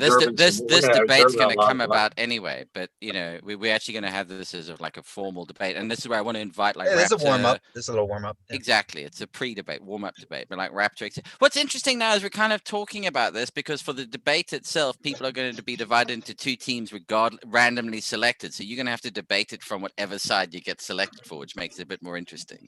Well, first off, thank you, GMF, for setting up the whole debate structure so that we don't have our own biases. We can confront those biases by having to go on the other side. I don't grow in, we'll just say for argument's sake, synthetics. Okay, I don't do that. If you put me on the other side where I have to defend it, like that's what I've been trying to do my whole life with all of these subjects. And that's how you grow as an individual and learn more, is you look at it from the other side. You put yourself in someone else's shoes and, I don't have the same space. I don't have that. Go ahead. There's a lot of weight. This is the process of academic rigor. Yeah, this is the process of academic rigor. This is why in academia, you post things to peer review. Yeah, you make yourself go through the mental exercises so that you understand exactly, if you do take an opposing opinion, why or why not that opinion is valid. Now, we amazingly don't like to challenge ourselves once we've established opinions. Oh yeah, confirmation bias is an incredible. It's such a subtle but such a powerful unconscious trend, which is just I'm going to seek out everything that confirms my belief, regardless of how ridiculous it becomes. Confirmation bias to the point of, I tell you what, if they actually did come out tomorrow and prove, I don't want to do this, like prove there was no gravity, for instance, everybody who believed it would struggle to, everything you did, no matter what you did, your bias is, no, that's the way it's supposed to be. But it's that for your own ego, it's that id and ego battle. And for the one, your id is, your ego is keeping your id in check. The id's trying to go like, no, we're wrong. And the ego's going, fuck that. We're not admitting to this bullshit. You shut your mouth, bitch. Don't let me come in. I think when you actually pick a side, you should learn about both sides completely first, or any parties involved. You know what I mean? You shouldn't, I don't just pick a side because I like their stuff. You gotta look into I don't everything. pick a product just because they give it to me for free. That's the whole other thing as well. We gotta really do our homework on all of this stuff.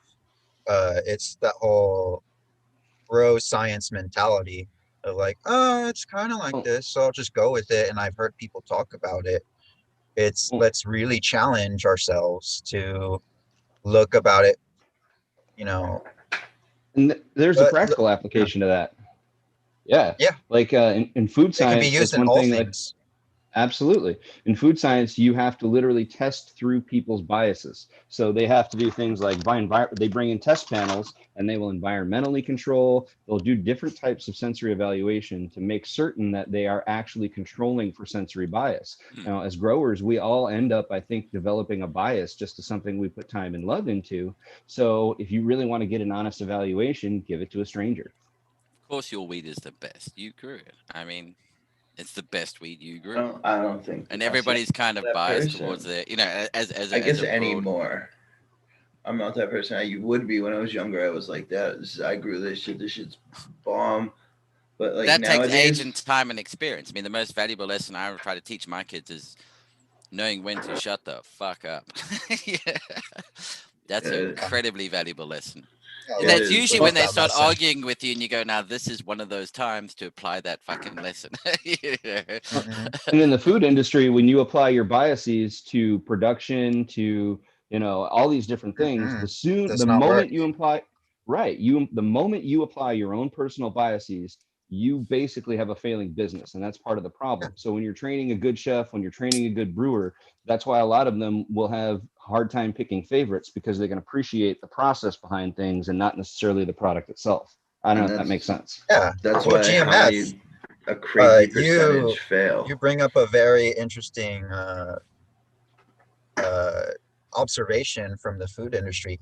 You can literally see it when you put in your biases. You can see on a graph how quick you lose money, how quickly it does not work, because you're very meticulous yourself. But just in the food industry, if you're not keeping metrics, that's what I like about Pete. If you're not keeping metrics, you're losing out. You could be instead of throwing out that cheese, use it in another kind of dish, incorporate it in that dish instead of taking out that money. So yeah, I really like what everyone's bringing to the table. Pete with his metrics and how to evaluate them. Genetic Memory Farms just showing another point of view and bringing in actual studies, and not just saying, oh, I use this product because I got it for free. And everyone here is just Cascadian has his own herbalism knowledge. Smash has been growing for 5 years, you know, in the Northeast. So he has a whole different experience from me in the Southwest. Yeah, I'm actually in the East. I'm on the East Coast, man. I'm close. I got to deal with a lot of humidity, and that's why I never went outside for so long. Like I've always like envied you guys with all the sun all the time and stuff. You know what I mean? I would love to be able to grow year round, but it wouldn't be possible unless I started to get a greenhouse. You get ripped off all year round. It. No, I'm saying like that's the biggest issue with the outside growers. They get ripped off. Like some people actually freaking get killed over that shit. So I would rather just deal with that shit for the indoors for now and not have some punk ass try to fucking and I know how to defend myself. I don't want to hurt someone over this fucking plant. So that's a whole nother thing. I would love to grow outdoors and in the ground like how it's fucking supposed to be. But the way everything's set up in society and with laws, it just makes it a commodity. We need to bring it down so it's available to everyone. Just like Pete was saying, we need to lower the price range. We need to actually get it to the sick people that can't afford it. If you drop it to the point where the only way you can do it is outdoor, I mean, when I say the only way you can do it is outdoors, is if you actually... Because it makes sense. Well, yeah, price range. And this is where it gets tricky, because this is where these political backhanded grants come into play all of a sudden. Is like, okay, because you have the license, we'll give you your electricity is 1/10 of the price of whatever else is being used for. So suddenly you can and say suburbia. Yeah. So you can produce it at a price that the black market cannot produce it at. I mean, that's the game. That's what you're trying to do. You've still got to keep the legal market buoyant and viable, and just drive the black market out altogether. And that means, you know, tax has got to be reasonable, entry point cost of entry's got to be reasonable. I think what's allow gonna all of really the happen. artisanal market to really boom. I think Tyler from Family Tree was right on the right track. Like, it's still not federally legal. Like, big business is still kind of picking in and setting their feet in the cannabis industry, and it's kind of like you gotta let that stuff happen, and then the craft market really opens up more, because like you got Budweiser, you got a Miller, they've been around forever producing the same product, and now that they're stable, well, I think Genetic said it before, there was only a certain amount of breweries back in the day, and now there's like it's so many microbreweries coming out. They're finding their niche now where they could sell and what they need to do to survive. Yeah, and this market should actually just capitalize on. I mean, again, it comes down to the attitude of the people involved in the industry. You look at this and you go, well, okay, fuck me. So the alcohol industry is having this incredible boom, and the bread industry is having I mean, you're seeing this resurgence in artisanal, the move away from big. Yeah, okay, but now how do we capitalize on this? And it's actually banding together, organizing. I think the community has been the revolution for so long that it's forgot that at some point you're no longer the revolution, and now you have to organize, and you aren't the revolution anymore. You are it. The revolution won. What are you revolting against? And that becomes the problem with a lot of revolutionaries when they get put in power. It's suddenly, fuck. Everything we've done for so long has been to overthrow. The only thing we know how to do is overthrow, and that creates the problem. So there's not enough cohesion in the community, and I hate to say it, it's what the big guys are thoroughly enjoying and waiting on, is that you're just killing yourselves internally, and they'll just wait until there's just a few bodies to pick up and easy pickings, and away they go. So if the community could come together like in a cooperative manner and figure out a way of protecting its intellectual property as a community against that, to a point where you can capitalize on it, because that's what you're going to want to do. Anybody here who says, "Oh, I'll never sell out," all right, I'll put $1 billion in front of you in cold hard cash. You fucking selling out. I'm telling you now, no matter what you say, I drop that in front of you. Here it is, no tax. Boom, $1 billion. You walk away with it. Yeah, you'll hand over your money. You'll hand over everything I asked for. Yeah, you kid yourselves not. That's the reality. And then you can go and do incredible things with your billion, but you will sell out. Everybody has a price. You're so right, man. Everyone eventually does sell out, and it's maybe they don't have a choice. Like, hey, I'll wait a minute. I got to kick back on this just a little bit. Okay, I agree in principle, but my point is, if you've built an asset that's worth $1 billion, you can then find someone who will buy it for $500 million, and you can sleep at night. So there's always room for compromise in business. But what I said on that argument, I said is sell it for the gabillion and give $500 million away to charity, and then you're still left with the same $500 million, and you can sleep even better at night knowing you funded charities to the value of $500 million. In fact, do what that Californian billionaire did, is give it all the way until you've only got 10 million left, which when you think you started with like 20 billion and you've given it all away to charity until you're down to just the 10 million, which you reckon you and your wife can live on for the rest of your life. I think that's pretty good fucking going. I mean, I give all credit to that, considering what you've given away. 10 million is nothing to be, nothing to be left with. And they live a frugal little life in California still. I mean, that is an incredible. As much as people will say things about like Warren Buffett and people like that, do you realize how much they give away to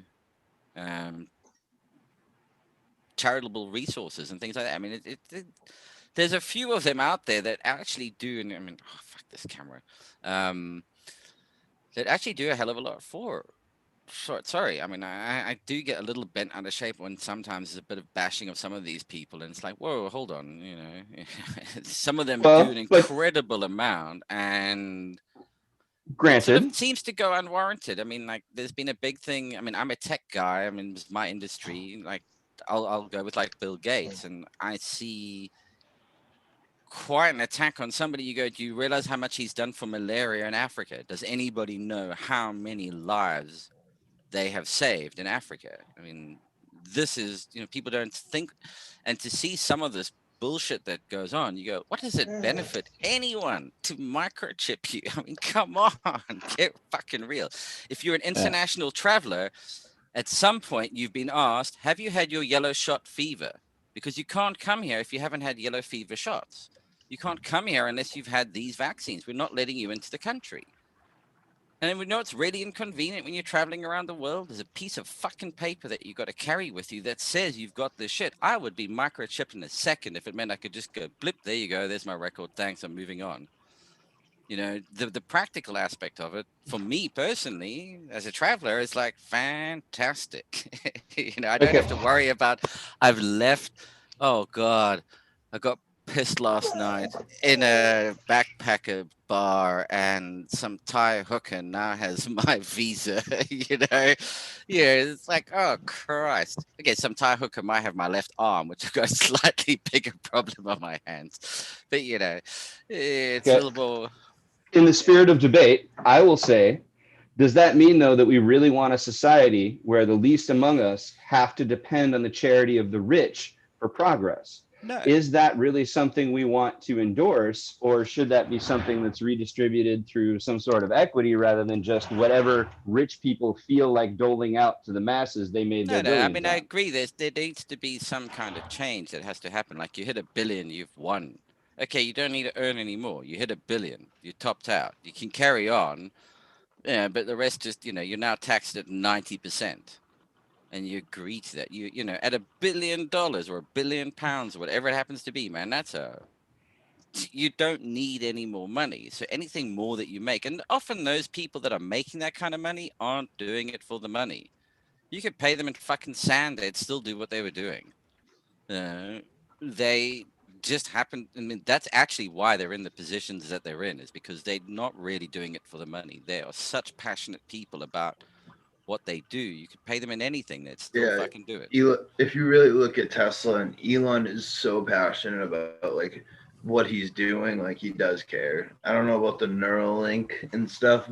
That's pushing the boundaries a little bit, but the tunnel systems, he's trying to introduce. So sci-fi, Neuralink, consider this. You are nothing but a brain in a flesh jar. Everything you perceive around you, everything, is nothing but an electrical impulse to your brain. I can mimic everything going on around you by just stimulating your brain with the correct electrical impulses. How do you know you're not in a jar? Now, this is where it gets fucked up, because this is why you're on a... When I cut him open here in front of you in the courthouse, can't you see the wires? I mean, we're all just wires in a jar, stimulating a brain in a jar. I'm not really killing him, Your Honor. Let me show you your insides, Your Honor. You know, it's that sort of freak scenario. But we are nothing but a series of electrical impulses that give us our reality around us. So, yeah, you know, this is where simulation theory comes into play, and we could all just be brains in jars simulating this around us. You know, what you're saying is the tent is the matrix for your plant. I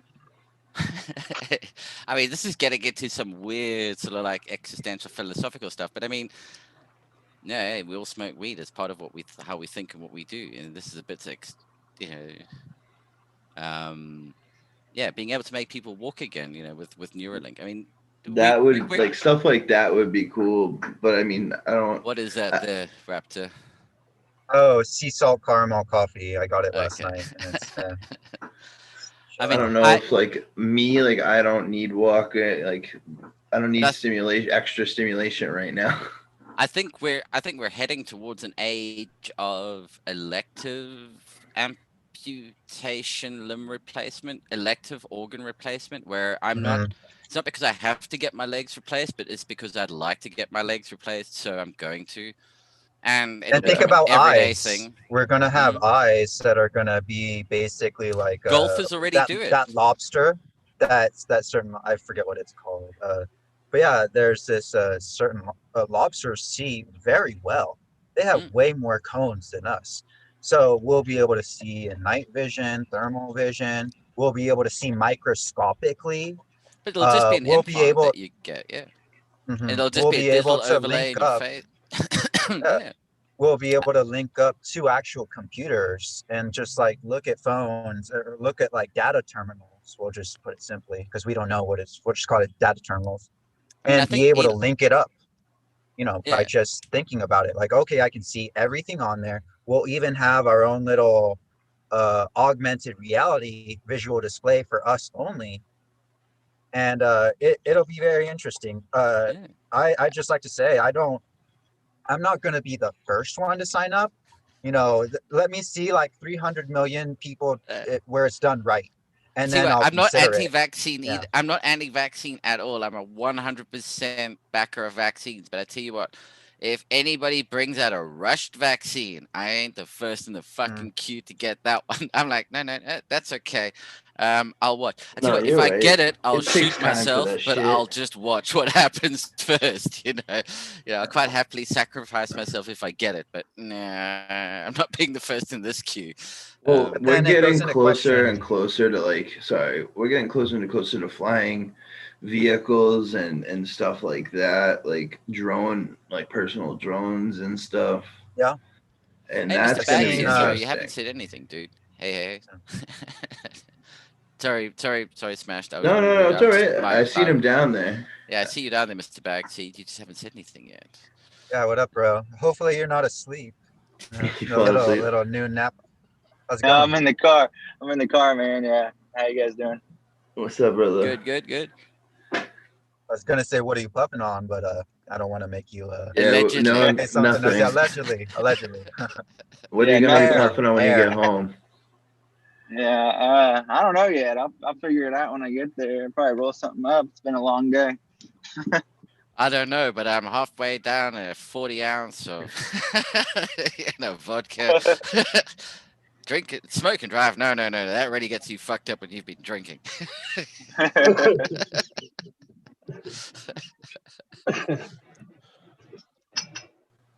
Yeah. What kind of choices you got to roll up, Mr. Bagsy? I got some French cookies in your from library. PH Seeds. I got Alien Rock. Alien Rock. Alien Rock. It's from Free World Genetics in Colorado. Ooh. Where are you based out of? You don't have to say, but I'm just curious. I just moved from Colorado back home to Kansas City, Missouri, Missouri. Oh, interesting. So they legalized in Kansas? Medical. And back. Yeah, I'm from here originally, but yeah, they have medical now. Dude, I'm Can you tell us the difference between when you moved and when you came back? For sure. Well, yeah. Now it's like everyone smokes. Before it was like nobody did, but now it's like everyone smokes. You notice the most when the dispensaries opened up in Massachusetts and you're standing in line, you would see the most different array of people ever.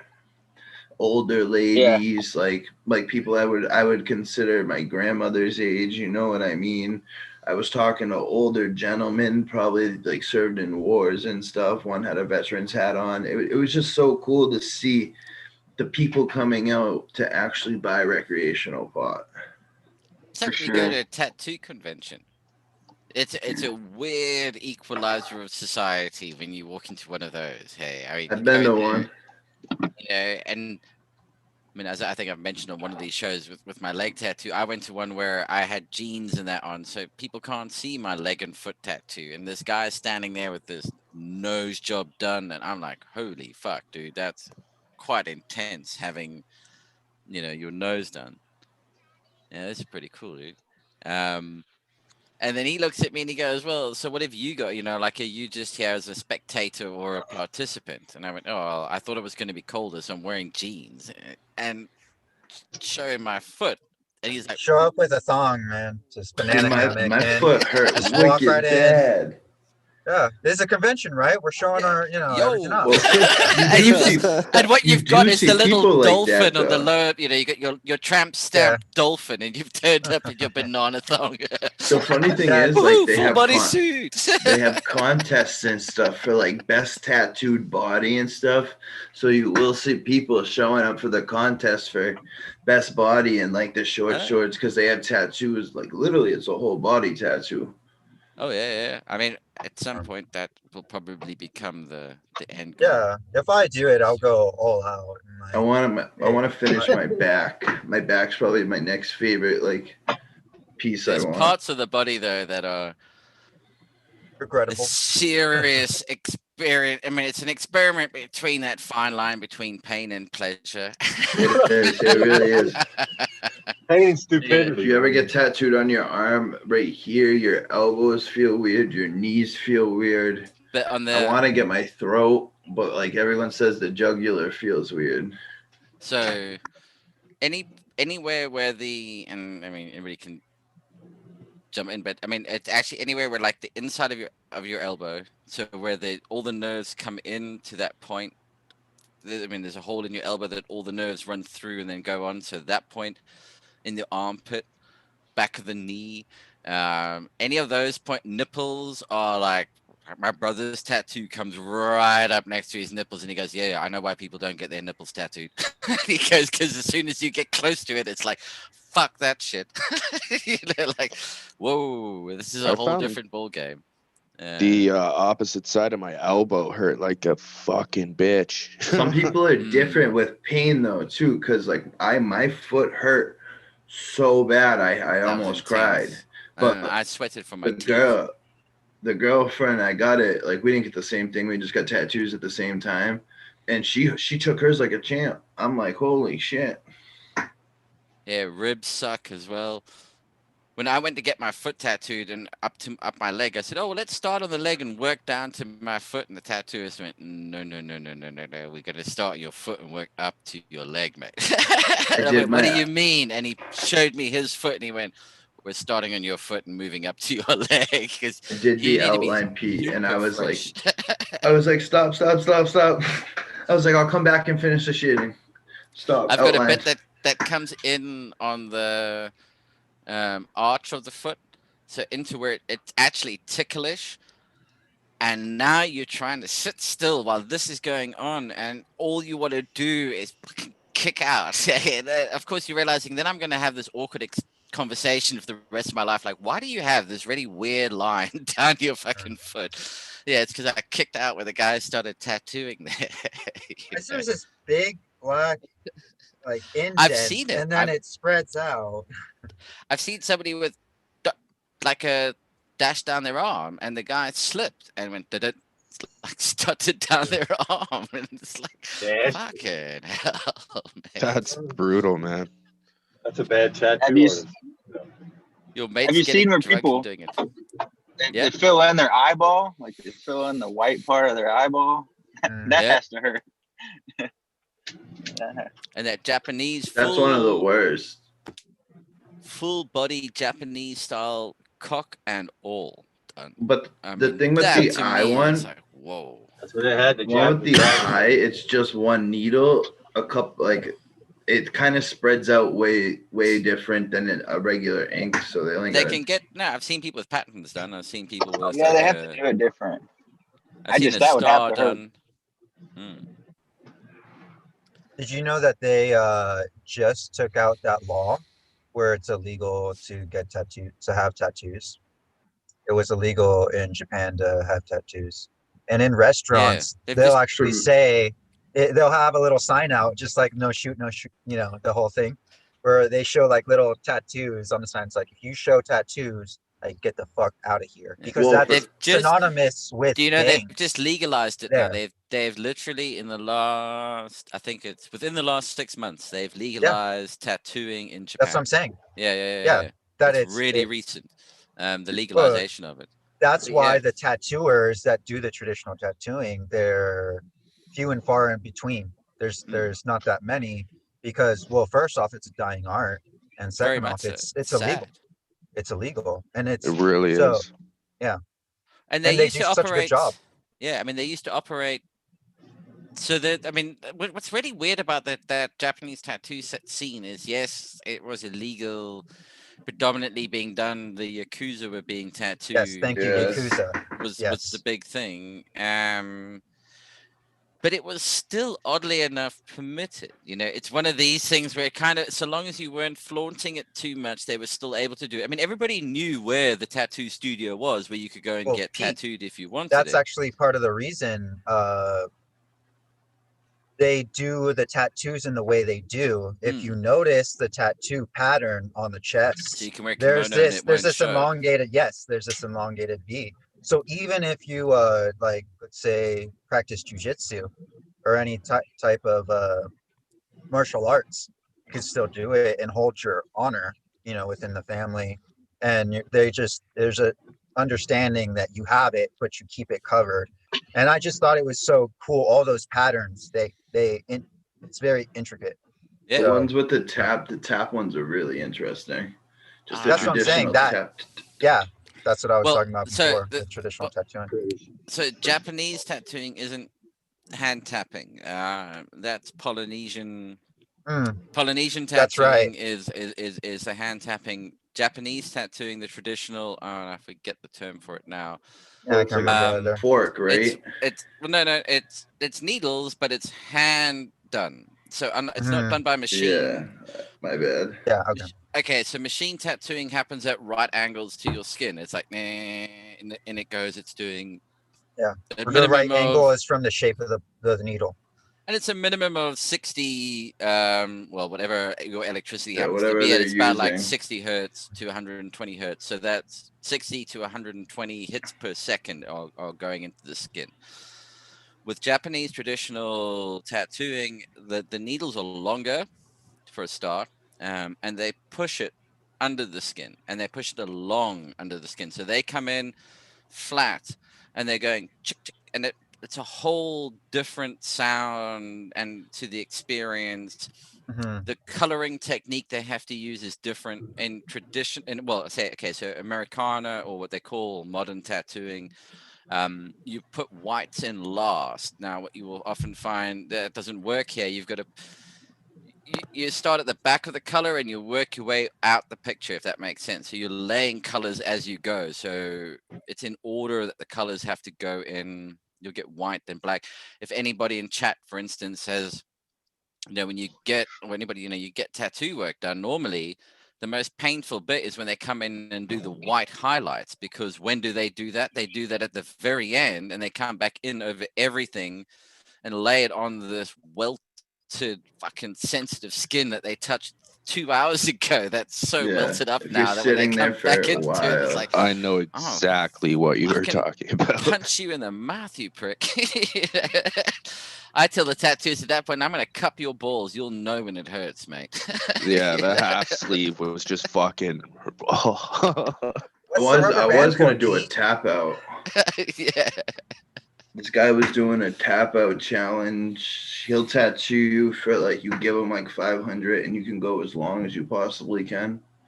Because I really wanted to get 2 sleeves done at once, but I've been thinking, I thought about it and I was like, I kind of want to piece it out with different artists actually. My longest sitting is 6.5 hours of just do it. If you do one of those long sits, go in with a full stomach. And totally straight. Yes, yes. I have done it stone, tripping, drunk, in every state, and the only one that worked. Tripping is not the way to do it, man. If you want to know how to focus on pain, Oh no, drop that's some a good way acid to and piss go off get your tattooed. artist. That's quite an experience. That's like, whoa, dude. Okay, that lizard's like kind of like really real. That really does hurt. Damn. I found, being stone cold sober and meditation. You can just, I mean, yeah, there is something to pain is just a sensation, and you can block it off. I get something sedative, like a sedative weed, and just close my eyes and meditate, like you said. Yeah, I mean, I now have a balm that I make with my trim and whatnot, and I put that on for. Okay, so going in to be tattooed probably 3 hours before I go in, shave the leg and everything, and then I'll put a quite a heavy layer of the infused balm on that soak in, and probably do 2 of those before I go. I mean, fuck, I don't need to experience the pain anymore. I've had enough of them. It's like I know what this is about. You know, I don't need that ritual, but I'm after the artwork. Use a pink razor when you do it. I do. Thank you. Yeah, I need to make some of that bomb next time. And what I've now found is the healing time is accelerated. Dramatically fast. Fuck me, it's fast. I could go back a week later and you can tattoo me where you were doing a week ago. No you know what scabbing, I've seen? And I haven't done any work done, but I've seen it a lot too, when I do visit the shops. They have hemp-based lotion, and it smells really good. I think the THC is what actually does it. Yeah. No, I saw that, and it was an interesting thing, and you brought it up. So to add on the extra cannabinoids, you know, as close as you can get it, what they're doing is probably, well, obviously they don't want any of that shit in there. What we like. And what we like is the medicinal effect of it all. And so it's really cool. Could you go through your process? I mean, this is really easy. I mean, I take... Shipwreck and I are interested. I mean, I take an ounce of trim. I do an ISO wash on it. So isopropyl alcohol, wash it through. 70, 99? What are we talking about? No, just take the trim. Yeah, take an ounce, take an ounce of alcohol. 99.9%. Okay. Over here, you can buy 99.99% isopropyl. Yeah, I have that stuff too. And get it at the grocery store. You don't want to use rubbing alcohol. It's got too much water. And anything below 95%, you don't want to touch. It's got that 10% water is too much water. I just wanted to clarify for people that are taking notes, like doing Everclear is probably just takes forever. It's only 151. It just takes forever to come out. The problem with you want 109. Is it 190 proof? Is what you want? Yeah, you want 190. But there's different methods for different. I don't know. You can use 151, but if you're doing what Pete's doing, you want the highest. And the idea, because this is not trying to make smokable extract at all. This is purely for making a bomb. So instead of doing a quick ISO wash, which would be, I'm going to freeze everything, 30 seconds, freeze it again, winterize it, go through all of that bullshit. I let this actually soak in I let an ounce of trim soak in isopropanol for probably 2-3 minutes or so, somewhere around there. Like get a good proper soak through, strain it off, evaporate off all the alcohol. Alcohol's not a bad thing to have in this because you want the you want that property. You want the alcohol property in terms of its killing off everything else, that bacterial wise. You know, that's what you're actually kind of antimicrobial. So you don't have to worry too much about that. But I do boil it off. But I'm not trying to activate it either. I'm not interested in this being for an edible. And then out of a nice little bonus. Yeah. I do save a little bit to make some edibles from. And then for the homies.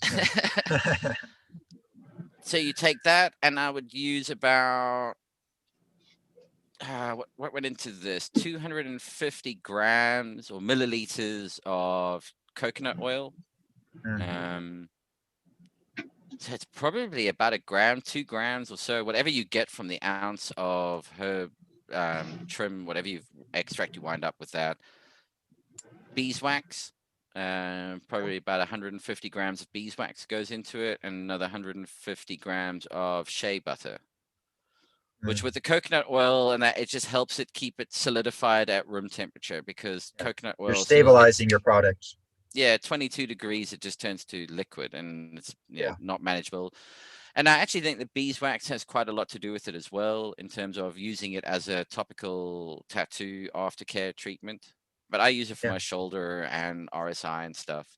But but I have just found that the pain killing quality of it is actually really quite impressive in terms of it doesn't go away. It's like everybody says, it just makes it bearable. I mean, I can certainly sit there, and even the tattooist has said, It's wow, like I've having noticed. a puff. It's like having a puff after like, oh man, I just worked out. My shoulder's kind of bugging me. Then you come and sit down after the day, you know, do whatever you need to do, and you have a puff. And then 5 minutes later, you're just like, oh wait, that's right. I didn't feel that great when I was first sitting down. I mean, the Yeah, it first time just I dials used it back a bit.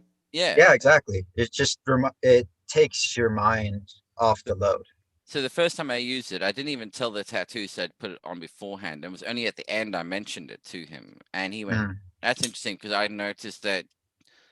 Wasn't as swollen. You know, not to say that I'm like a pussy when I get tattooed, but he did say I did notice that, you know, we were going over areas where I would normally expect people to like, whoa, okay, hang on, hold on a second, and you weren't really reacting to it. Like, what's a really interesting place on the foot, which I've discovered, is it's here, you know, so this is where that bit of your just there as it comes down between on that part there and on either side of those tendons. That's where everything like, builds whoa! up. It's always in those areas. Oh man, up against the tendon was and it does come up behind my knee. I mean, the idea was this is going to become a full leg piece, but I tell you what, as it came up behind my knee, I'm like, maybe not. Maybe rethink this plan. You know? Yeah, fuck that area. And the difference between the outside of your calf and the inside of the calf, that's totally different. Outside, yeah, have at it, man. You know, it's constantly being bashed against things. It's had that. Yeah, I almost fell sensitivity asleep on mine. And then he moves round the shin, and I mean, the shin doesn't hurt at all. I mean, it's another area that has been so bashed in day-to-day activity that the pain threshold of your shin is actually incredibly high. But then he comes around onto the inside of the calf muscle. That's done nothing else than bump up against, you know, gentle calf muscle on the other side. And it's like, oh, fuck. You know, stop. I'll come back tomorrow. It's all good. Yeah. Hey, Cascadian, can you enlighten us on the benefits of beeswax topically used? Because Pete brought it up, and I was just wondering what benefits it's adding on top of like the cannabinoids and the coconut butter, the coconut oils. Well, it's I'll let you appreciate everything. Your coffee or your buds. I don't know what you're smelling. Oh, I'm just checking on different things I got. This is some infused oil. Oh, nice. What were you? What was that other? You had another jar with Gas Exchange. Yeah, yesterday I made a aloe FPGA, so I'm just shaking it because all the sugar's at the bottom. Cool. We'll have to get to that. And then I had sugar rim around the top. I was trying to dissolve off, but yeah. Shots of that, and you're really messed up. Shaking it up. Beeswax is good for.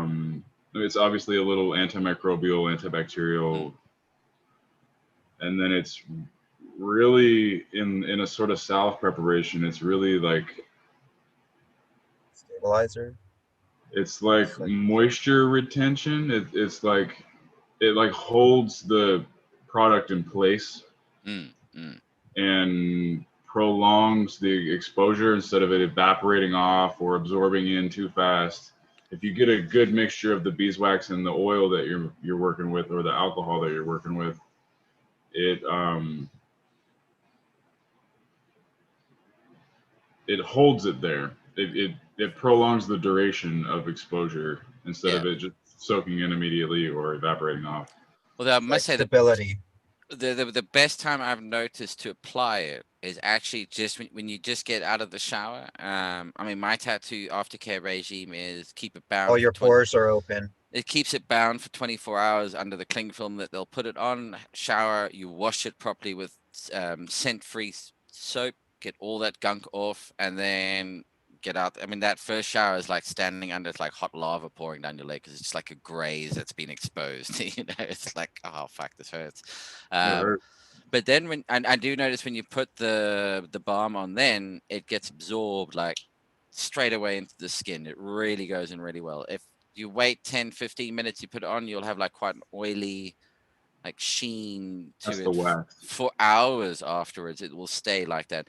And the only downside to it, oddly enough, is this sounds really weird, but ingrown leg hairs. From that oily layer that kind of sealing it off, it actually results in probably the most annoying thing is I have noticed. I get suddenly like Second ingrown leg puberty, we'll hairs. call it. Yeah, it's fucking annoying, man. But it'll happen everywhere where it hasn't been tattooed because that skin's been like, hacked to act. So it's, all the bits where it hasn't been tattooed where you've had to shave your leg as well. And that is something I've noticed. It's just a weird. That layer you mentioned on the positive side, it'll help retain moisture, but on the negative side, I know it in the context of like wounds, it doesn't allow, the breathability goes down. It doesn't allow your skin to breathe. So that could be troublesome, but I don't know in the scope of a tattoo how troublesome that would be. I mean, So my word of warning, of course, to everybody who ever thinks of doing this themselves is understand a tattoo is an open wound. I don't give my balm that I make to anybody else to use. This is my skin, my body, my tattoo. If I put it on and it goes septic, that's my fuck up. And understand that unless what you do gets kept very clean and very sterile, and I mean, it all gets boiled and microwaved. I've microwaved it to hell and gone to make sure it's properly melted and everything goes properly. But I do, every time I check it religiously after I put it on. If I'm going to see any kind of adverse reaction, it's got to come off as quickly as possible. So just be aware of that. And it is an open wound. This is not. Just because it's covered in ink doesn't mean it's closed. Yeah, that's a good point, Pete. You're exposing you're removing your dermal layer. You're removing your first defense against pathogens. And it's not because that's what the tattoo is doing itself. That part of the process is it's shedding off its skin. Yeah. Or you're shedding off your skin, and it's exposing it to the new layer. In fact, what I find happen is the biggest difference I noticed with using the balm and the tattoos and not using it is how the skin, how that healing. What I get is it almost looks like I've peeled from a sunburn, and you get that top layer of skin just peels away. There's no scabbing though. And which is really what you want. You don't want scabbing when you're getting a tattoo done because the scabs will pull. If you scratch at them inadvertently in your sleep, it pulls the ink out with them. And I've done it too. On this one, there's one bit where it scabs in a little line, and I know I bashed it in my sleep, and I can see it's pulled the ink out. So I'm like, oh fuck, got to get that done again. But it's one of those things. So have you noticed that you don't do that when you apply this product that you make? That you don't get as itchy, or you still get itchy but not as much? There's no scabbing, and so there's nothing. Oh, there's nothing to scratch. Yeah, it doesn't get to that point. Okay. Yeah, genuinely, there is no scabbing at all. I mean, it's quite freaky, and I think it's more to do with the pre-application than so much the after application of it. Prepping your skin for damage. I've had one. It's ready to go. Sorry, yeah. Oh, I was just gonna say I had one tattoo on my arm that did that, but only one. The rest had like scabbing here or there, but never a full tattoo. But the one on my arm, not one bit of scarring, and it's probably the one that held up the best. I mean, the last session I went in for, I think that was the one I showed a little bit of. I mean, they did quite a lot of work around the back of it, of my calf and that. And I was expecting, just thinking, oh, Christ, I mean, you're doing these big chunky areas like that. That's going to scab up. And, I'm just expecting it. Nope. Nothing.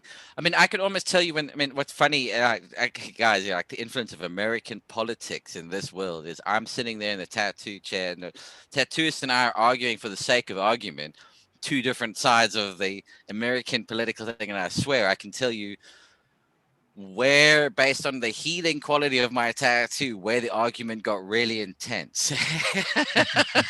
It's like, dude, Where I'm scabbed is where we got like really into the nuts of that argument. You went in a little too deep. Yeah, exactly. You should have stuck with gardening on that one. But I gave gardening some conversation.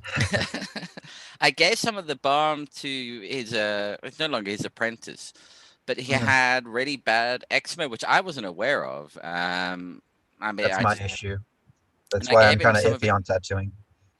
And he's like, this is the nirvana of bombs. It's like, I was like, really? I mean, okay, that's a bit much, but he said the big difference is all those steroid creams that he puts on. When he puts them on, his skin feels like it's on fire to start with and really wants to itch at it. And he said the one thing about this was it was just a calming sensation straight away. There was no burn. It's got, okay, the other thing I put in it is a little bit of ginger extract. I mean, I've got essential oil, ginger extract, so I put however many drops I can get to come out the damn bottle. It's like, did that drop out? I don't know. Which will help with blood flow, which again is what you want. You want to add blood flow, so it'll heal and repair a bit quicker. But there's a couple herbs that help heal the skin as well, but I don't know. It's a fucking fly. I don't know if you guys just see me just do this. So it's moved from here to there. That's freaky. Mike Pence, you multitasking bastard, you. But yeah, there's a couple. I don't know. I wouldn't advocate anybody to use them because I don't know how they would work in the context of a tattoo. But there's a couple of herbs I know of that help to heal up surface wounds. I mean, I went with the ginger because I mean that was also to do with RSI. Welcome to the world of coding, and it just helped with the blood flow. And again, it's why I was a little like when I gave it to the tattooist, and I gave one to the tattooist and one to the other guy there, and I was like, don't put this on an open wound because I don't really know what the ginger is going to do. I mean, it could suddenly, it could be like turn to fire. Ginger can burn quite significantly, and I don't want to suddenly cause that to be a problem. Like putting capsicum in it by mistake and going, did I just put 16 million Scoville unit capsicum in there, or did I put ginger extract in there? Oh well, we'll find out soon enough. Who needs labels? Sexual lubricant. We'll find out soon enough if I use ginger or capsicum. Jesus. I want to experiment with that one. I've tried 3 million and I fucking was dying. Well, I've got 16 million Scoville crystals in the cupboard. Yeah, that Blair's, right? Yep, that's right. Yeah, I got the 3 a.m. reserve. I had the 3 a.m. That's the liquid one, and the 6 a.m. I used to put them into sauces. I'm probably one of the few it looks like bastards blood. that actually used that stuff. Yeah, really, really awesome stuff. Yeah, no, I do. I do a bit of the chili growing. I've got. What kind of? I don't know how to say it. What kind of peppers do you? I used to, when I was making the sauce, I used to grow. I mean, one year I had 13 varieties growing in the greenhouse, which is a 6 meter by 2 meter greenhouse, which only one side of it was, I had 13 chili plants. And you'll be amazed how much fruit they produce. I mean, 13 chili plants is like, I know. Oh yeah, my 4 Carolina Reapers. I'd have too many. I don't know what to do with them all. So I'm gonna make gummies and hopefully some fermented sauce. I'm hoping. Pickle. I'm gonna try that out for my pickle. Pickle them. If you want to get rid of masses of chilies like that, make pickle.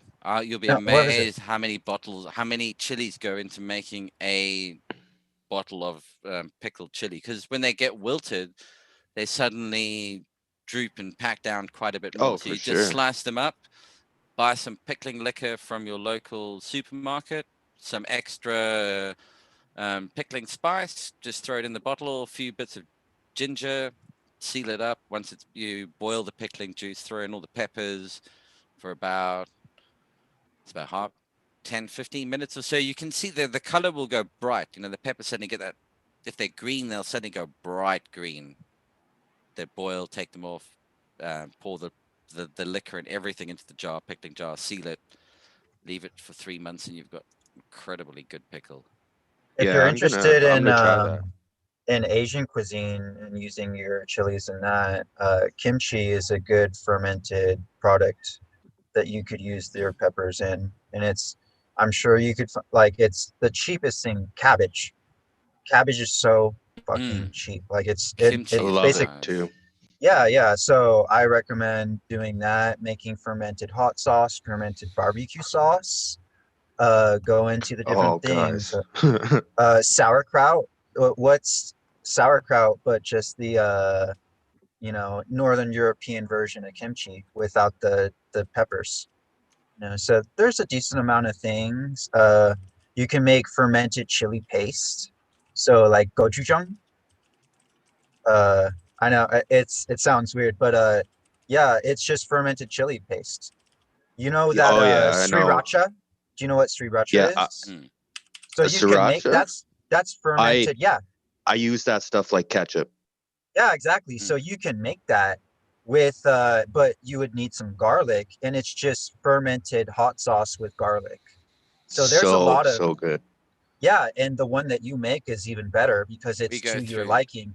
Bottles of that shit here. Yeah. It's like eye drops. When I used to make chili man, sauce, for real. Get buckets for your fermentation. And even if you go to like your big box store, we have Lowe's and Home Depot over here, like wherever your hardware supply place. Look at those buckets underneath, and it'll tell you that it's actually food grade plastic.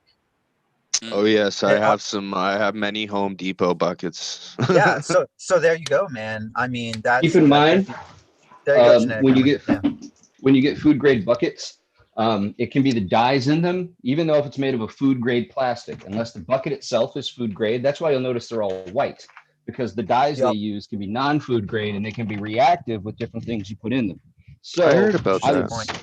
So it's worth the extra $10.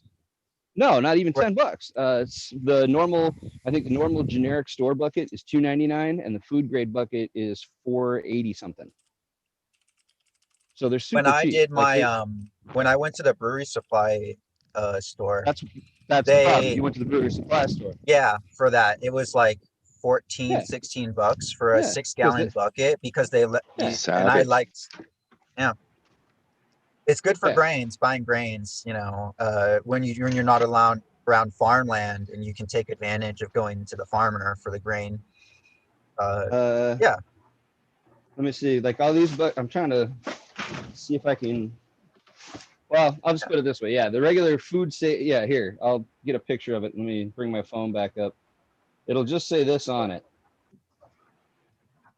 And it's just, I mean, and again, mama? I got, yeah.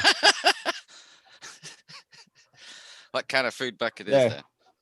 There you go. I don't know if you can see that. It says food safe right on there. Hang on, I'll spotlight you. Hold on a second. And GMF. Those also are fermenters. too, guys, you can use them for anything you want. I use them for mixing soil. So as you can see, that's ready to mix. So, and they're certified food safe. And the reason is, and like I said, these are super cheap. Let me look at the manufacturer. I think these are made by Encore Plastics Corporation, Cambridge, Ohio, and Forsyth, Georgia. 1-800-336-2673. They are probably some of the cheapest buckets you can find is Encore, and they make food grade plastic buckets like this. Nice. Free advert. There we go. There you go. Word of mouth. I like people to not pay much money for stuff. Yeah. No reason you should pay $15. I'd like to say you could even offset that price in itself. You don't even have to pay the $4.99. Go to your local restaurant and say, hey, do you have any buckets that are just laying around taking up space for you?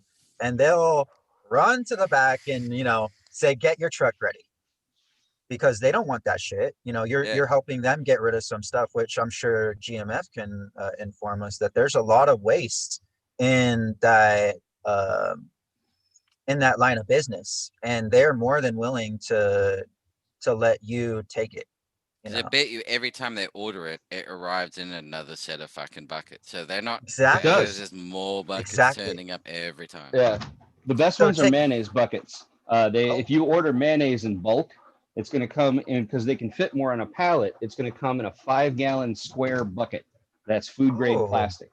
and it's going to have a plastic, because it's mayonnaise, they put a plastic bag inside of it. So you don't even really have to do squat to it. You don't even have to just clean it, really. Exactly. So those are fantastic. You know, somewhere that's making like a banquet hall or somewhere, or a university that's making large amounts, and they'll have some they keep around the kitchen to use, but then after a while, they run into get worn and just having tore. too many. Yeah. Or you end up with too many, because yes, every time you order the product, it comes in a new bucket. Go to it's kind of disgusting, but go to a bakery, and their frosting comes in the same buckets. But that's a lot of frosting. They come in the same food safe buckets though, but that's a lot of damn frosting. But diabetes and a bucket. But and a good bakery should be making their own frosting. So butter also comes like that. Sometimes it'll come boxed, or if it's Sweet Tex or something like that, some of these artificial fats, it'll come in a bucket with a plastic liner too. I'm just trying to visualize a bucket of butter. Sorry. As we say, is do you have a bucket of butter by any chance? I don't want a brick. I want a butter bucket. Well, I like what Bob on the Job was saying. It's like, oh yeah, we don't sell our seeds by, you know, individual seeds. We say, how many buckets? How many buckets of butter do you want? Yeah. I would take a bucket of can of butter for sure. Yeah, any day. Yeah. Well, have you seen Last Tango in Paris? That's going to make you a little uncomfortable about just how much butter got ordered. Well, and like this experiment I'm doing with the Cobb, you can do that in one of these food safe buckets because they're temperature rated. You can actually take, I'll make boiling beer, and then I will actually throw it in here if I want to. And it's, as long as you don't try to actually heat the bucket, it can handle the temperature. So that's part of the thing about being a food safe plastic. So they even make, you know, there's all kinds of things. You can sous vide in these buckets. There's not just a limit of what you can. I make them into those strawberries out front are in self-watering containers made out of 2 5-gallon buckets, one stacked into the other. So there's no end of fun you can have with 5-gallon buckets.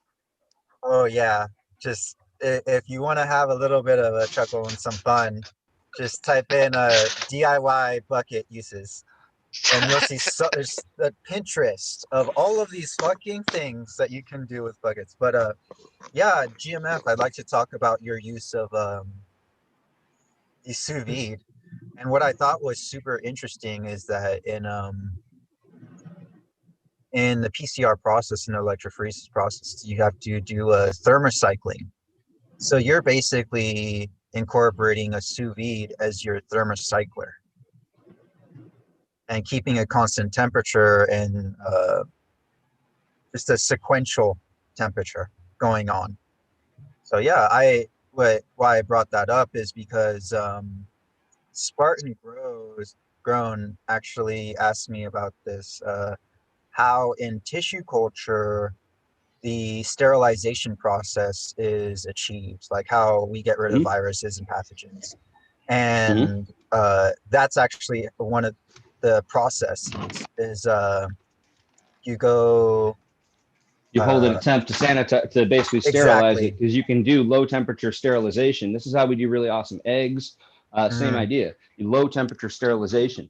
People don't realize that when Louis Pasteur was figuring out germ theory, he was working on beer, not milk. It just so happened at the time, 25% of all foodborne deaths and illnesses came from milk. But the people who paid for it were the beer industry. So you're exactly correct. This is part of the fun thing about playing with food science. I just wanted to bring that up, that he was like, oh, can you possibly do it with a sous vide? And I was like, it sounds possible. I just didn't have a visual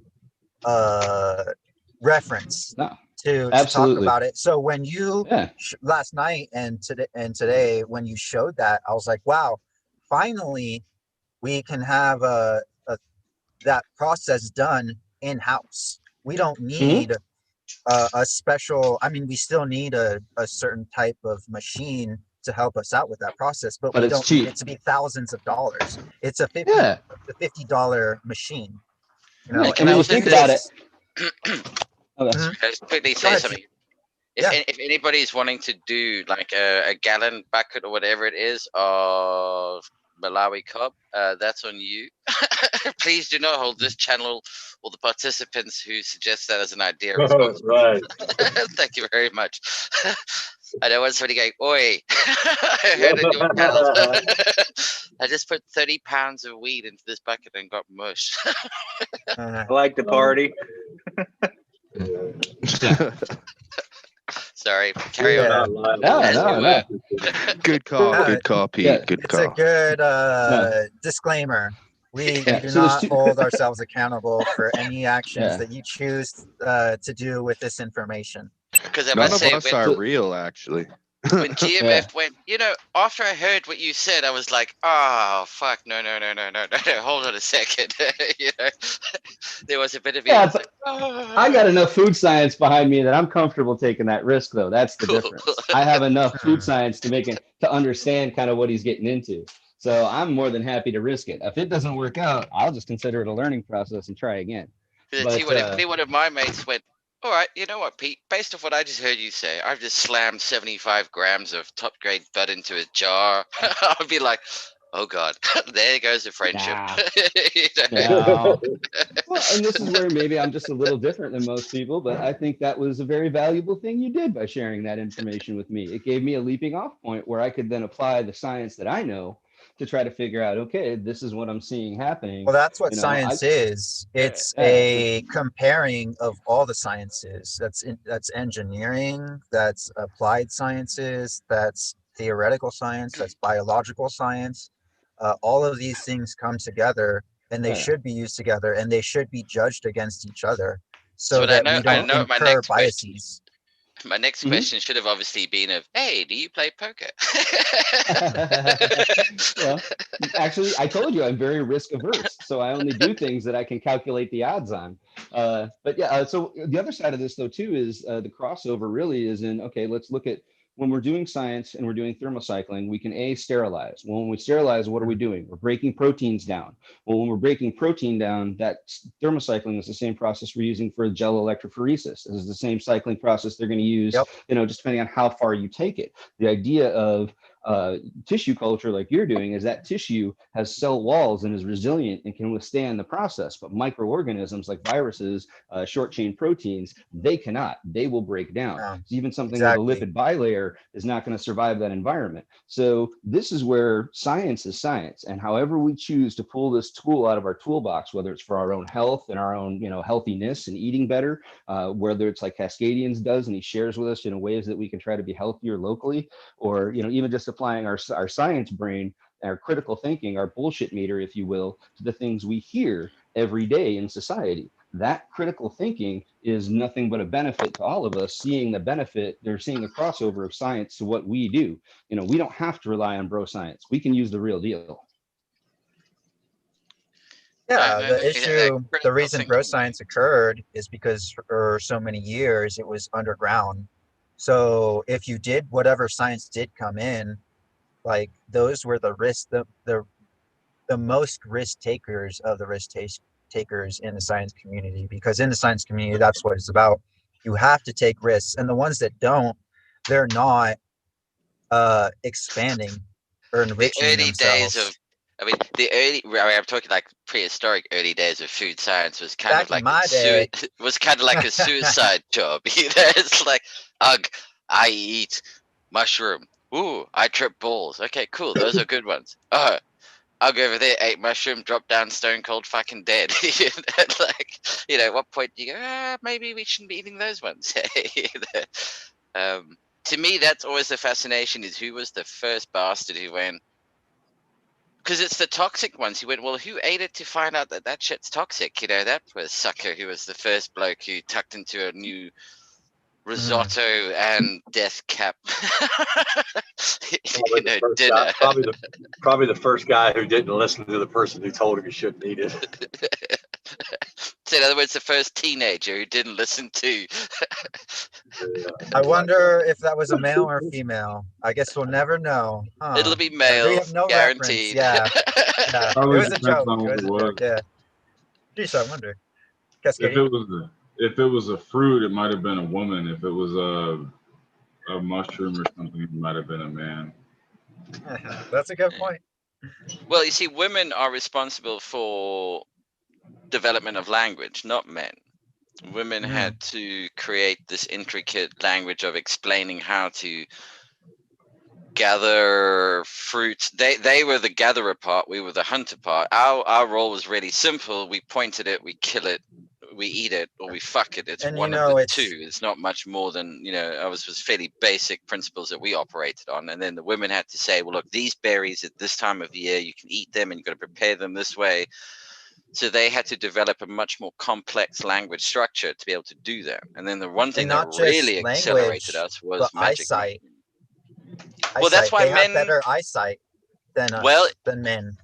Well, depending on now here is when we've done studies comparatively, they have more structured tones. Yeah, but now what's really interesting about that is here's selective breeding at play, because color blindness is a male trait. Color blindness in women is incredibly rare. Color blindness in men is a lot more common. One of the advantages of color blindness, if you're a hunter, is I can see the patterns in nature, things that try to hide themselves. You ask the military, I mean, I know like the South African military, when it comes to a bush operation, who do they put on point? It's the colorblind fucker gets put on point, because they can see the stuff that your eyes won't pick up on because you're not colorblind. Oddly enough, some of these nature's way of hiding itself works if you're not colorblind. If you're colorblind, it stands out to you. So as a hunting trait, being colorblind, red, green colorblind is actually an advantage. If you're a woman, red, green colorblindness is fucking lethal. You can't tell if that berry on that tree is red or green, and you shouldn't be eating the red ones. Bug. Yeah, like color's important because it's a colored snake. You're gonna a brightly colored snake or amphibian is not a good thing to be catching. It might be because they use that as a defense to not be eaten, a certain species. I mean, red berries you tend to keep away from. Red berries, as a rule, don't eat red berries. It's a warning color. You stay away from it. So if you can't tell it's red, you're going to be dead fairly quickly in nature. It'll take care of it. It'll remove that weakness out of the gene pool fairly efficiently. You prefer meat then. And so men just didn't have to develop that. I mean, ours was just point, kill. We've got an advantage in that we can see this shit. You can't, great, but we don't know what to pick or how to prepare it. And we're on a very long, slow loop cycle back to matriarchal, or not matriarchal, but back to partnership society. We started off as matriarchal. We then went patriarchal, which is a complete fuck up. And now we're hopefully going to return back to partnership, semi-matriarchal society. How many wars did we get through before we realized that was a fuck up? It's like, alcohol, I'm looking forward to the partnership, like where we're like, okay, let's see what you have seen, what needs to be done, and we'll talk about it, and you'll talk to us about what we see needs to be done, instead of being like, no. Obviously, men know what's going on better than the women, or vice versa, even. I don't like hearing it from the other side either. Partnership side is an interesting one, because it's really about it's about true equality in terms, but it's equality in a way of understanding and respecting that weaknesses have strengths. Yeah, your strength is this, my strength is that, but it doesn't make me better than you or weaker than you. Exactly. We are entirely different, and unfortunately, alcohol and hard tack alcohol in particular is one of the causes for patriarchal dominance within society, because alcohol introduces the physical might is right. I mean, if you get abusive on alcohol, it exaggerates the traits of like, oh hey, I'm just like I'm doing to you right now, Pete, and I didn't even have my shot yet. Talking over, being aggressive, like we were hearing before. But it's a physical thing. It comes down to, I can physically dominate you all of a sudden, because alcohol makes me, if you introduce alcohol into society, you get happy drunks, you get violent drunks. The catch is the violent thing becomes the norm in terms of and look, I don't care who you are. a muscle-bound man will beat the shit out of any muscle-bound woman any day of the week. I mean, just pound for pound, it's this is not it's the way it goes. I mean, would you put Joe Rogan or one of these top heavyweight MMA fighter in a ring with a heavyweight women MMA fighter? You know which way that's going to go. The first time somebody gets hit, their head's coming off. But it's just a pure muscle. It's got nothing to do with sex. We're just talking sheer might here. Unfortunately, the balance happens to go that muscle power, because genetically we're geared towards hunting, gathering. We're physically built for that. We're not. I mean, it's an undeniable fact. Men are built physically. We're meant to be physical for shit. Beat up, and to beat up other things. That's the whole thing. And and be beaten up. We're defensive. Yeah, that's what I was saying. Yeah. We're the attack and the defense. We're there to protect. You know, it's really weird when you watch what happens in Africa. Okay, so growing up in South Africa, went through the end of apartheid, that whole switch over. You went through cultural. Now, understand. I mean, I'm one of that part of that generation that lived through government indoctrination into one way of thinking. Well, not that we all thought that way, but even this is government sanctioned to, we've got to re-educate the entire population into the new way of thinking, which actually gives us a really interesting view when we look at the rest of the world and go, hey, how fucking racist is that place and that place and that place? You know, it's like, oh my God. But part of the cultural re-education was learning why, like, African men will always walk through a door before a woman will walk through a door. They won't hold a door open for a woman to walk through it. And you get all these, you know, Western European, well, okay, call them Western culture women going, that's really rude. And then they explain why they're doing it. And it's because in African culture, look, you come back to your hut after you've been out hunting for all day. There's no door in this fucking thing. Anything from the local leopard, lion, bad spirit could be in your hut. You're going to send the women in checking. Yeah, exactly. You know, you're going to send your women and children in first. So they're looking at all these white guys going, you bunch of fucking pussies. You know, you don't go in first. You go in first to confront any danger. You're checking that it's safe. You let your baby go in before you fucking dick. You know? Suddenly all these women, all these Western women are like, yeah, you guys should be going in and checking that there's nothing in there before we go. And, you know, there was this sudden, like, and it was realization of how actually things work.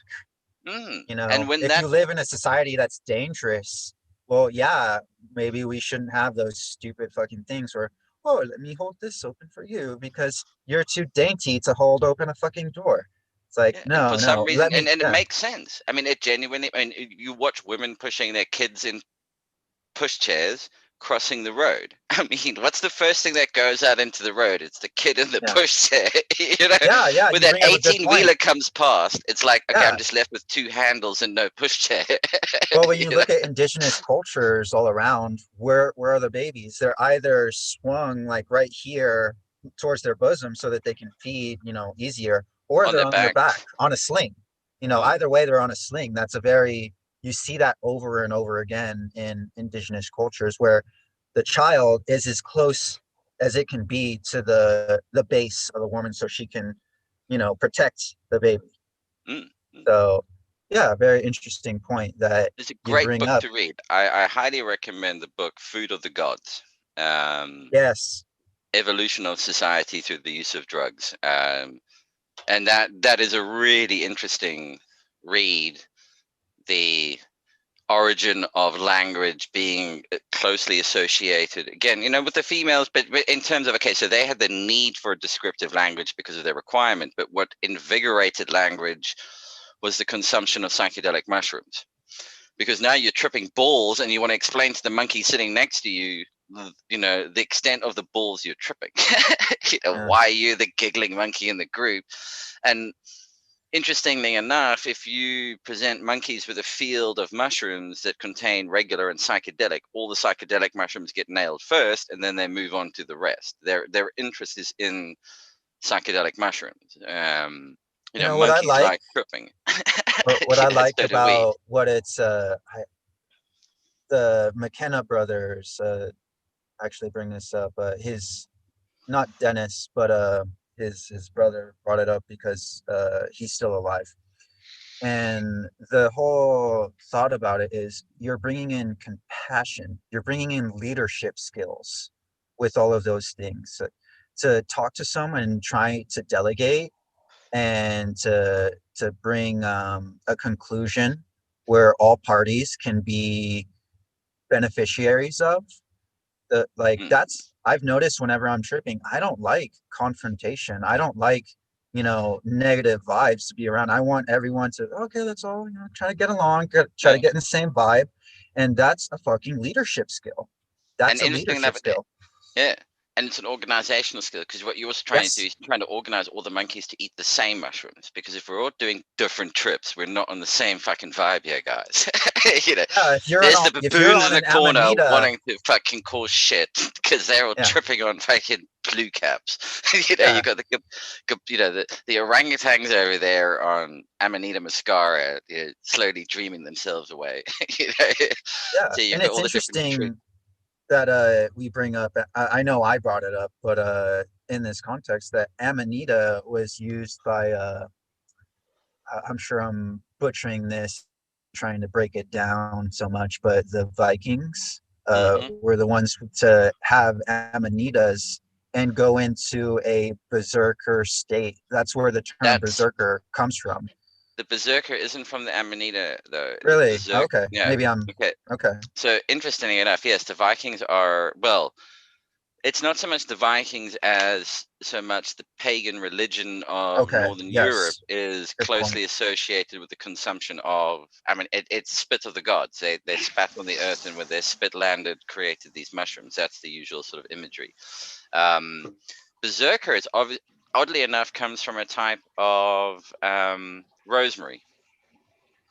It's a wild rosemary that they would infuse, that they would burn. And I mean, this is the thing. There's another great book that you can look up and find. It's called Getting High at the Greengrocers. It's the realization of just how much is at the greengrocers that will get you fucked out of your tits. I mean, like really fucked up. There's some dangerous shit that if you got to, you and treat it with caution. Juicing shit and eating it is two different ball games. Same as eating it and burning it. PGRs, you can eat them, you can't burn them. You're not letting it go through your salivary glands. The excretions of those glands are totally changing the chemical makeup of everything. So that's why also, when you chew food versus having a smoothie, your body's processing it much differently. When you smoothie it or blend it, juice it, you break down all the cellulose walls. So I mean, I've mentioned this before, but my mom had this really bad experience with parsley. Parsley will make you hallucinate intensely, but it also gives you like a 3-day suicidal come down. So it's like a trade-off. How prepared are you for this shit?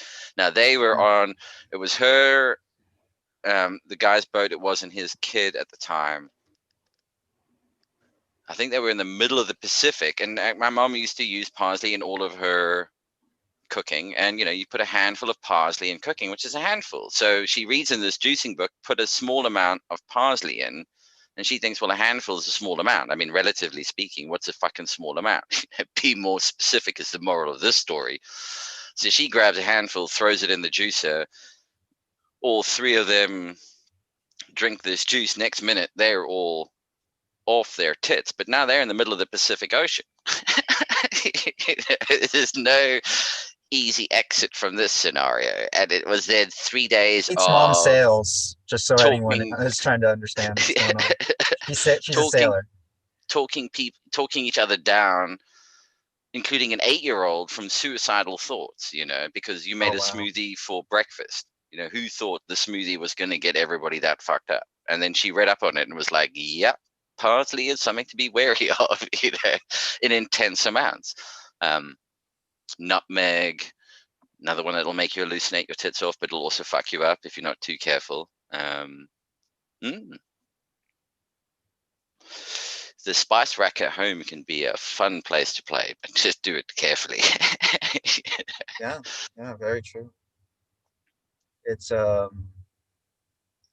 that's why I was so excited when we got Cascadian into the conversations. I'm glad, Cascadian, that you decided to talk with everyone and be inclusive in the community, because we need more botanical knowledge and just what's the result of these biochemistry reaction machine, reaction factories. That's really what plants are. They're biochemistry factories. I mean, there's an interesting. There's a garden here in England called the most dangerous garden in the world. Yeah. And it's just filled with deadly plants. That's it. I mean, and these things are lethal. Hey, I mean, and they've got to be kept. And they're groundsmen. They keep them, and they're in full bio suits when they do it. But at the same time, when the guy's going around pointing out these different plants, you suddenly realize how many of them are growing in your fucking garden. It's oh shit. English ivy is poisonous? What? Be careful. I mean, we've got stuff growing up the front where if you were to consume the sap, you'd be in serious problems, and there's not much they can do for you. I mean, that's another really interesting thing about these plants quite often is the lethality of them is such that hospitals can just make death a little bit less painful. I mean, all they can really do is replace an organ. It's like if you're to a point. Well, that's about it. Because if your kidneys shut down because of that, whatever you fucking ate, I mean, there's not much they can do at that point besides like, okay, well, you're gonna go on a bed for a couple hours and have some organs removed and replaced because you didn't know what the fuck to eat. And then we'll be putting in a little pine box. How hot do you like it, by the way? What's your optimal temperature? Yeah, they can be very dangerous. So everyone, please be careful. That's why we need, true herbalism around, people that are fully trained. It's not exactly a one course deal.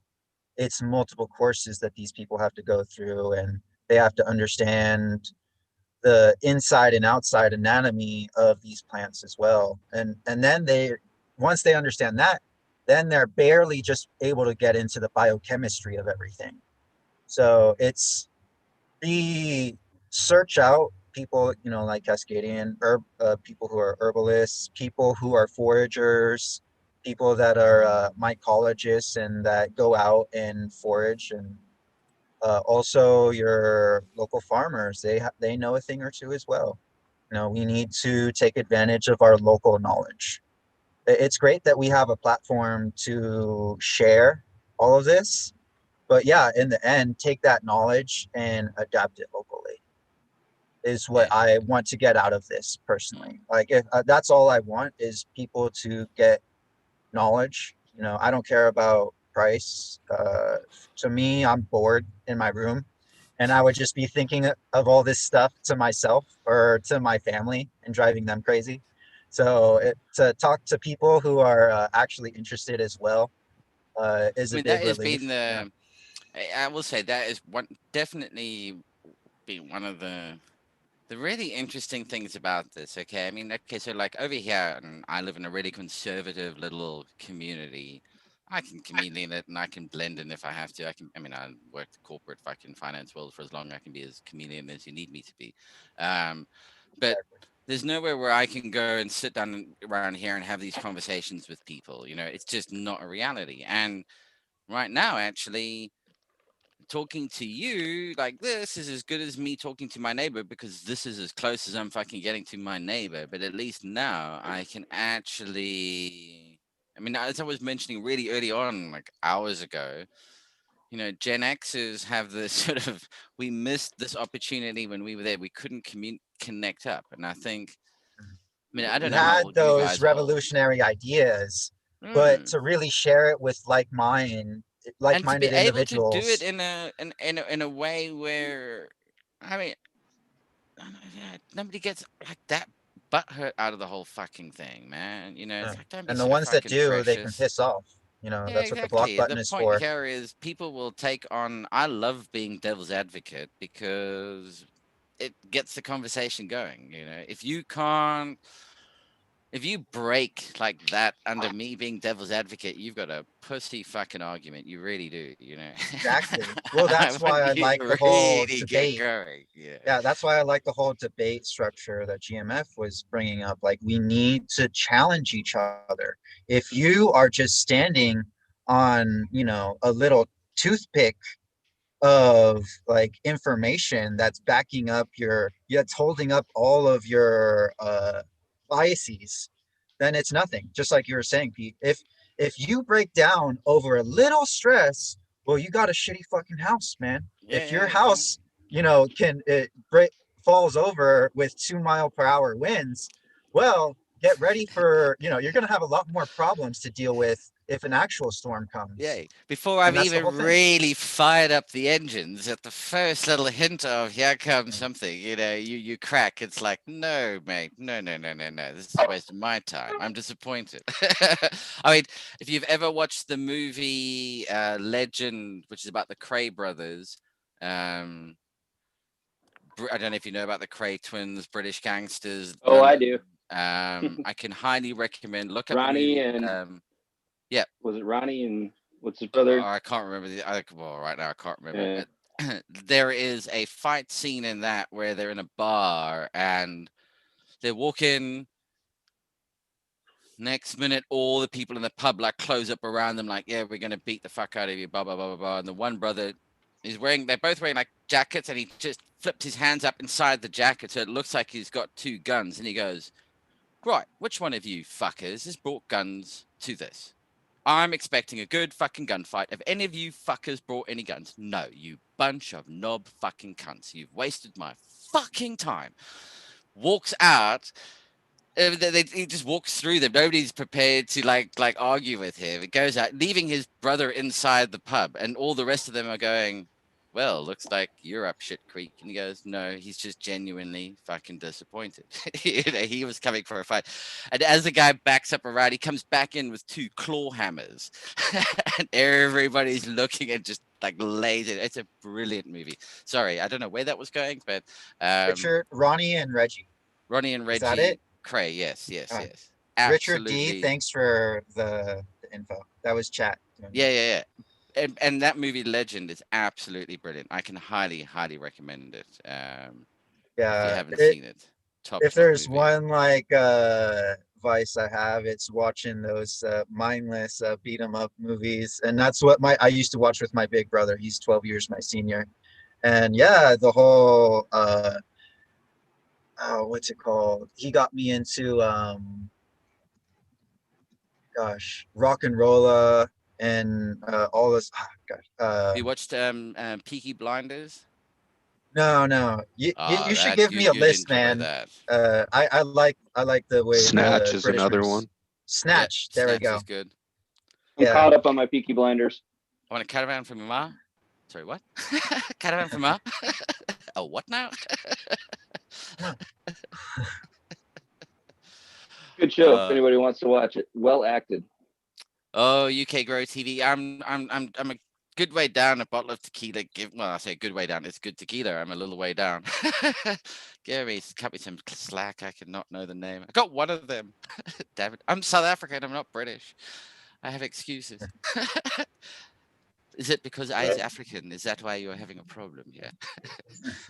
I gotta run, everybody. I'm hurt my back picking that air conditioner up. So I'm going to hit get the some ice rest, pack. man. Yeah, get better, bud. Pete, pass over that bomb, to the side. There you go. and a big bag of Durban poison to go with it, brother. Yeah, coming right up. GMF, how's that cock going? We're just gonna split it right from here. the lower back's favorite thing, ice. Nice. See you guys. Cheers, dude. See you, man. Hope you feel better soon. Yeah. Feel better, buddy. Appreciate everybody, man. Later. Hey, thanks for jumping on, dude. Yeah, so what I was saying is we've got this really cool little community of people, and we all hook up and chat to each other. I find, hey, Jim Bob, Master Bob, you're welcome to jump on, dude. As is anybody, as always, for these shoot the shit sessions. Yeah, I find it fascinating. It's great to get to talk to people who kind of think like you. I mean, I don't know how old you guys are, and I gave my age away, but I mean, I don't know how old are you, Raptor? If you don't mind saying. No, I just turned 30 4 months ago. No, Okay. no. Yeah, so it's the 9th and my birthday was the June 10th. So basically 4 months ago. Yeah, I mean, I'm having these weird things at work. We just employed a guy who's 20 years away, just turned 21, who's as old as my daughter. I mean, it's like at work, it's kind of weird because I'm like, you got to catch yourself not talking to him like he's a kid, but he is a kid. But I can relate to At him. least he isn't your boss. No. True. Then it would be like, oh, okay. That would go down well, man. Yeah, it wouldn't work. But at the same time, oddly enough, I'm probably out of the people at work, I relate to him the best because I've got a kid his age, so I know the kind of shit that they're into and how they think. You know what I mean? You're exposed to that. The other two, man, no fucking clue. Couldn't get it.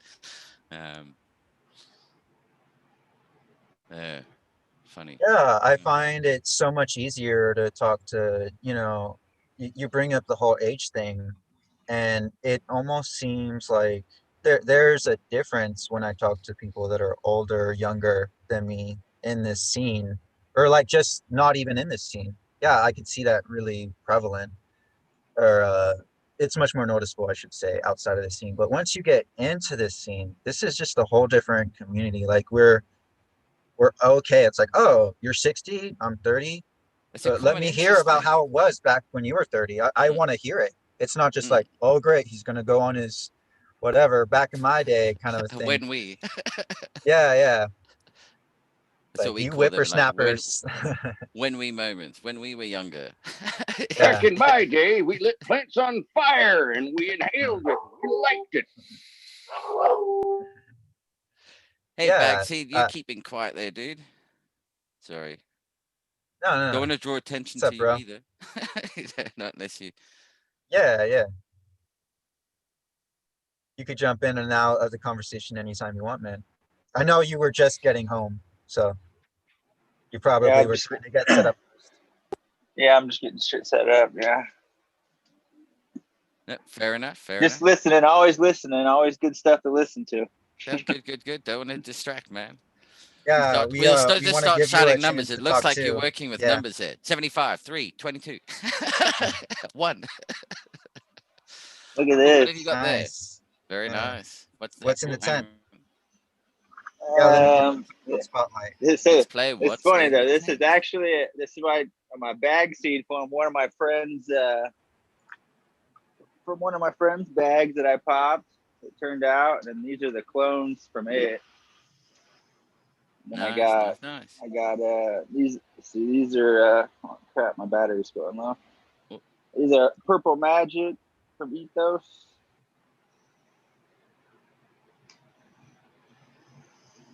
Very nice. And I just pulled down. I had 5 right here. I just pulled down. They're in the other tent. And the dark tent. So yeah, I'm pretty happy with it all though. I mean, I grew that French cookie, which is really good. It's from THC. It was really nice. It smelled really good, like burnt rubber kind of terps, which I kind of like that. So I was trying to keep it around because I didn't clone it like I should have. I'm getting into the growing and learning all that stuff. So are you gonna re-veg her? Is she that much of a keeper? I don't know. Probably I have actually. I left one in I have a veg tent. I leave stuff in. I have one in there still. So like, here's my veg tent. I left one in the corner. And I have a couple here that I'm vegging out. But yeah, I have a veg tent and a flower tent. So yeah, I can. I like how you're using the milk crates. Yeah, I got those for free. Yeah, I can get them for free. Yeah, that's what I use. Yeah, I use those, and then I don't have to bend over as much. Yeah, I don't have to bend over. There you go. And they're a handy little trick because that way, what you can do is, I mean, it is a nice trick. You can set your they already have holes in them. Yeah, you can just stack them. Yeah, you set your lights at a fixed height and you just lower the plant. You don't, you just take a crate out as you go. And that way you can, exactly. You don't have to keep raising the fucking lights, just lower the plants. Yeah, no, for sure. I have a little bench in there. I just sit in there and kind of work on them when I want. So makes it a lot easier. No. Nice. Yeah, I like your setup. You got more room than me. I just have a it's an 8x8. I could show you that. I guess I didn't go over any of that. Sorry to make you go. Everybody talks about how small spaces. I didn't even think about it. No, but I live in a 3x3, y'all. My closet stand is 3x3. That's amazing. 8 feet. This is an 8x8. Look at this castle. Look at this castle. And I run. Hang on, where's the kick button? Oh, those are spiders? 4000. Yeah, I run Spider Farmers, which I'm really happy with. Okay. And then I have my DHue in the room. I just run it like that. So I keep everything really good. It stays around like 78, 79, 80 degrees all day. So. See now, how many? Okay, so right. Just out of just humor me out here. That hygrometer that you've got stuck up at the top there on the side. Yeah. You got one lower down. Or I do. Yeah, I mean, I normally I put these little ones all over. I'm just because I know that's how. Promo incoming. We got a promo incoming. No. I'm just genuinely curious because you see now what I would do is I would have that at one on the side there. I would drop it just down to be at the plant height because and at half height at where the canopy is, because that's where 90% of the plant happens to be, is below that height. So it's all good to know the temperature and humidity up there. Great, but I do it with this to 2% of the plant material that's actually exposed to that high temperature. I use this thing too. I'm always like checking around my. Nice. I'm always checking like around. Checking the leaf. I check in the buds and the leaves. I try to make sure that it's always right. So That's nice. Leaf surface temperature is a good thing. I want to make absolutely clear. It's by no means a criticism. I'm just saying it's and with LEDs, the interesting thing there and why the importance also with LEDs about having that temperature profile checked is you need the ambient temperature of the room to keep the plants at their optimal photosynthetic temperature. It's not infrared cooking it. And again, the infrared actually only cooks that top layer. I mean, everything below the top layer gets fuck all infrared. It's very little that it'll actually be getting. Most of it's absorbed at the top. So having that idea that I need to have this bottom layer at 20, it's kind of more important. I mean, I look at it as that 90%. If I can keep that at 25 to 27 degrees Celsius, I work in metric, and the top 10% at how dare you be efficient 27 degrees Celsius or even 30, that's fine. I'm more interested in keeping this bulk bit at the bottom in the optimal zone, and that's when I find that's when the leaf pruning really comes into play as well, because that lower leaf, that's the bulk of it, that's now exposed to even more light, is all sitting in that sweet spot. And with the near infrared camera and the filter that you can put on there, the analysis you can do, you can see it. You can see when the infrared's working. You can see when the plant is photosynthesizing at its optimal because it reflects so much infrared. It's this. I should do a thing on that at some point.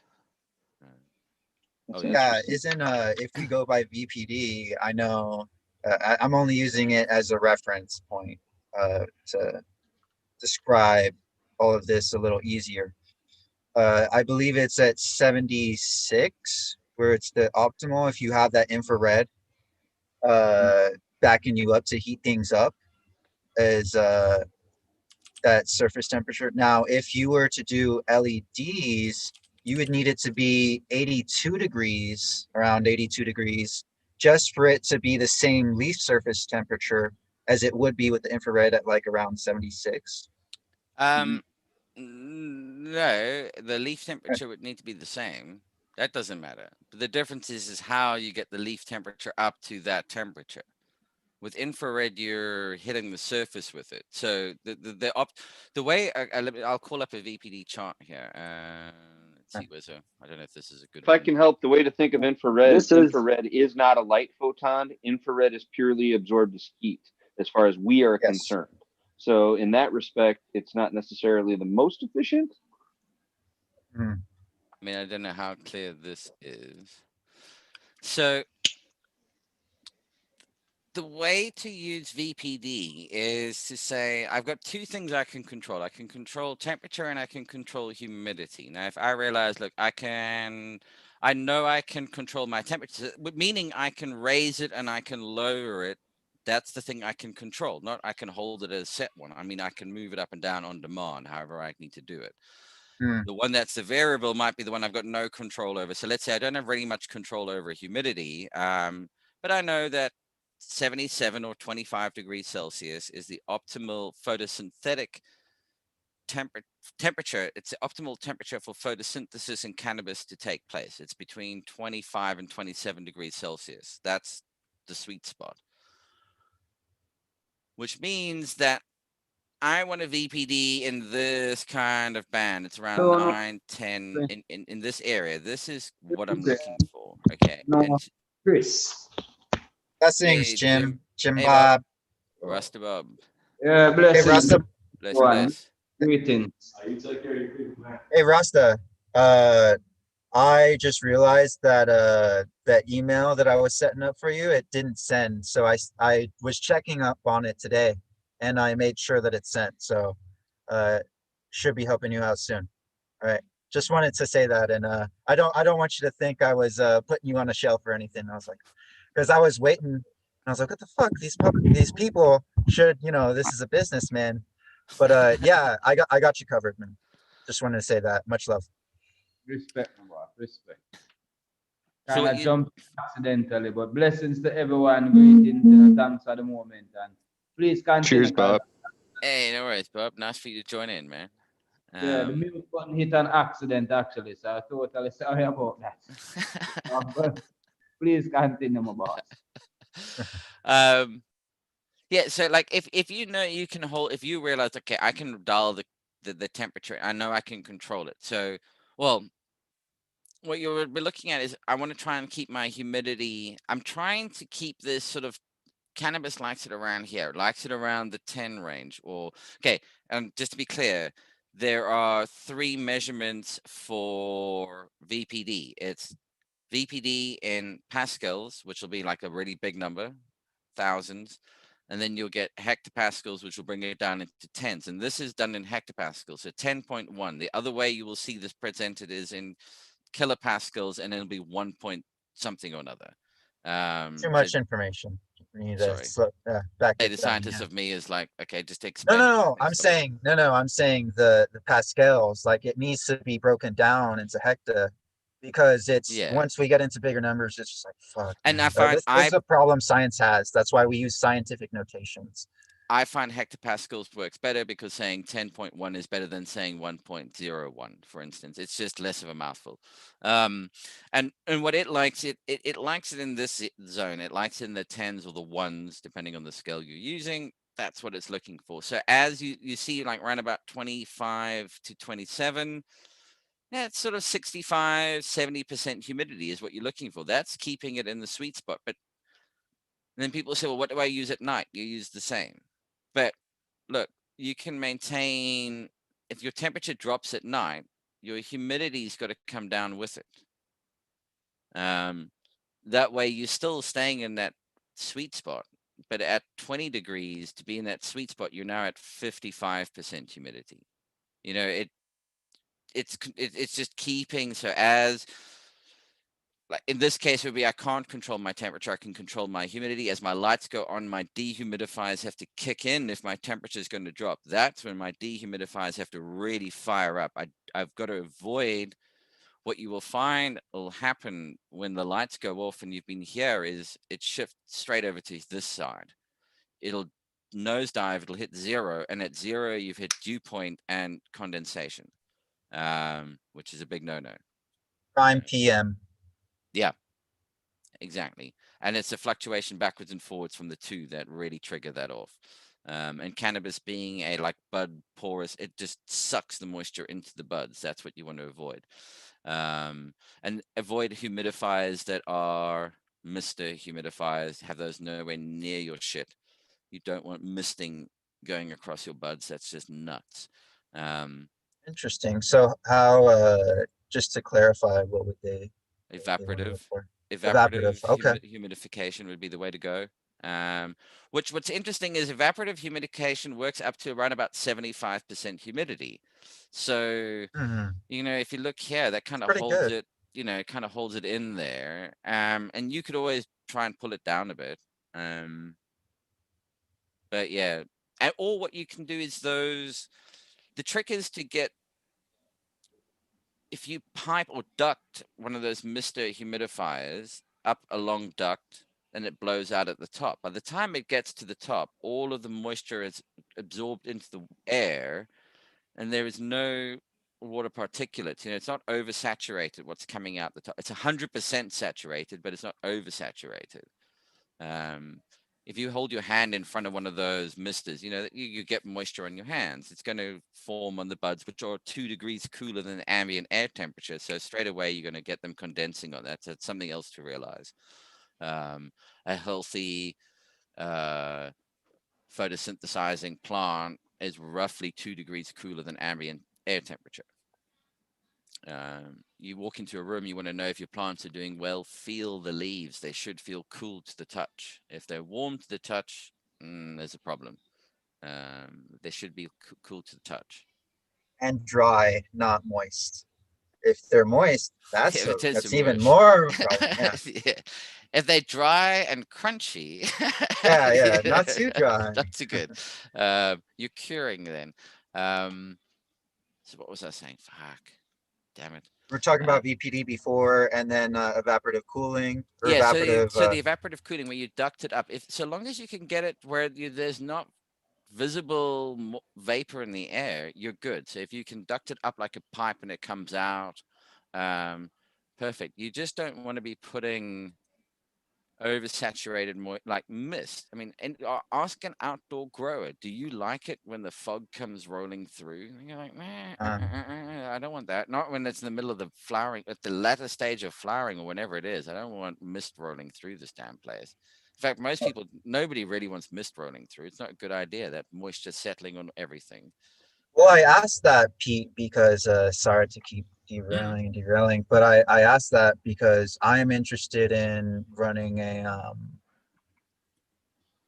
mushroom tent, and then having that exhale, basically that CO2, basically going into a grow tent. So I was going to use evaporative humidification. So thank you for clarifying that. I have to look more into that. But then I've also had a talk with my friend that he's a professional biologist, like by trade, but he messes with mycology for fun stuff. We'll just say medicinally. And he was just like, forego the tent entirely. Just have them in monotubs in their own little containers that are see-through, and have a light, you know, hit it up, and then it'll naturally exhale the CO2. So we could even I wouldn't even need to go that route. So I just I wanted to clarify. Some people on chat follow the different conversations that I have through the different places. So I kind of wanted to bring that up, but because I brought up that kind of evaporation as well. Yeah. So like swamp coolers, I actually think are like a highly underrated way to keep your environment, because they're only effective up to a certain point. So the advantage is they don't over humidify the environment, and they're really good at keeping it at kind of the optimal of what you're, and you got to understand how it's relative humidity. So as temperature drops, you know, 80% humidity at 25 degrees Celsius is 100% humidity at 23 degrees Celsius. That's only a 2-degree temperature difference, and it doesn't take much. And it's how much I think the best example, you know, as this bit of air, this is it at 20 degrees or at 0, and the amount of moisture that's in there can only be so much. And as it warms up, it does this. And so there's more space, more moisture, and I fill it with moisture at this space, and then I cool it off, and it does that. And that's that humidity spike when the lights go off. Plants don't really transpire in the dark. It's actually very minimal transpiration that they do in the dark. They're not actively photosynthesizing. They've got no real interest in they're drawing all that shit up during the day to process at night, but that's it. Once the lights go off, they're storing up all that light energy to then consume it in the dark. That's when the plants put it all to use. You know, that produces CO2, and plants at night produce CO2. They only produce oxygen during the day, which is the photosynthesis process, which is not necessarily the bit which turns into, that's creating the food, and then the consumption of the food, which is the growth cycle, that produces CO2 again.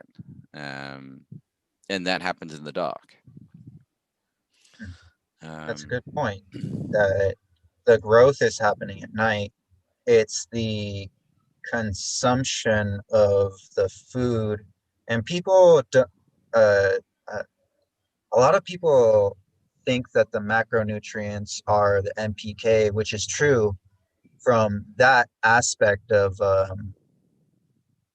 you know, what it's using, but I think what should really be understood is the true macronutrient here is carbon. That's the building block of this whole of everything. Without the carbon, we wouldn't have all the growth. We wouldn't have the process of the plant being the biochemical factory.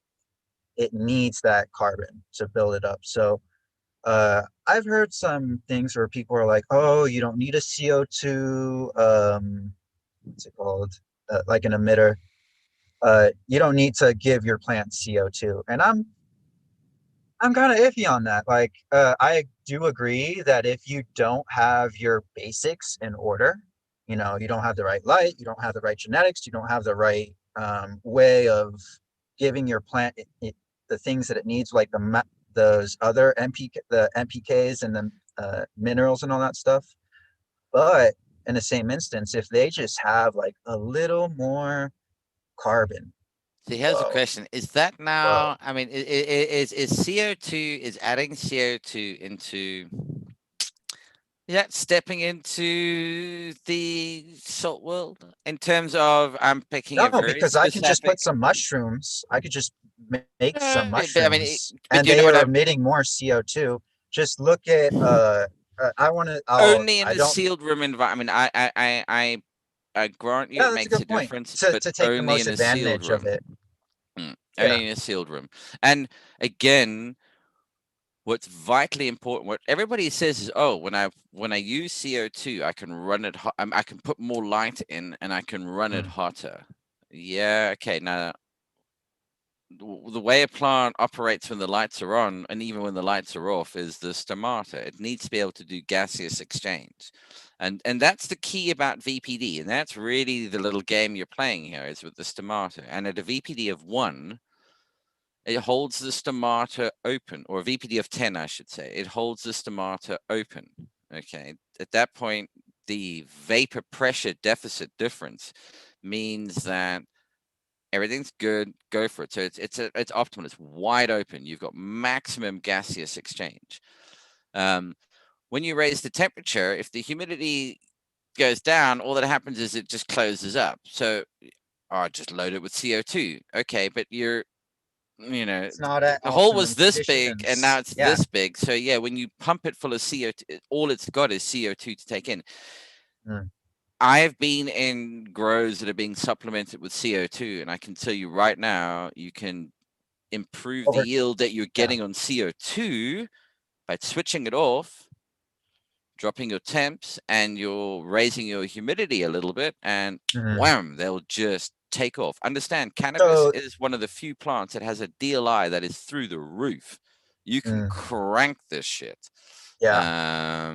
It's meant to grow at the top of the mountains to all the way down to the valleys. I mean, it's a very tough plant. On the DLI scale, it's one of those, like, it's the outlier, So we're going back to the beginning of what I was trying to say, or what I was bringing up before, of like, it should be one of those things when you have everything else in order. If you have your environment in order, then you would really understand, okay, I know that the stomata needs to it opens up at this temperature, at this environment the best. Yeah. So that's where the VPD comes in. And that's where, you can clearly see on the chart, this is where the optimum would be. But if you can be in this general area, that's probably better than just trying to stick to that one thing.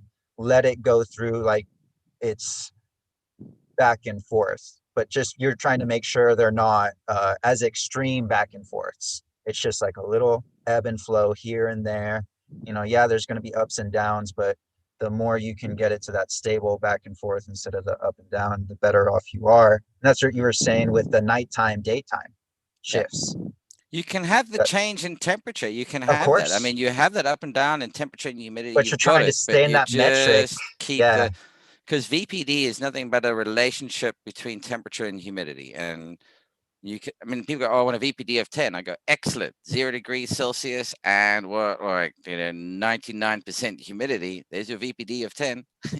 You failed to tell me what temperature you want a VPD of 10 at. And that's the important bit is. And I think that's sometimes the failed piece is you're trying to track these two, but figure out which one you can control, and then you move that in line with the one that keeps shifting out of your control. Yeah, and then you'll see that's where CO2 can really shine. Once you have that metric as a constant, then you better, have your nutrients ready, whatever they might be. You better have your soil, if you're living soil, it better be ready with those microbes and those nutrients that are the microbes are feeding, because the plant is going to up its demand. You just gave it, all the building blocks it needs to bulk up. Now, if you don't give it's going to turbo kick. You'll see chlorosis very quick, because it's like, oh, I don't have anything anymore. And the other thing that happens is if you turn it off, once you start a CO2 regimen, you got to keep it up. Yeah. Because if you switch it off, all of a sudden it's like, the athlete. It doesn't know what the fuck to do. Yeah. It's like, whoa. You can't turn off Mike Tyson. Do not try to turn off Mike Tyson.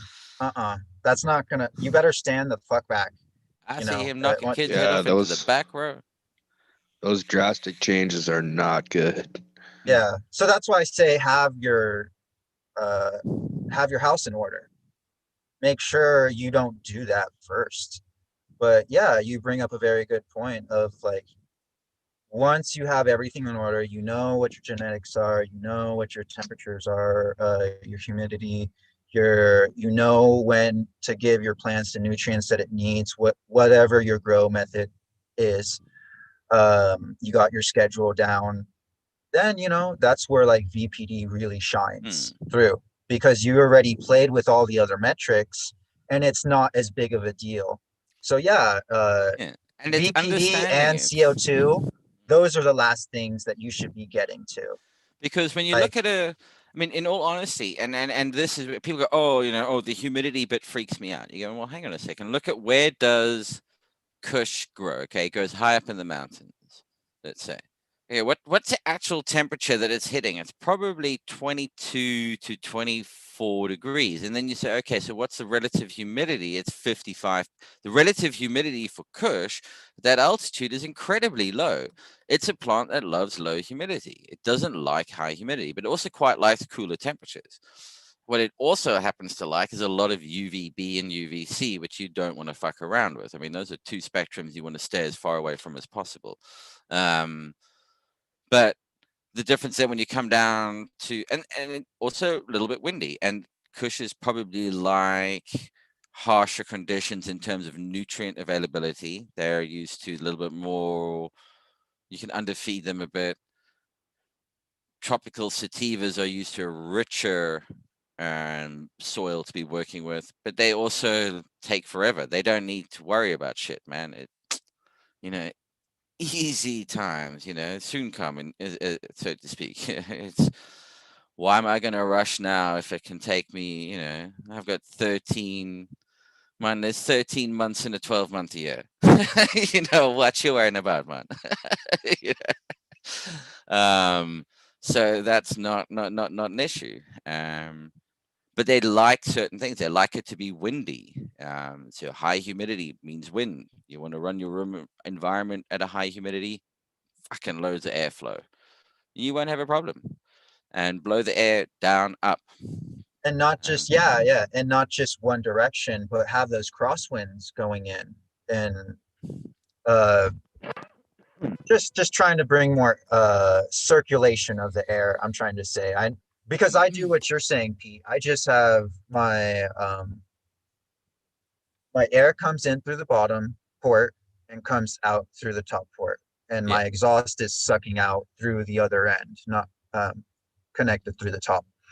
But yeah, if I could, it can damage. You got to be careful with the adding another fan on top of that kind of a system. I have damaged some plants before because of like too much airflow, even though it was high humidity. Yeah, windburn. But that was me putting in an oversized fan and it not shifting its airflow. It was just having this constant blow. That doesn't happen, unless you're on the side of a mountain where it's just getting windswept, but those plants even adapt to that. To arrive big time, yeah. Yeah, and you see that in nature, but those plants have the ability to adapt to it. They have other things to help it adapt. While in my tent, it's just like, oh, well, you're shit out of luck. It's even compressed because there's only so much space. So yeah, that's a cool, some cool glass there, Mr. Bagseed. I know you just exhaled. Don't worry about it. It's like the waiter walking up just as you've taken a mouthful. Good meal, sir. Yeah. It's a helix. It is. Can we take a survey? Yeah. Good host knows how to do that on purpose. So you time your guests as soon as they take a hit, you're like, oh, Cascadian, how did you have to. What was your manifesto again? Now tell me, the thought you were having 10 seconds ago, what was it? Oh, man. Excellent. I'm just going to go and make a cup of coffee quickly. Keep the conversation flowing, please. For sure. Yeah. Just looking at the time. So, Jim Bob, how'd you make that food, brother? No, you're making me hungry. Everyone. We just ate. I know that I ate in front of Cascadia, and then 5 minutes later, oh, okay, I didn't see him for like another 10, 15 minutes. Oh, it comes back with some food. Shit, my dinner's ready. I'm about to have some lasagna. Nice. Yeah, we torture people with the whole food talk on here. What was it? Fumi was brought up hamburgers, and then everyone's like, "Oh, how do you do it, Raptor?" I'm like, I feel bad. I'm gonna make everyone fucking groan right now. With yeah, I won't repeat it. I won't repeat the recipe. It's too good to listen to. You drinking on some tonic, Cascadian? What did you make? The jar. Strawberry kiwi juice. Oh, kiwi juice. Nice. Do you use any of those juices you buy to ferment as well in your ferments? I used to try to make wine out of them, but they're not as good as real fruit. So. Do you see a slow like it's harder, or they're not as active? Everything is just almost dead. They're just not as flavorful. The flavor. It's just not. It's not bold enough. So there's not enough fruit per gallon or whatever liquid amount. It's just not Not enough. It's like 3% juice instead of juice. Like distillate has no flavor but still gets you high. Yeah. Yeah, it's like mid. Well, they have to add fructose and all that stuff, and like to bring it back to the distillate, they have to add terpenes. So it's like, really, man, you could have just smoked the It comes down to knowing you what would you're have had fermenting. I do beers that are half, basically they're I don't know what the hell you call them. They're half a cider. So I will take half the fermentable sugars as either apple juice and freeze it. And that's just straight up, crushed apple cider, nothing added to it, or pineapple juice that is just straight up crushed, not from concentrate. And then I'll freeze that, put that in a food grade plastic bucket, and then take boiling worts off and pour it in there and just calculate out the amount of sugar. And then I've got a pineapple beer or an apple beer. You can do it, but you have to really keep an eye on the juice you're using. It's got to be, like you said, it's got to be just straight up juice, nothing else added. Otherwise, you're not going to get the flavor profile. When it comes to things like apple and whatnot, it becomes even more important because it's not always the same apples that we eat with are the ones that we use for fermentation. And grapes are the same way, obviously. Like crab apples and like the stereotypical red delicious, which is mostly red and not so delicious. They're all right, but they're nothing compared to what we had before Red Delicious came along and ruined the apple market. Yeah, I just have a red delicious, and it's just okay. I'm getting sugar out of this. Like I know that if I dehydrated it, then it would like really shine through. But yeah, I just feel like it's pumped water.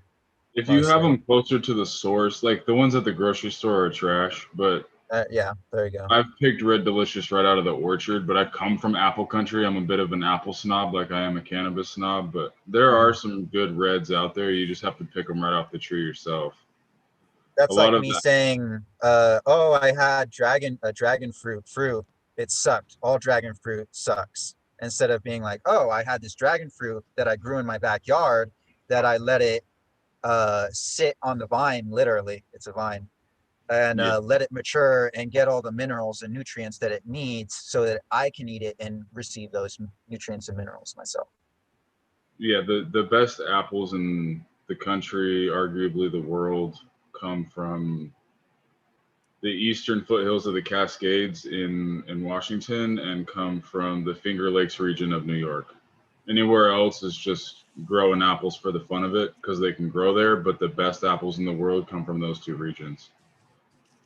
And is it because of the it's a past geological, it's geological past, I should say, and with volcanoes erupting, there's a lot of volcanic activity around there and Oregon area. Some of it is the soil, but some of it is just the environment. You need the temperature swings, and you need the altitude, and yeah, you need the terroir of it. I mean, you need that whole you need the chill hours to really set the fruit right.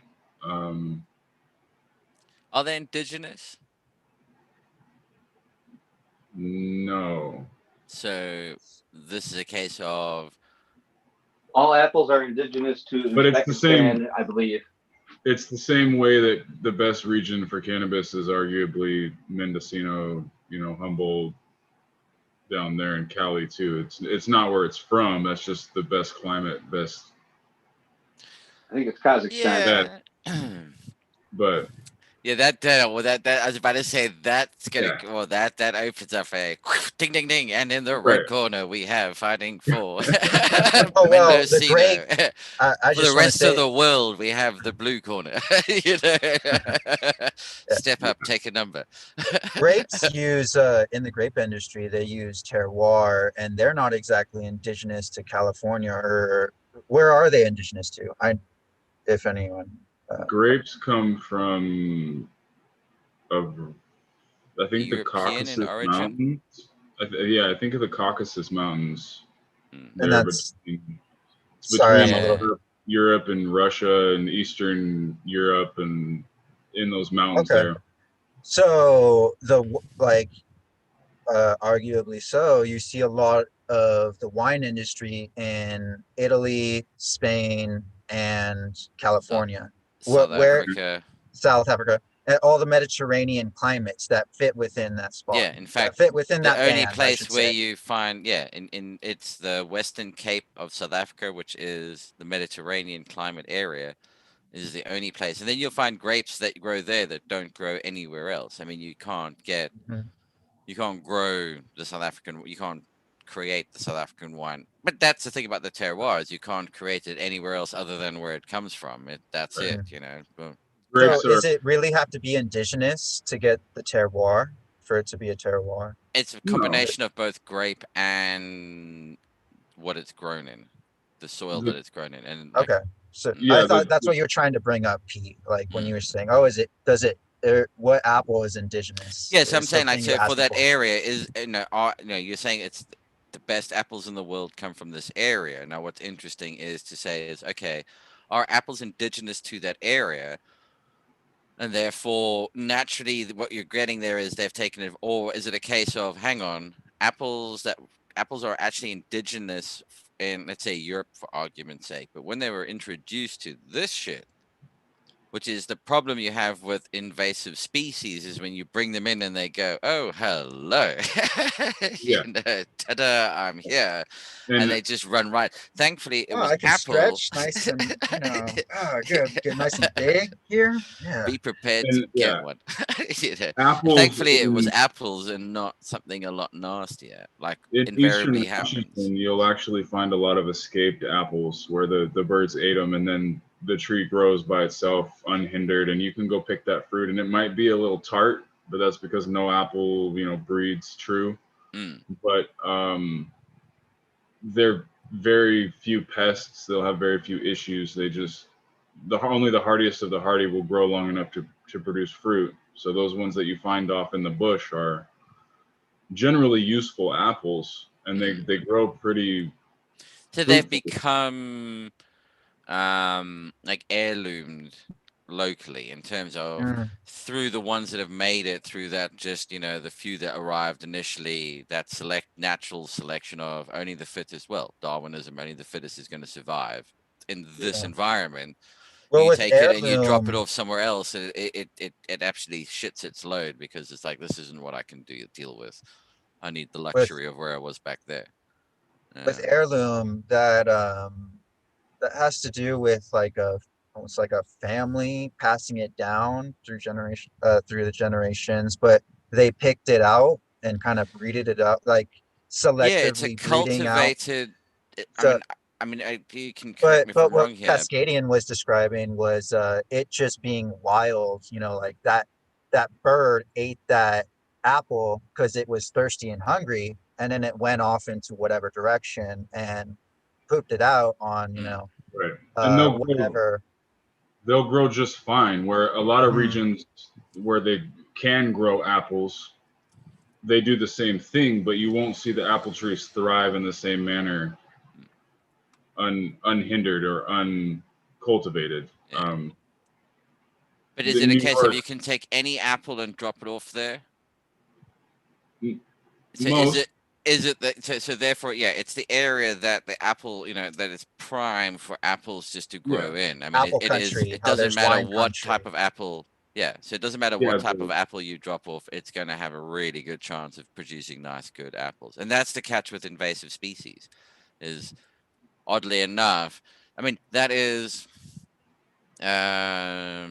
your ecosystem at play. It's that naturally keeping everything in balance, where I'm not going to give, Mother Nature saying, like, I know what the optimum for you is, but I'm not ever going to give it to you, because once I do that, you just run fucking riot. So I've just got to keep you kind of in check, which means I hold you over there. And the catch is we've gone, we'll take it from, and I've seen it like in South Africa, we used to go and do like culling of culling. I mean, it's plants that you would go and cull. Let's be clear here.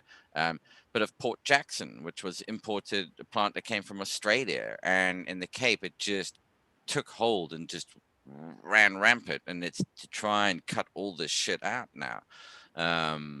It's kind of like bringing the Himalayan or the Armenian blackberry to the Pacific coast here.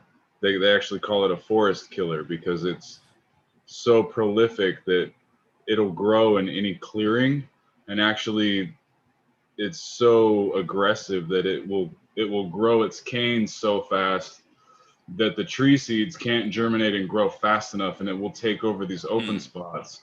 And then as the forest dies, it just creeps out, and you find just massive patches of blackberries that are not indigenous. And there's nothing that eats them, and that's exactly, that's the problem. They've got no goats, control. but we don't just let goats roam free. If we did, we wouldn't have blackberries. Where's Rez? Rez, when you need him and his goats. Yeah, that's very interesting. You have the added benefit of using those blackberry canes and the fruit themselves, since they're invasive. They're so prevalent. But at what cost? That's the prime example of being able to take advantage of that almost and collect it for your fermentations, for your natural farming fermentations. Right. But at what? Okay, yeah, on a small scale, great. But the problem with these invasive species is unless you've got the entire 360 million people going out and collecting it for fermentations, it's just gonna rip through. And Raptor, this blackberry grows from me to you. Mm-hmm. So the same one that you see on the roadsides down there is probably the same one I see on the roadsides up about here. that far, mate. I don't know what your problem is on the screen. Yeah, it's very prolific. The only reason it slows down by me is because there's a lack of moisture, because we created a desert. It was not like this before. There was a forest. There was a deep patches of forest going on. Yeah. So it got there when fuck, somebody else got here before us. Shit. All right, guys, hang on. We're the forest killers. Somebody got here first. Damn it. Yeah. Yeah, we basically sucked all the water out and mismanaged it, and whatever water wasn't sucked out, we mixed in whatever bullshit backwash minerals, mineralized the water in it. Like, ugh, so dirty what we do. But yeah, it's so surprising what we do with whatever water we have. It's just like, oh yeah, this can come in from other states, no worries. And when people I'll just buy it from Colorado. The international flower trade is a weird one in terms of it causes drought in Africa, because a lot of flowers are grown in Africa and then flown out. Now, 80% of a plant is what? Water.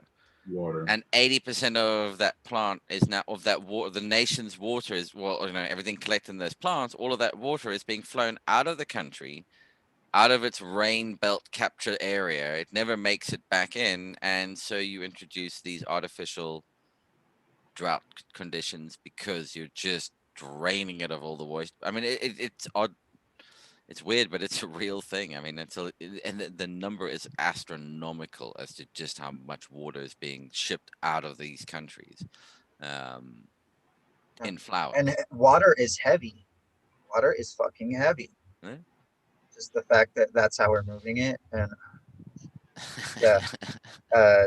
I'm very interested in whatever changes that are going to come about, or ideas, I should say, that are going to come about to deal with these issues that we created. We created these issues. These are not issues that come up in nature. There's a flower delivery service in England. I think it's called Postbox Flowers. I used it for my mom. Now, the really interesting thing about them is they send you a bouquet of flowers, or bouquet of flowers, whatever, however you want to pronounce it, that fits through that fits bucket. No, bouquet. That'll be for the British. And it fits through a letterbox, which is what, this wide, and it's a whole display of flowers. Now, how the fuck are you doing that? They wilt them to the point where they can lie them flat, not crush them at all, get them all in it perfectly flat. You open this box of like wilted flowers, you stick them into the jar of your vase with water and the little bit of nutrient kick that it gives it.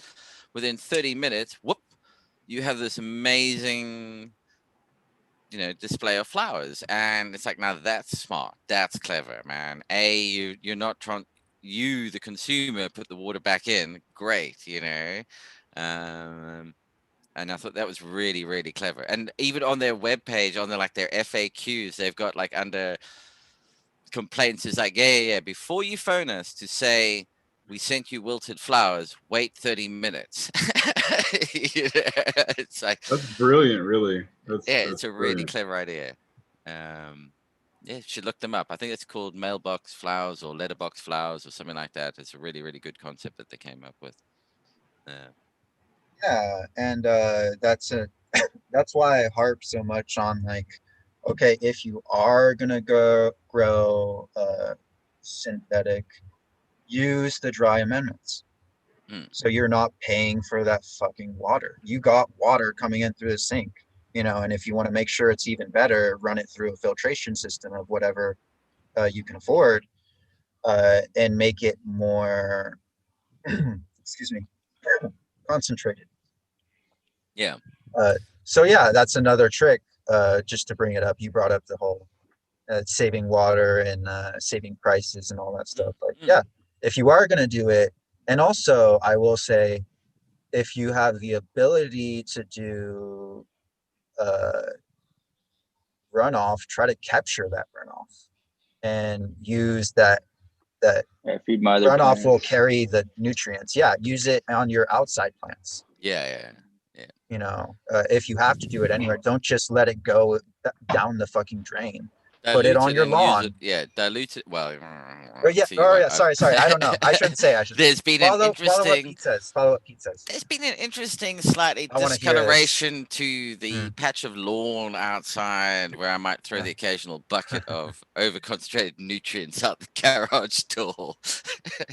Occasionally you get it right, and there's a really green patch of lawn, but you know, they have slightly different nutrient regimes. That's for sure. So yeah, if you have like a banana, if you for whatever reason you grow tropical plants, chilies, bananas love it.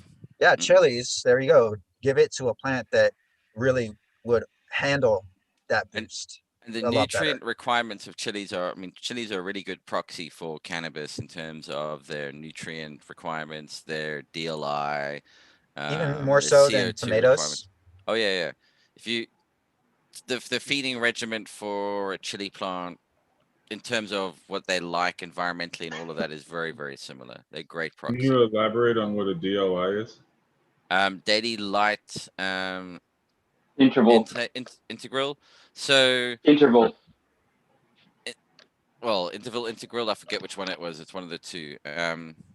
So the plant has, after it's received a certain amount of light throughout the day, it eventually reaches, I can't handle anymore. I've filled up. You can throw more at me, but I can't do jack shit with it. And that's usually when you see the plants, they do that droop before the lights go out. If you see that, that means you've done well. You've supplied them with enough light that they've decided, yep, I'm good, thank you. If they do that, if you're running like really high intense lighting and you're noticing at 10 hours in, they do that, drop the intensity, don't switch them off. Just drop the intensity from full intensity to 10%, just enough to keep them in that so they don't go into early flowering or whatever you're trying to do. You know, you suddenly realize I'm just wasting electricity at this point. The plants cannot take on anymore. But with cannabis, it's pretty damn fucking high. So what you'll find is, again, as you move around, like in plants that will grow in Saudi Arabia, well, Saudi Arabia is incredibly high DLI. I mean, you can get everything a plant needs within a few hours of a day and then shut it off. You know, don't need much more. As you move further north into Europe, the DLIs get much longer. They need much more time to achieve that. Well, the daytime you need to achieve that DLI gets way bigger. And so that will affect the type of plant growth you get there. But it's a good, that's really what you see, that people go, oh, my plants look like they go to sleep just before. And yeah, because they know, they go like, I'm done. If they never do that, you go, okay, I can crank my light. That's when you can go, all right, I can give it a bit more light. I can give it a bit more light. But if they're doing that, you go, no, there's no point in throwing more light at them. They're just not going to do anything with it. Don't we do the same thing? Isn't our growth when we're sleeping as well? Or is that something different? Am I misunderstanding that? Yeah, that's when you heal. That's when all that happens is when you're sleeping, not while you're moving around. Well, You know, you sleep a lot when you're sick. it's why you're, you know, Yep. everything relaxes and spreads out. You're taller when you wake up than when you go to bed. Yeah. Did you say cascading? That's why when you're sick, you sleep a lot. Yeah, yeah. Okay, that's a good Or point. like when kids go through a growth spurt, they'll sleep. They'll like come home from school. I mean, not right now, obviously, but normally they would come home from school and they'll like take a nap and they'll wake up hungry, and then they might do their homework and they'll go back to bed. When they're hitting And they that, become as clumsy as fuck when they go through a growth spurt, because Yeah, your the body is weight learned. shifting. Yeah. Well, also your body's learned its dimensions, and suddenly all these dimensions shift. So they start bumping into things and knocking stuff. That's why teenagers are clumsy, is because, you know, here to there keeps changing. That distance is not constant. It's only when the growth stops that the clumsiness sort of disappears. But yeah, it was really noticeable. It's like, oh, growth spurt, because you just hear stuff being clunked around. Like, okay, I know Yeah, what's going on. my poor nephew, he's not a teenager yet, but he actually lived with me growing up as he was younger, and he has a very tall dad. So I would just watch him when he would like take naps, like, and I was just watching over him. I would see him like rubbing his ankles and knees and just like tossing and turning. And I remember that happening to yeah, to me too. So I wonder how the plant expresses that. You know, it's like when it gets those spurts. Like I see the plant when it's like getting really trained well, how you see the fibers really spread out. You know what I'm saying? Starts to Yeah, split like open. nodding. Yeah, it's like splitting almost, that it's growing so vigorously. So I wonder what effect that's having. Like it doesn't, like, if anything, it just seems to be like exploding in no. growth, and it's not being held back. Sorry, reading chat. Ian is done. Oh my god, I haven't seen that technique for a fucking lifetime, Ian. The 12 seconds of defrost in the microwave to make sure that the trim leaf you've just thrown in there is nice and dry. Respect, my friend, respect. That brings me back to high school. Yeah, he's about to say, quick, mom won't notice. Oh, shit, man. Yeah, hey, don't knock it. It got plenty of us stoned. Yeah, whatever gets you there, man. Like everybody's showing you these dab rigs. Like, fuck, mate, that's hot knives. You know what you want about? Yeah, Nothing new. just a sophisticated hot knife. Yeah. And hot knives went up market. Yeah, exactly. Well, I tell you what, guys. Looking at the time, it's coming up for 1 o'clock over here. I don't know what the dinner time. I don't mind chatting for a bit longer, but I mean, I don't know how everybody else is doing. It's been, Jesus, nearly 6 hours. I've just realized as well. It has been 6 hours. It's going on for however long, fuck knows. But it doesn't look like anybody's got anywhere to rush off to all of a sudden. Let's put it that way. Yeah, it's Friday night. I got nowhere to go. I'm exactly where for a I'm. bit so I can finish some things around here. So I'll catch you guys later. All right. All right, dude. Cheers, man. Cheers. Good hanging out with you guys. I'll catch you later. Yeah. I look forward to it. If you guys see you are still tomorrow. on in a few hours, I'll say what's up. Oh, I don't think that's going to happen. I'm afraid. Uh-huh. On this channel. I'll be around. I'll be honest. Who knows? I can feel it ain't going to happen. Cheers, my friend. Catch you on the other side. Take care, guys. Yep. It was good hanging out with y'all. Well, this is familiar territory. I'm in your tomorrow again, which is. Yeah, how's usually where that it is. future looking, Pete? The future is dark I'll tell you at the tomorrow. moment. I'll tell you tomorrow. Exactly. It's like the You Scottish. got to go back to the future. The Scottish Weatherstone. You know, if you can see the stone, it's not cloudy. If you can't see the stone, it's cloudy. You know, if the stone's wet, it's raining. If you can't see the stone, it's fucking windy. No, the stone's not there. It's fucking windy, I think is what it ended on. Yeah. wear a helmet, basically, if you don't see the stone. So have you guys done much traveling at all? I mean, I know Bob bounces between the island and the US. Anywhere further? You guys done any like international travel? I haven't left the country, but I've been all over. Mm-hmm. That is the thing about America. You've got everything in one country. It's interesting. You just don't have enough cultural variation. If they all spoke a different language, that would make it way more interesting. Yeah, there's only like that's called Cajun. Five cultures maybe in America. Yeah. I mean, it is ridiculous. Because you don't get it over there. You cross from one state into the next. Okay, you're all speaking the same language. You eat the same cuisine.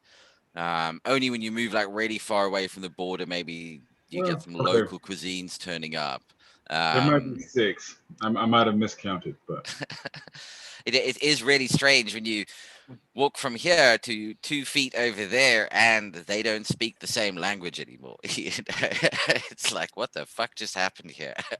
Yeah. And they'll act like, no, never even heard of the language you're talking of. It's like, oh, come on, mate. Give us a break. The best trick for traveling around Europe, if you can't speak European languages, is don't speak English to anybody. I mean, if I can fake some other foreign language, I don't give a shit. Make something up.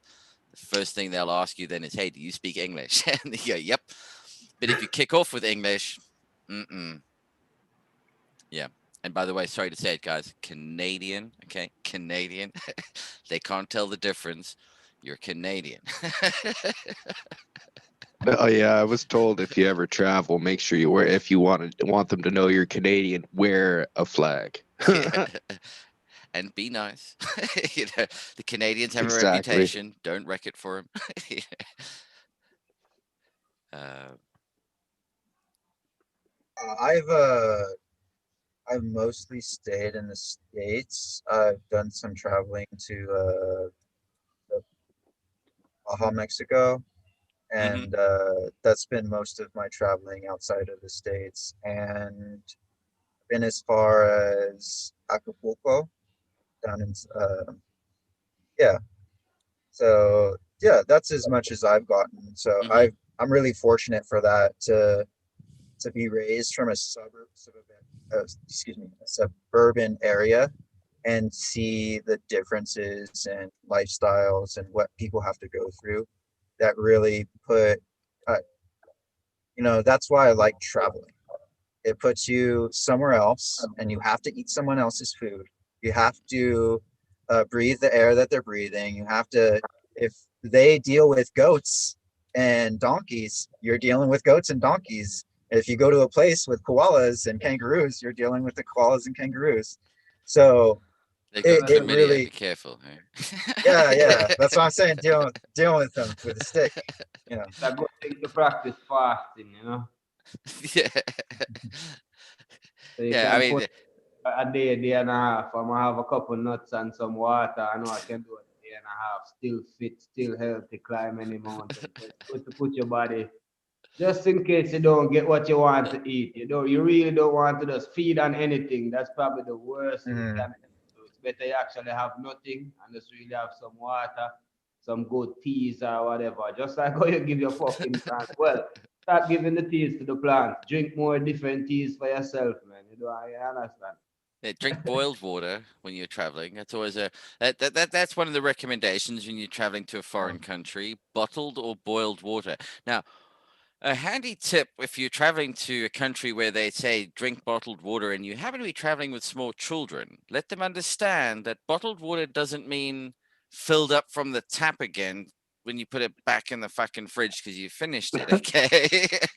That's not quite the same deal. They'll need to find a bathroom real quick and figure it out. They are not necessarily the ones that figure it out, okay? You might have 2 parents wondering why they can shit through a screen door and not hit it whilst drinking all I've had is bottled fucking water until you watch one of them finish a bottle and fill it up and go, hang on a second. I know what happened here. So I think that's where fermentation comes in. If you can find a good local ferment around in those areas that's done well and by someone with experience. Don't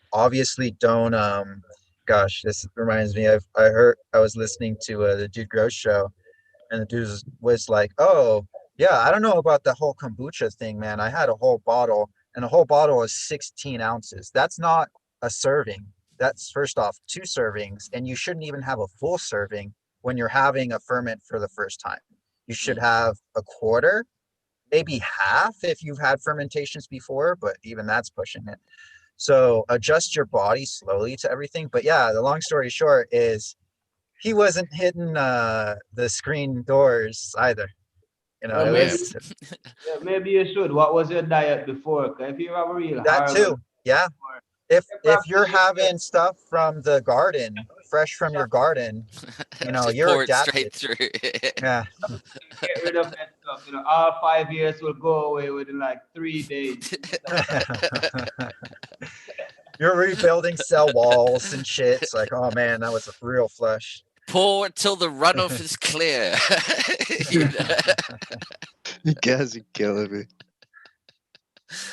But the funny thing is, I mean, it's a local gut biology thing. Is because the locals can drink the tap water. You can't. Well, that's what I'm saying with the ferments. Just adapt your body a little bit and don't do like 4 times as much as you need. It's going to affect you the same way. But if you're still drinking the tap water and eating the food and doing the ways they are, in 2 weeks your body will be adjusted.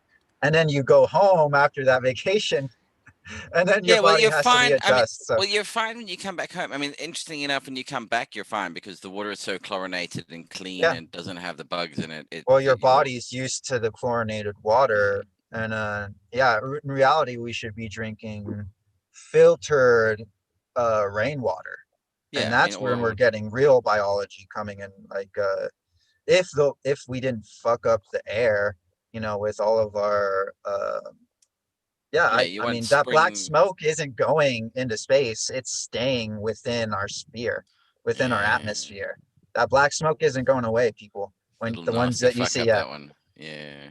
Yeah. So that's the danger cuisine... I say with the rainwater. That's all I say. I say filter if you can, but rainwater is definitely very good for plants because it has nitrogen in it. A lot of people don't understand that it's capturing that nitrogen that's falling down. So yeah, if you live in a clean airspace, like Rez was saying that he has cleaner air than I do, which is true, because he doesn't have the population density. And so if you live in a desert, that's a different topic. You're probably getting much cleaner rainwater, but much less, obviously. And I'm sure where Cascadian grew up, the altitude and the trees all around, you're getting, you know, not just rainwater, but just the humidity in the air. You could just have a humidity catcher. The desert is more humid. Oh, you could do it. Yeah, in the mornings. The Arctic. Yeah, but at a certain time of day, not all throughout. But the Arctic has a relative humidity of like zero. It never, it never goes up. I mean, that's the crazy thing about it because it's frozen. There is no... all the moisture in the air down. It can't hold anything. It's so cold, it just can't hold anything. But the best cuisine I've had, street food wise, cuisine has been Vietnam. I can highly recommend that. Some of the most amazing food there. Super cheap, dirt cheap. Yeah, I mean, you can stay at 5-star. I mean, we stayed at this one like Hilton Hotel 5-star in Nha Trang, and like took 3 rooms out. You know, one for myself, one for the kids, one for whatever, and there was 75 quid a night each. You're like, holy shit, you know. That's, I mean, it was only for 2 nights, you know, and you're like, fuck me, yeah, it's worth it just for the experience, because back in London, that's 500 quid a room a night, you know, kind of bullshit. It's like, and you're treated you like can have royalty like a while you're luxury there. vacation instead of like, oh, it's a vacation, I got out of the house. Oh, it was only, and then we were staying at like a backpackers place down in Nha Trang, but we were pulled in as not backpackers. We went there as backpackers. My brother knew the guy whose place it was, and we were on a we didn't have a budget. We're there for 10 days to drink hard, and we're all, we're not trying to eke out $500 to last 6 months. It's like, mate, I can blow $500 in a day at this point. I don't really care. We got to have fun. Bunch of Scottish people. My brother was up in Scotland at the time. This was like a wedding party sort of thing, and oh man, they weren't ready for this. About like 10 a.m. on day one, the place has been drunk dry. It's like, come on, you're gonna have to go out and get a lot more booze really fucking quickly. Yeah, that was but yeah, amazing what a Scottish bachelor party can do to a country. Incredible place. People are so nice. If you've ever had that trust game where you fall backwards in and somebody's got to catch you in Vietnam, it's a trust game, but it's called crossing the road. Like, I'm not going to get hit. I'm not going to get hit. I'm not going to get hit. And off you go. And it's a simple rule. You look up the road towards the traffic coming at you. Don't stop. Keep walking, and you just walk out into it, and off you go. And then they just weave around you. But you just keep looking at them. And if you stop, you just cause a massive pileup because they're just watching where you're going, and it's all this nice, smooth movement around it. And there's no stop, turn, and look, and stop, turn, and look, and go. None of that shit. Go. Have your shit planned out and just go. Blind rise, hairpin bend on a mountain pass. Of course, we're going to overtake. I mean, if there's somebody coming the other way, that's going to be tough shit for both of us. But hey, it is what it is. But off they go.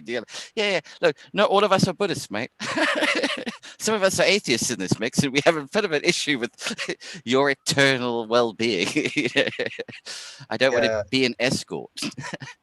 Yeah, speaking of traveling and trying out new foods and everything, I'd love to just go around and just talk to wherever I go, talk to the vendors and say, okay, how do you give them buy the food, talk to them and get a little friendly, and especially with the fermenters, say, oh, how do you do this? Have a guide with you that's also a translator, and just get to know the culture from the food up, and even down to just talking to the person like, hey, how was your day? How did you get into this? It's interesting what you're doing. Like, wherever you go, if you hit, I mean, I will say I'm fortunate enough to be well traveled. I've done parts of Africa, pretty much most of Europe. The interesting cuisines come about in like Mexico. There was some interesting stuff to try there. Morocco was a little bit fucking tagine. Like, come on, man, I want something else than a bloody tagine. I mean, Christ, how far can I take this? Where's the hash? Yeah. Tagine. I don't care anymore. Where's the hash, you bastards? Egypt. Yeah, if you like camel, yeah, okay. I wouldn't say the cuisine was particularly great. Mexico was good cuisine though. I mean, like, and that's what I found is like Mexico and Vietnam were kind of competitive on that. Street food is, it's easy, it's quick, it's real, it's hot like climate that, street food. Back when everything was normal before the shutdown, there is this thing called Korean tacos. And so they would combine like the sauces from Korea with like the carne asada, kind of like using the fats and like really letting the meat shine through with letting it be cooked in its own fats. Yeah. So I've noticed that's how they cook as well. There's that celebration in Argentina that I want to go to. The what is it called? Something like the Beef del Fuego, whatever it is. The thing, Festival of Fire of Beef. But essentially, it's like a football pitch where they just dig trenches in it, which is just lined with coal, and they spatchcock whole cows. And you turn up with your own knife and a plate, and you just walk around and just, oh yeah, I like a piece of that one, and just hack a slice off it. And I mean, it's like, to me, that's like, I know for the Rastafarian vegan in the corner, that's a little bit of a dilemma, but I'm afraid to say, okay, like, the That's why why you That sound. sounds so good. That's why you said. Oh, exactly. Don't make those sounds. It's too early in the morning to be getting that erotic. Let's not go there. Well, you do what you have to do, my brother. You know. Yeah. Come on. No doubt about it. I just wish all these vegans would stop eating my food. I mean, it's disgusting. Yeah. No, man. All the food I eat is vegan. You would hope that your food eat grass. I don't think your food has ever seen grass. I don't even know if they even have a window to look through to see what grass looks like. No, I like the smell of fear and pain in my steak when I throw it on the fire.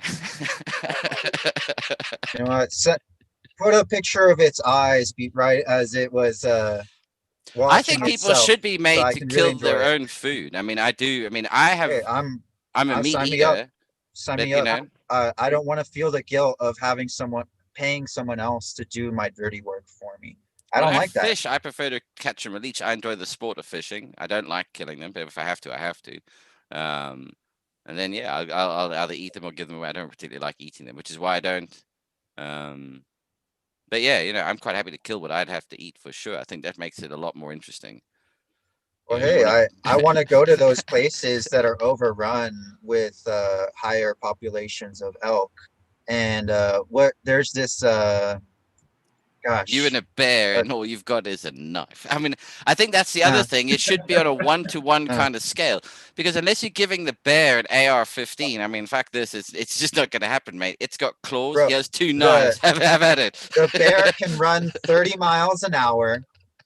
If one paw can basically probably knock your head off. So I think we're getting pretty even there with the whole rifles. Yeah. Well, if you want to go, so if you want to go deer hunting, take it down with your bare hands. Bow and arrow. Yeah, bow and arrow. Yeah, that can still be a bit messy. I think the animal should have a fair enough chance in sticking it to you as much as you're trying to stick it to it, and they do. With a bow and arrow, they do. Yeah, but then there's the whole ethical thing of like, okay, how many arrows and how many misplaced arrows are you gonna need before taking it down? When I could just we'll get a group only together. Doing it for food. Ethically, wouldn't it be better to just like take it down where it doesn't even hear the bullet coming? Doesn't even hear well, it'll probably hear like hear it first. No, I think I should say see the light first, and then it wouldn't hear the light or even hear the sound. Sorry. The point of hunting your own food, man, if you're going to kill that animal and take its life, you got to look it in the eyes when it goes. And at that point, if you can, that is actually the respect part is I'm prepared to do this face to face, not from a million miles away. I do it up close, Was gored by by a wild boar as he tried to get spiritual with the killing and realized, oh fuck, you mean it's the one next to it we shot? Shit.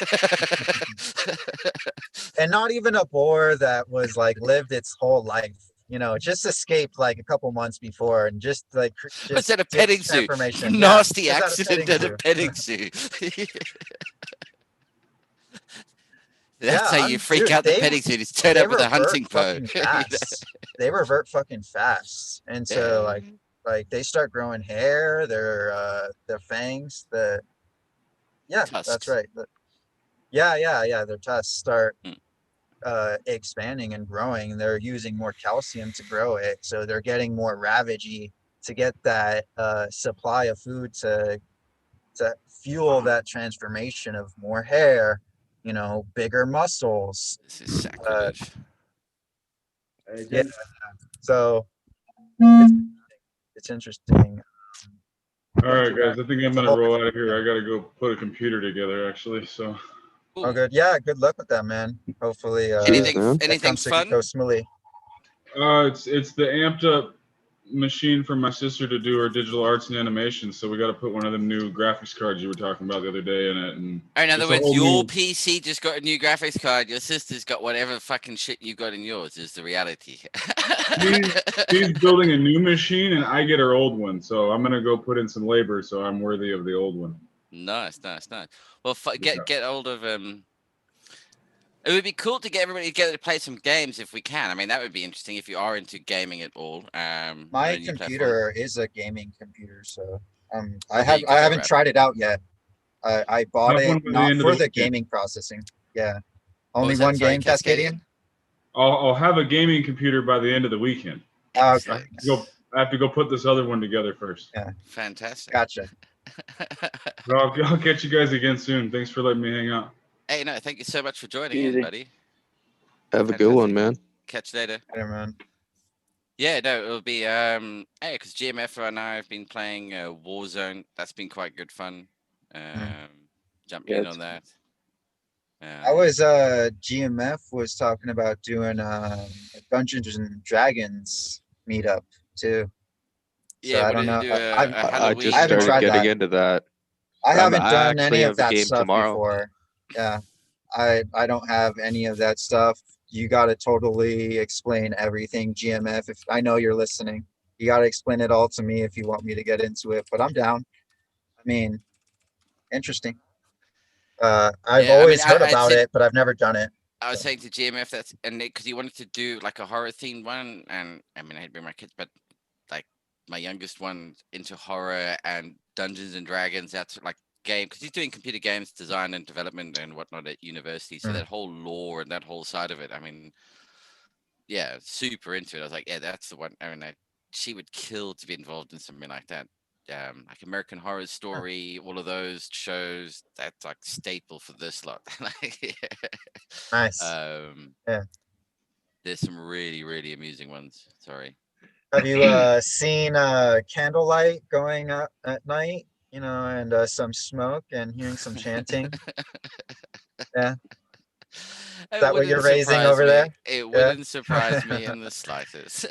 Yeah. Hopefully you're being a good dad, you know. So well, it was funny no earlier. I got voodoo a dolls message going from down? her saying, "Hey, Dad, I'm going to be streaming live at 8 o'clock if you want to jump in on the stream." And I went, "Yeah, well, I've already cool, been she streams. streaming That's for right, you were mentioning X that. number of hours." Yeah, sorry. Dad's already been at it for a little bit longer. Sorry. You're welcome to join my stream if you want. Yeah, this sort of house of techie people. It's That's right. hilarious. You were saying she plays like first player shoot 'em games or Yeah, like, and like Smite. Warzone kind of games. Yeah, and Smite's the other big one that they play. And what's Among Us? This is another one I've just been hearing a lot about. Among Us. Is that the one where it's like zombies and it follows a heroine character? I don't know. Has anybody in chat played Among Us? It's some kind of Maybe I'm wrong. like that 8-bit kind of graphics. I've sort of seen thing. it. I've seen Oh. it. It's like there's one character or a couple characters that are the murderer, and then like you gotta like I don't know. I just kind of seen a video of someone playing it, and it looked kind of weird. It's really like shitty this way you're gonna graphics. try and identify who the killer is or something like that, and it's just sort of like you've got to lie and bullshit your way, like, oh no, it wasn't me, it was them, kind of thing. And Yeah, that's what it really seemed weird like. game. There's like one's a murderer going around killing everyone, but you don't know the others don't know who it is. And they've got to try and guess. Yeah, so this is the kind of sort of Don't show too much because Fumi's last stream got took down. Okay, so that's enough. That's enough. Yeah. So that's So the you kind could look of- at pictures. So Google it and you can see some pictures. Oh, when it okay, brings just not images. showing streaming. Whatever, duck it. Whatever the fuck you. Yeah, but not okay, not Yeah, just show the streaming. images. Yeah. Oh, so did the stream get pulled? Interesting.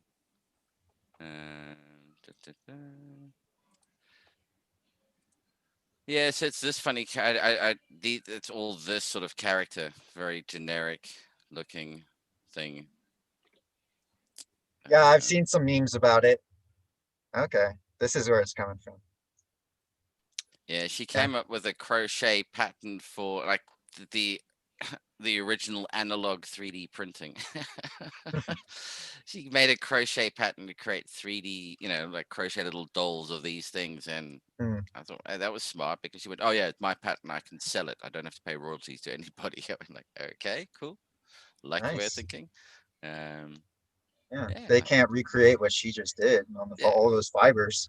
and charging like 10 quid a pop. And she's like, yeah, I make good money on them. I'm like, "Hey, nice. That Nice. Yeah. pays for the booze Nice while little you're at Etsy uni. going on. yeah. All right, guys. I tell you what, it's coming up for like 1:30 here. I know you crash. Yeah.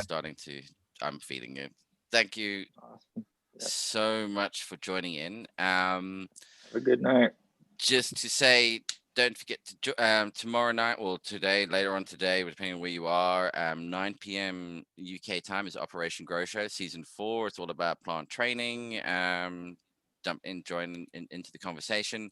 So it's 9 o'clock, 9 p.m. Saturday. It's for 4 p.m. in New York, 2 p.m. in Denver, 1 p.m. in LA. So there you go with that. Also, don't forget to hit the like and subscribe button. That'd be most appreciated. And also do the same for, what's it called now? The Chronic Table, but I still think it's under the Portland Tasting. Fumi and Yeah, he uses the Fumi other on the flavors. Instagrams to Okay. promote it. But Just on in case anyone here, I think doesn't it's follow. Yeah, it's a Fumidor Chronic on the Table. flavors. Yeah. Yeah, Chronic Humidor and the Table. Flavors is the host, and he hosts the Chronic Table. Yeah. So check it out on that. And then there's also the EO show, which is on Thursdays, and talking shit with Eagle Gardens, I think is the full thing. I think I got that wrong earlier. Fucking shit talking Eagles, I think I put down something like that. But anyway, and I think actually Cascadian's on it today, if I'm not mistaken, or later on. I think he's on the show today on that. I think it might be because I think I'm on next week, maybe on the 16th. Which would Yeah, be today for 17th. you, the 10th. The 10th. Will be yeah. more exact. Will be more exact. Yeah, exactly. 10/10. So the 10th, 2020. So yeah. Not 12 months from now. And yeah, thank you very much. Everybody stay safe. Also, shameless product plug. There's still the special going on with the Peel Grow Systems. DM us on Instagram for those. They're the no postage option. And it's at Peel Grow Systems on Instagram or at Operation Grow 2019 for this. Those guys who left, do you want to say where people can find you? Hey, you got any Black Friday deals going down? Free shipping.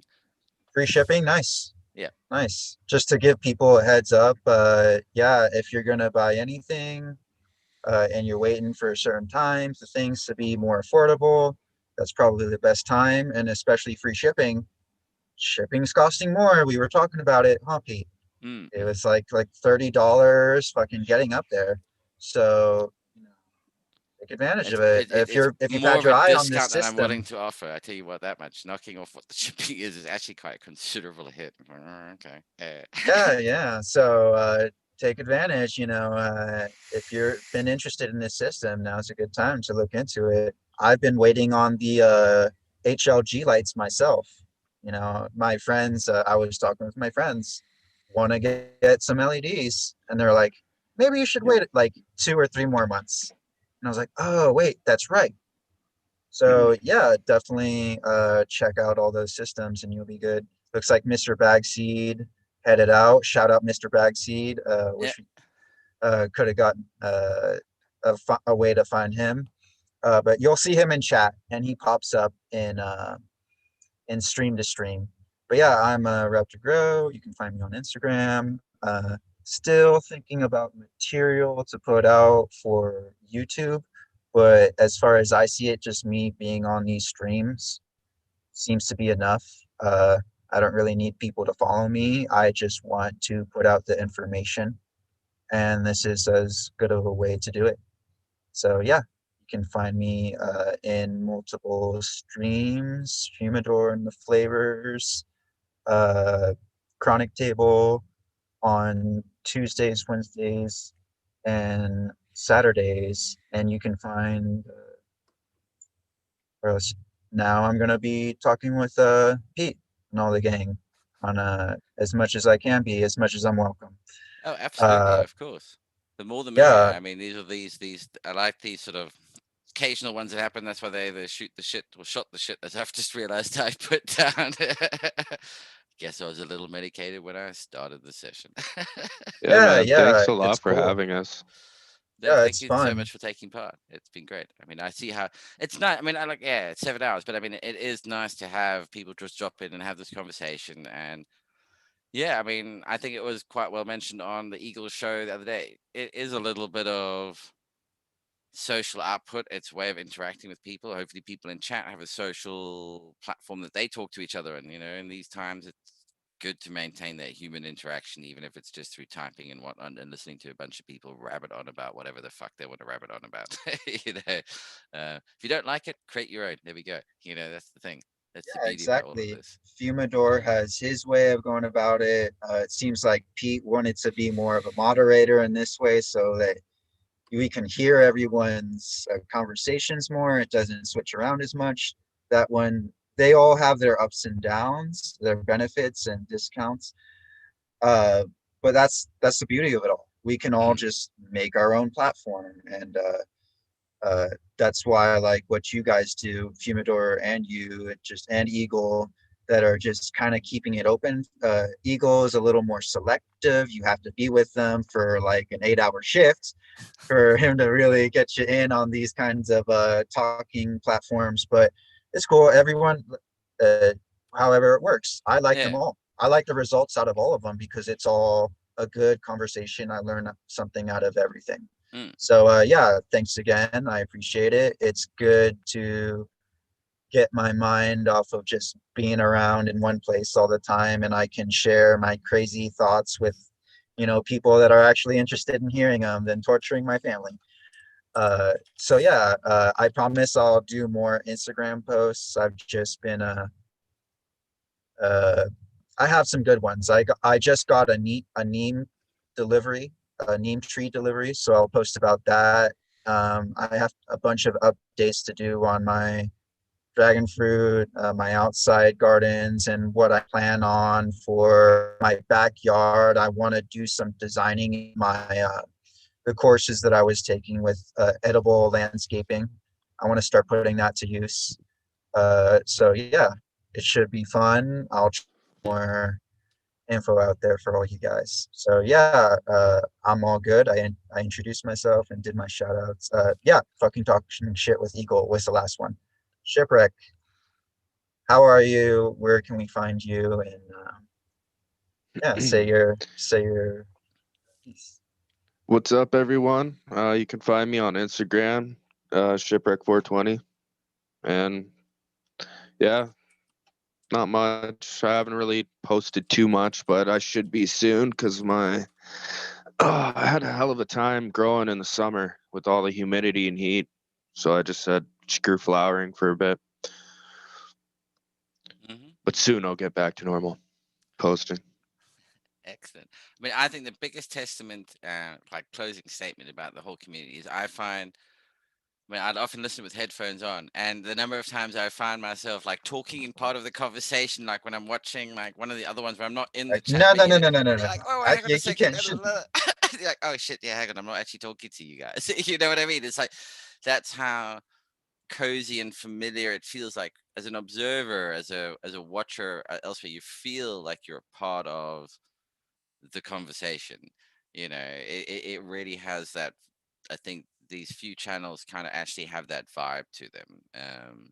I think as Ian puts it, it's like going over to different friends' houses. There's slightly different rules in each one, but everybody gets on, and whoever the host is, it's you just play by their rules, kind of thing. And so far, everybody does play pretty well by the rules. It's yeah.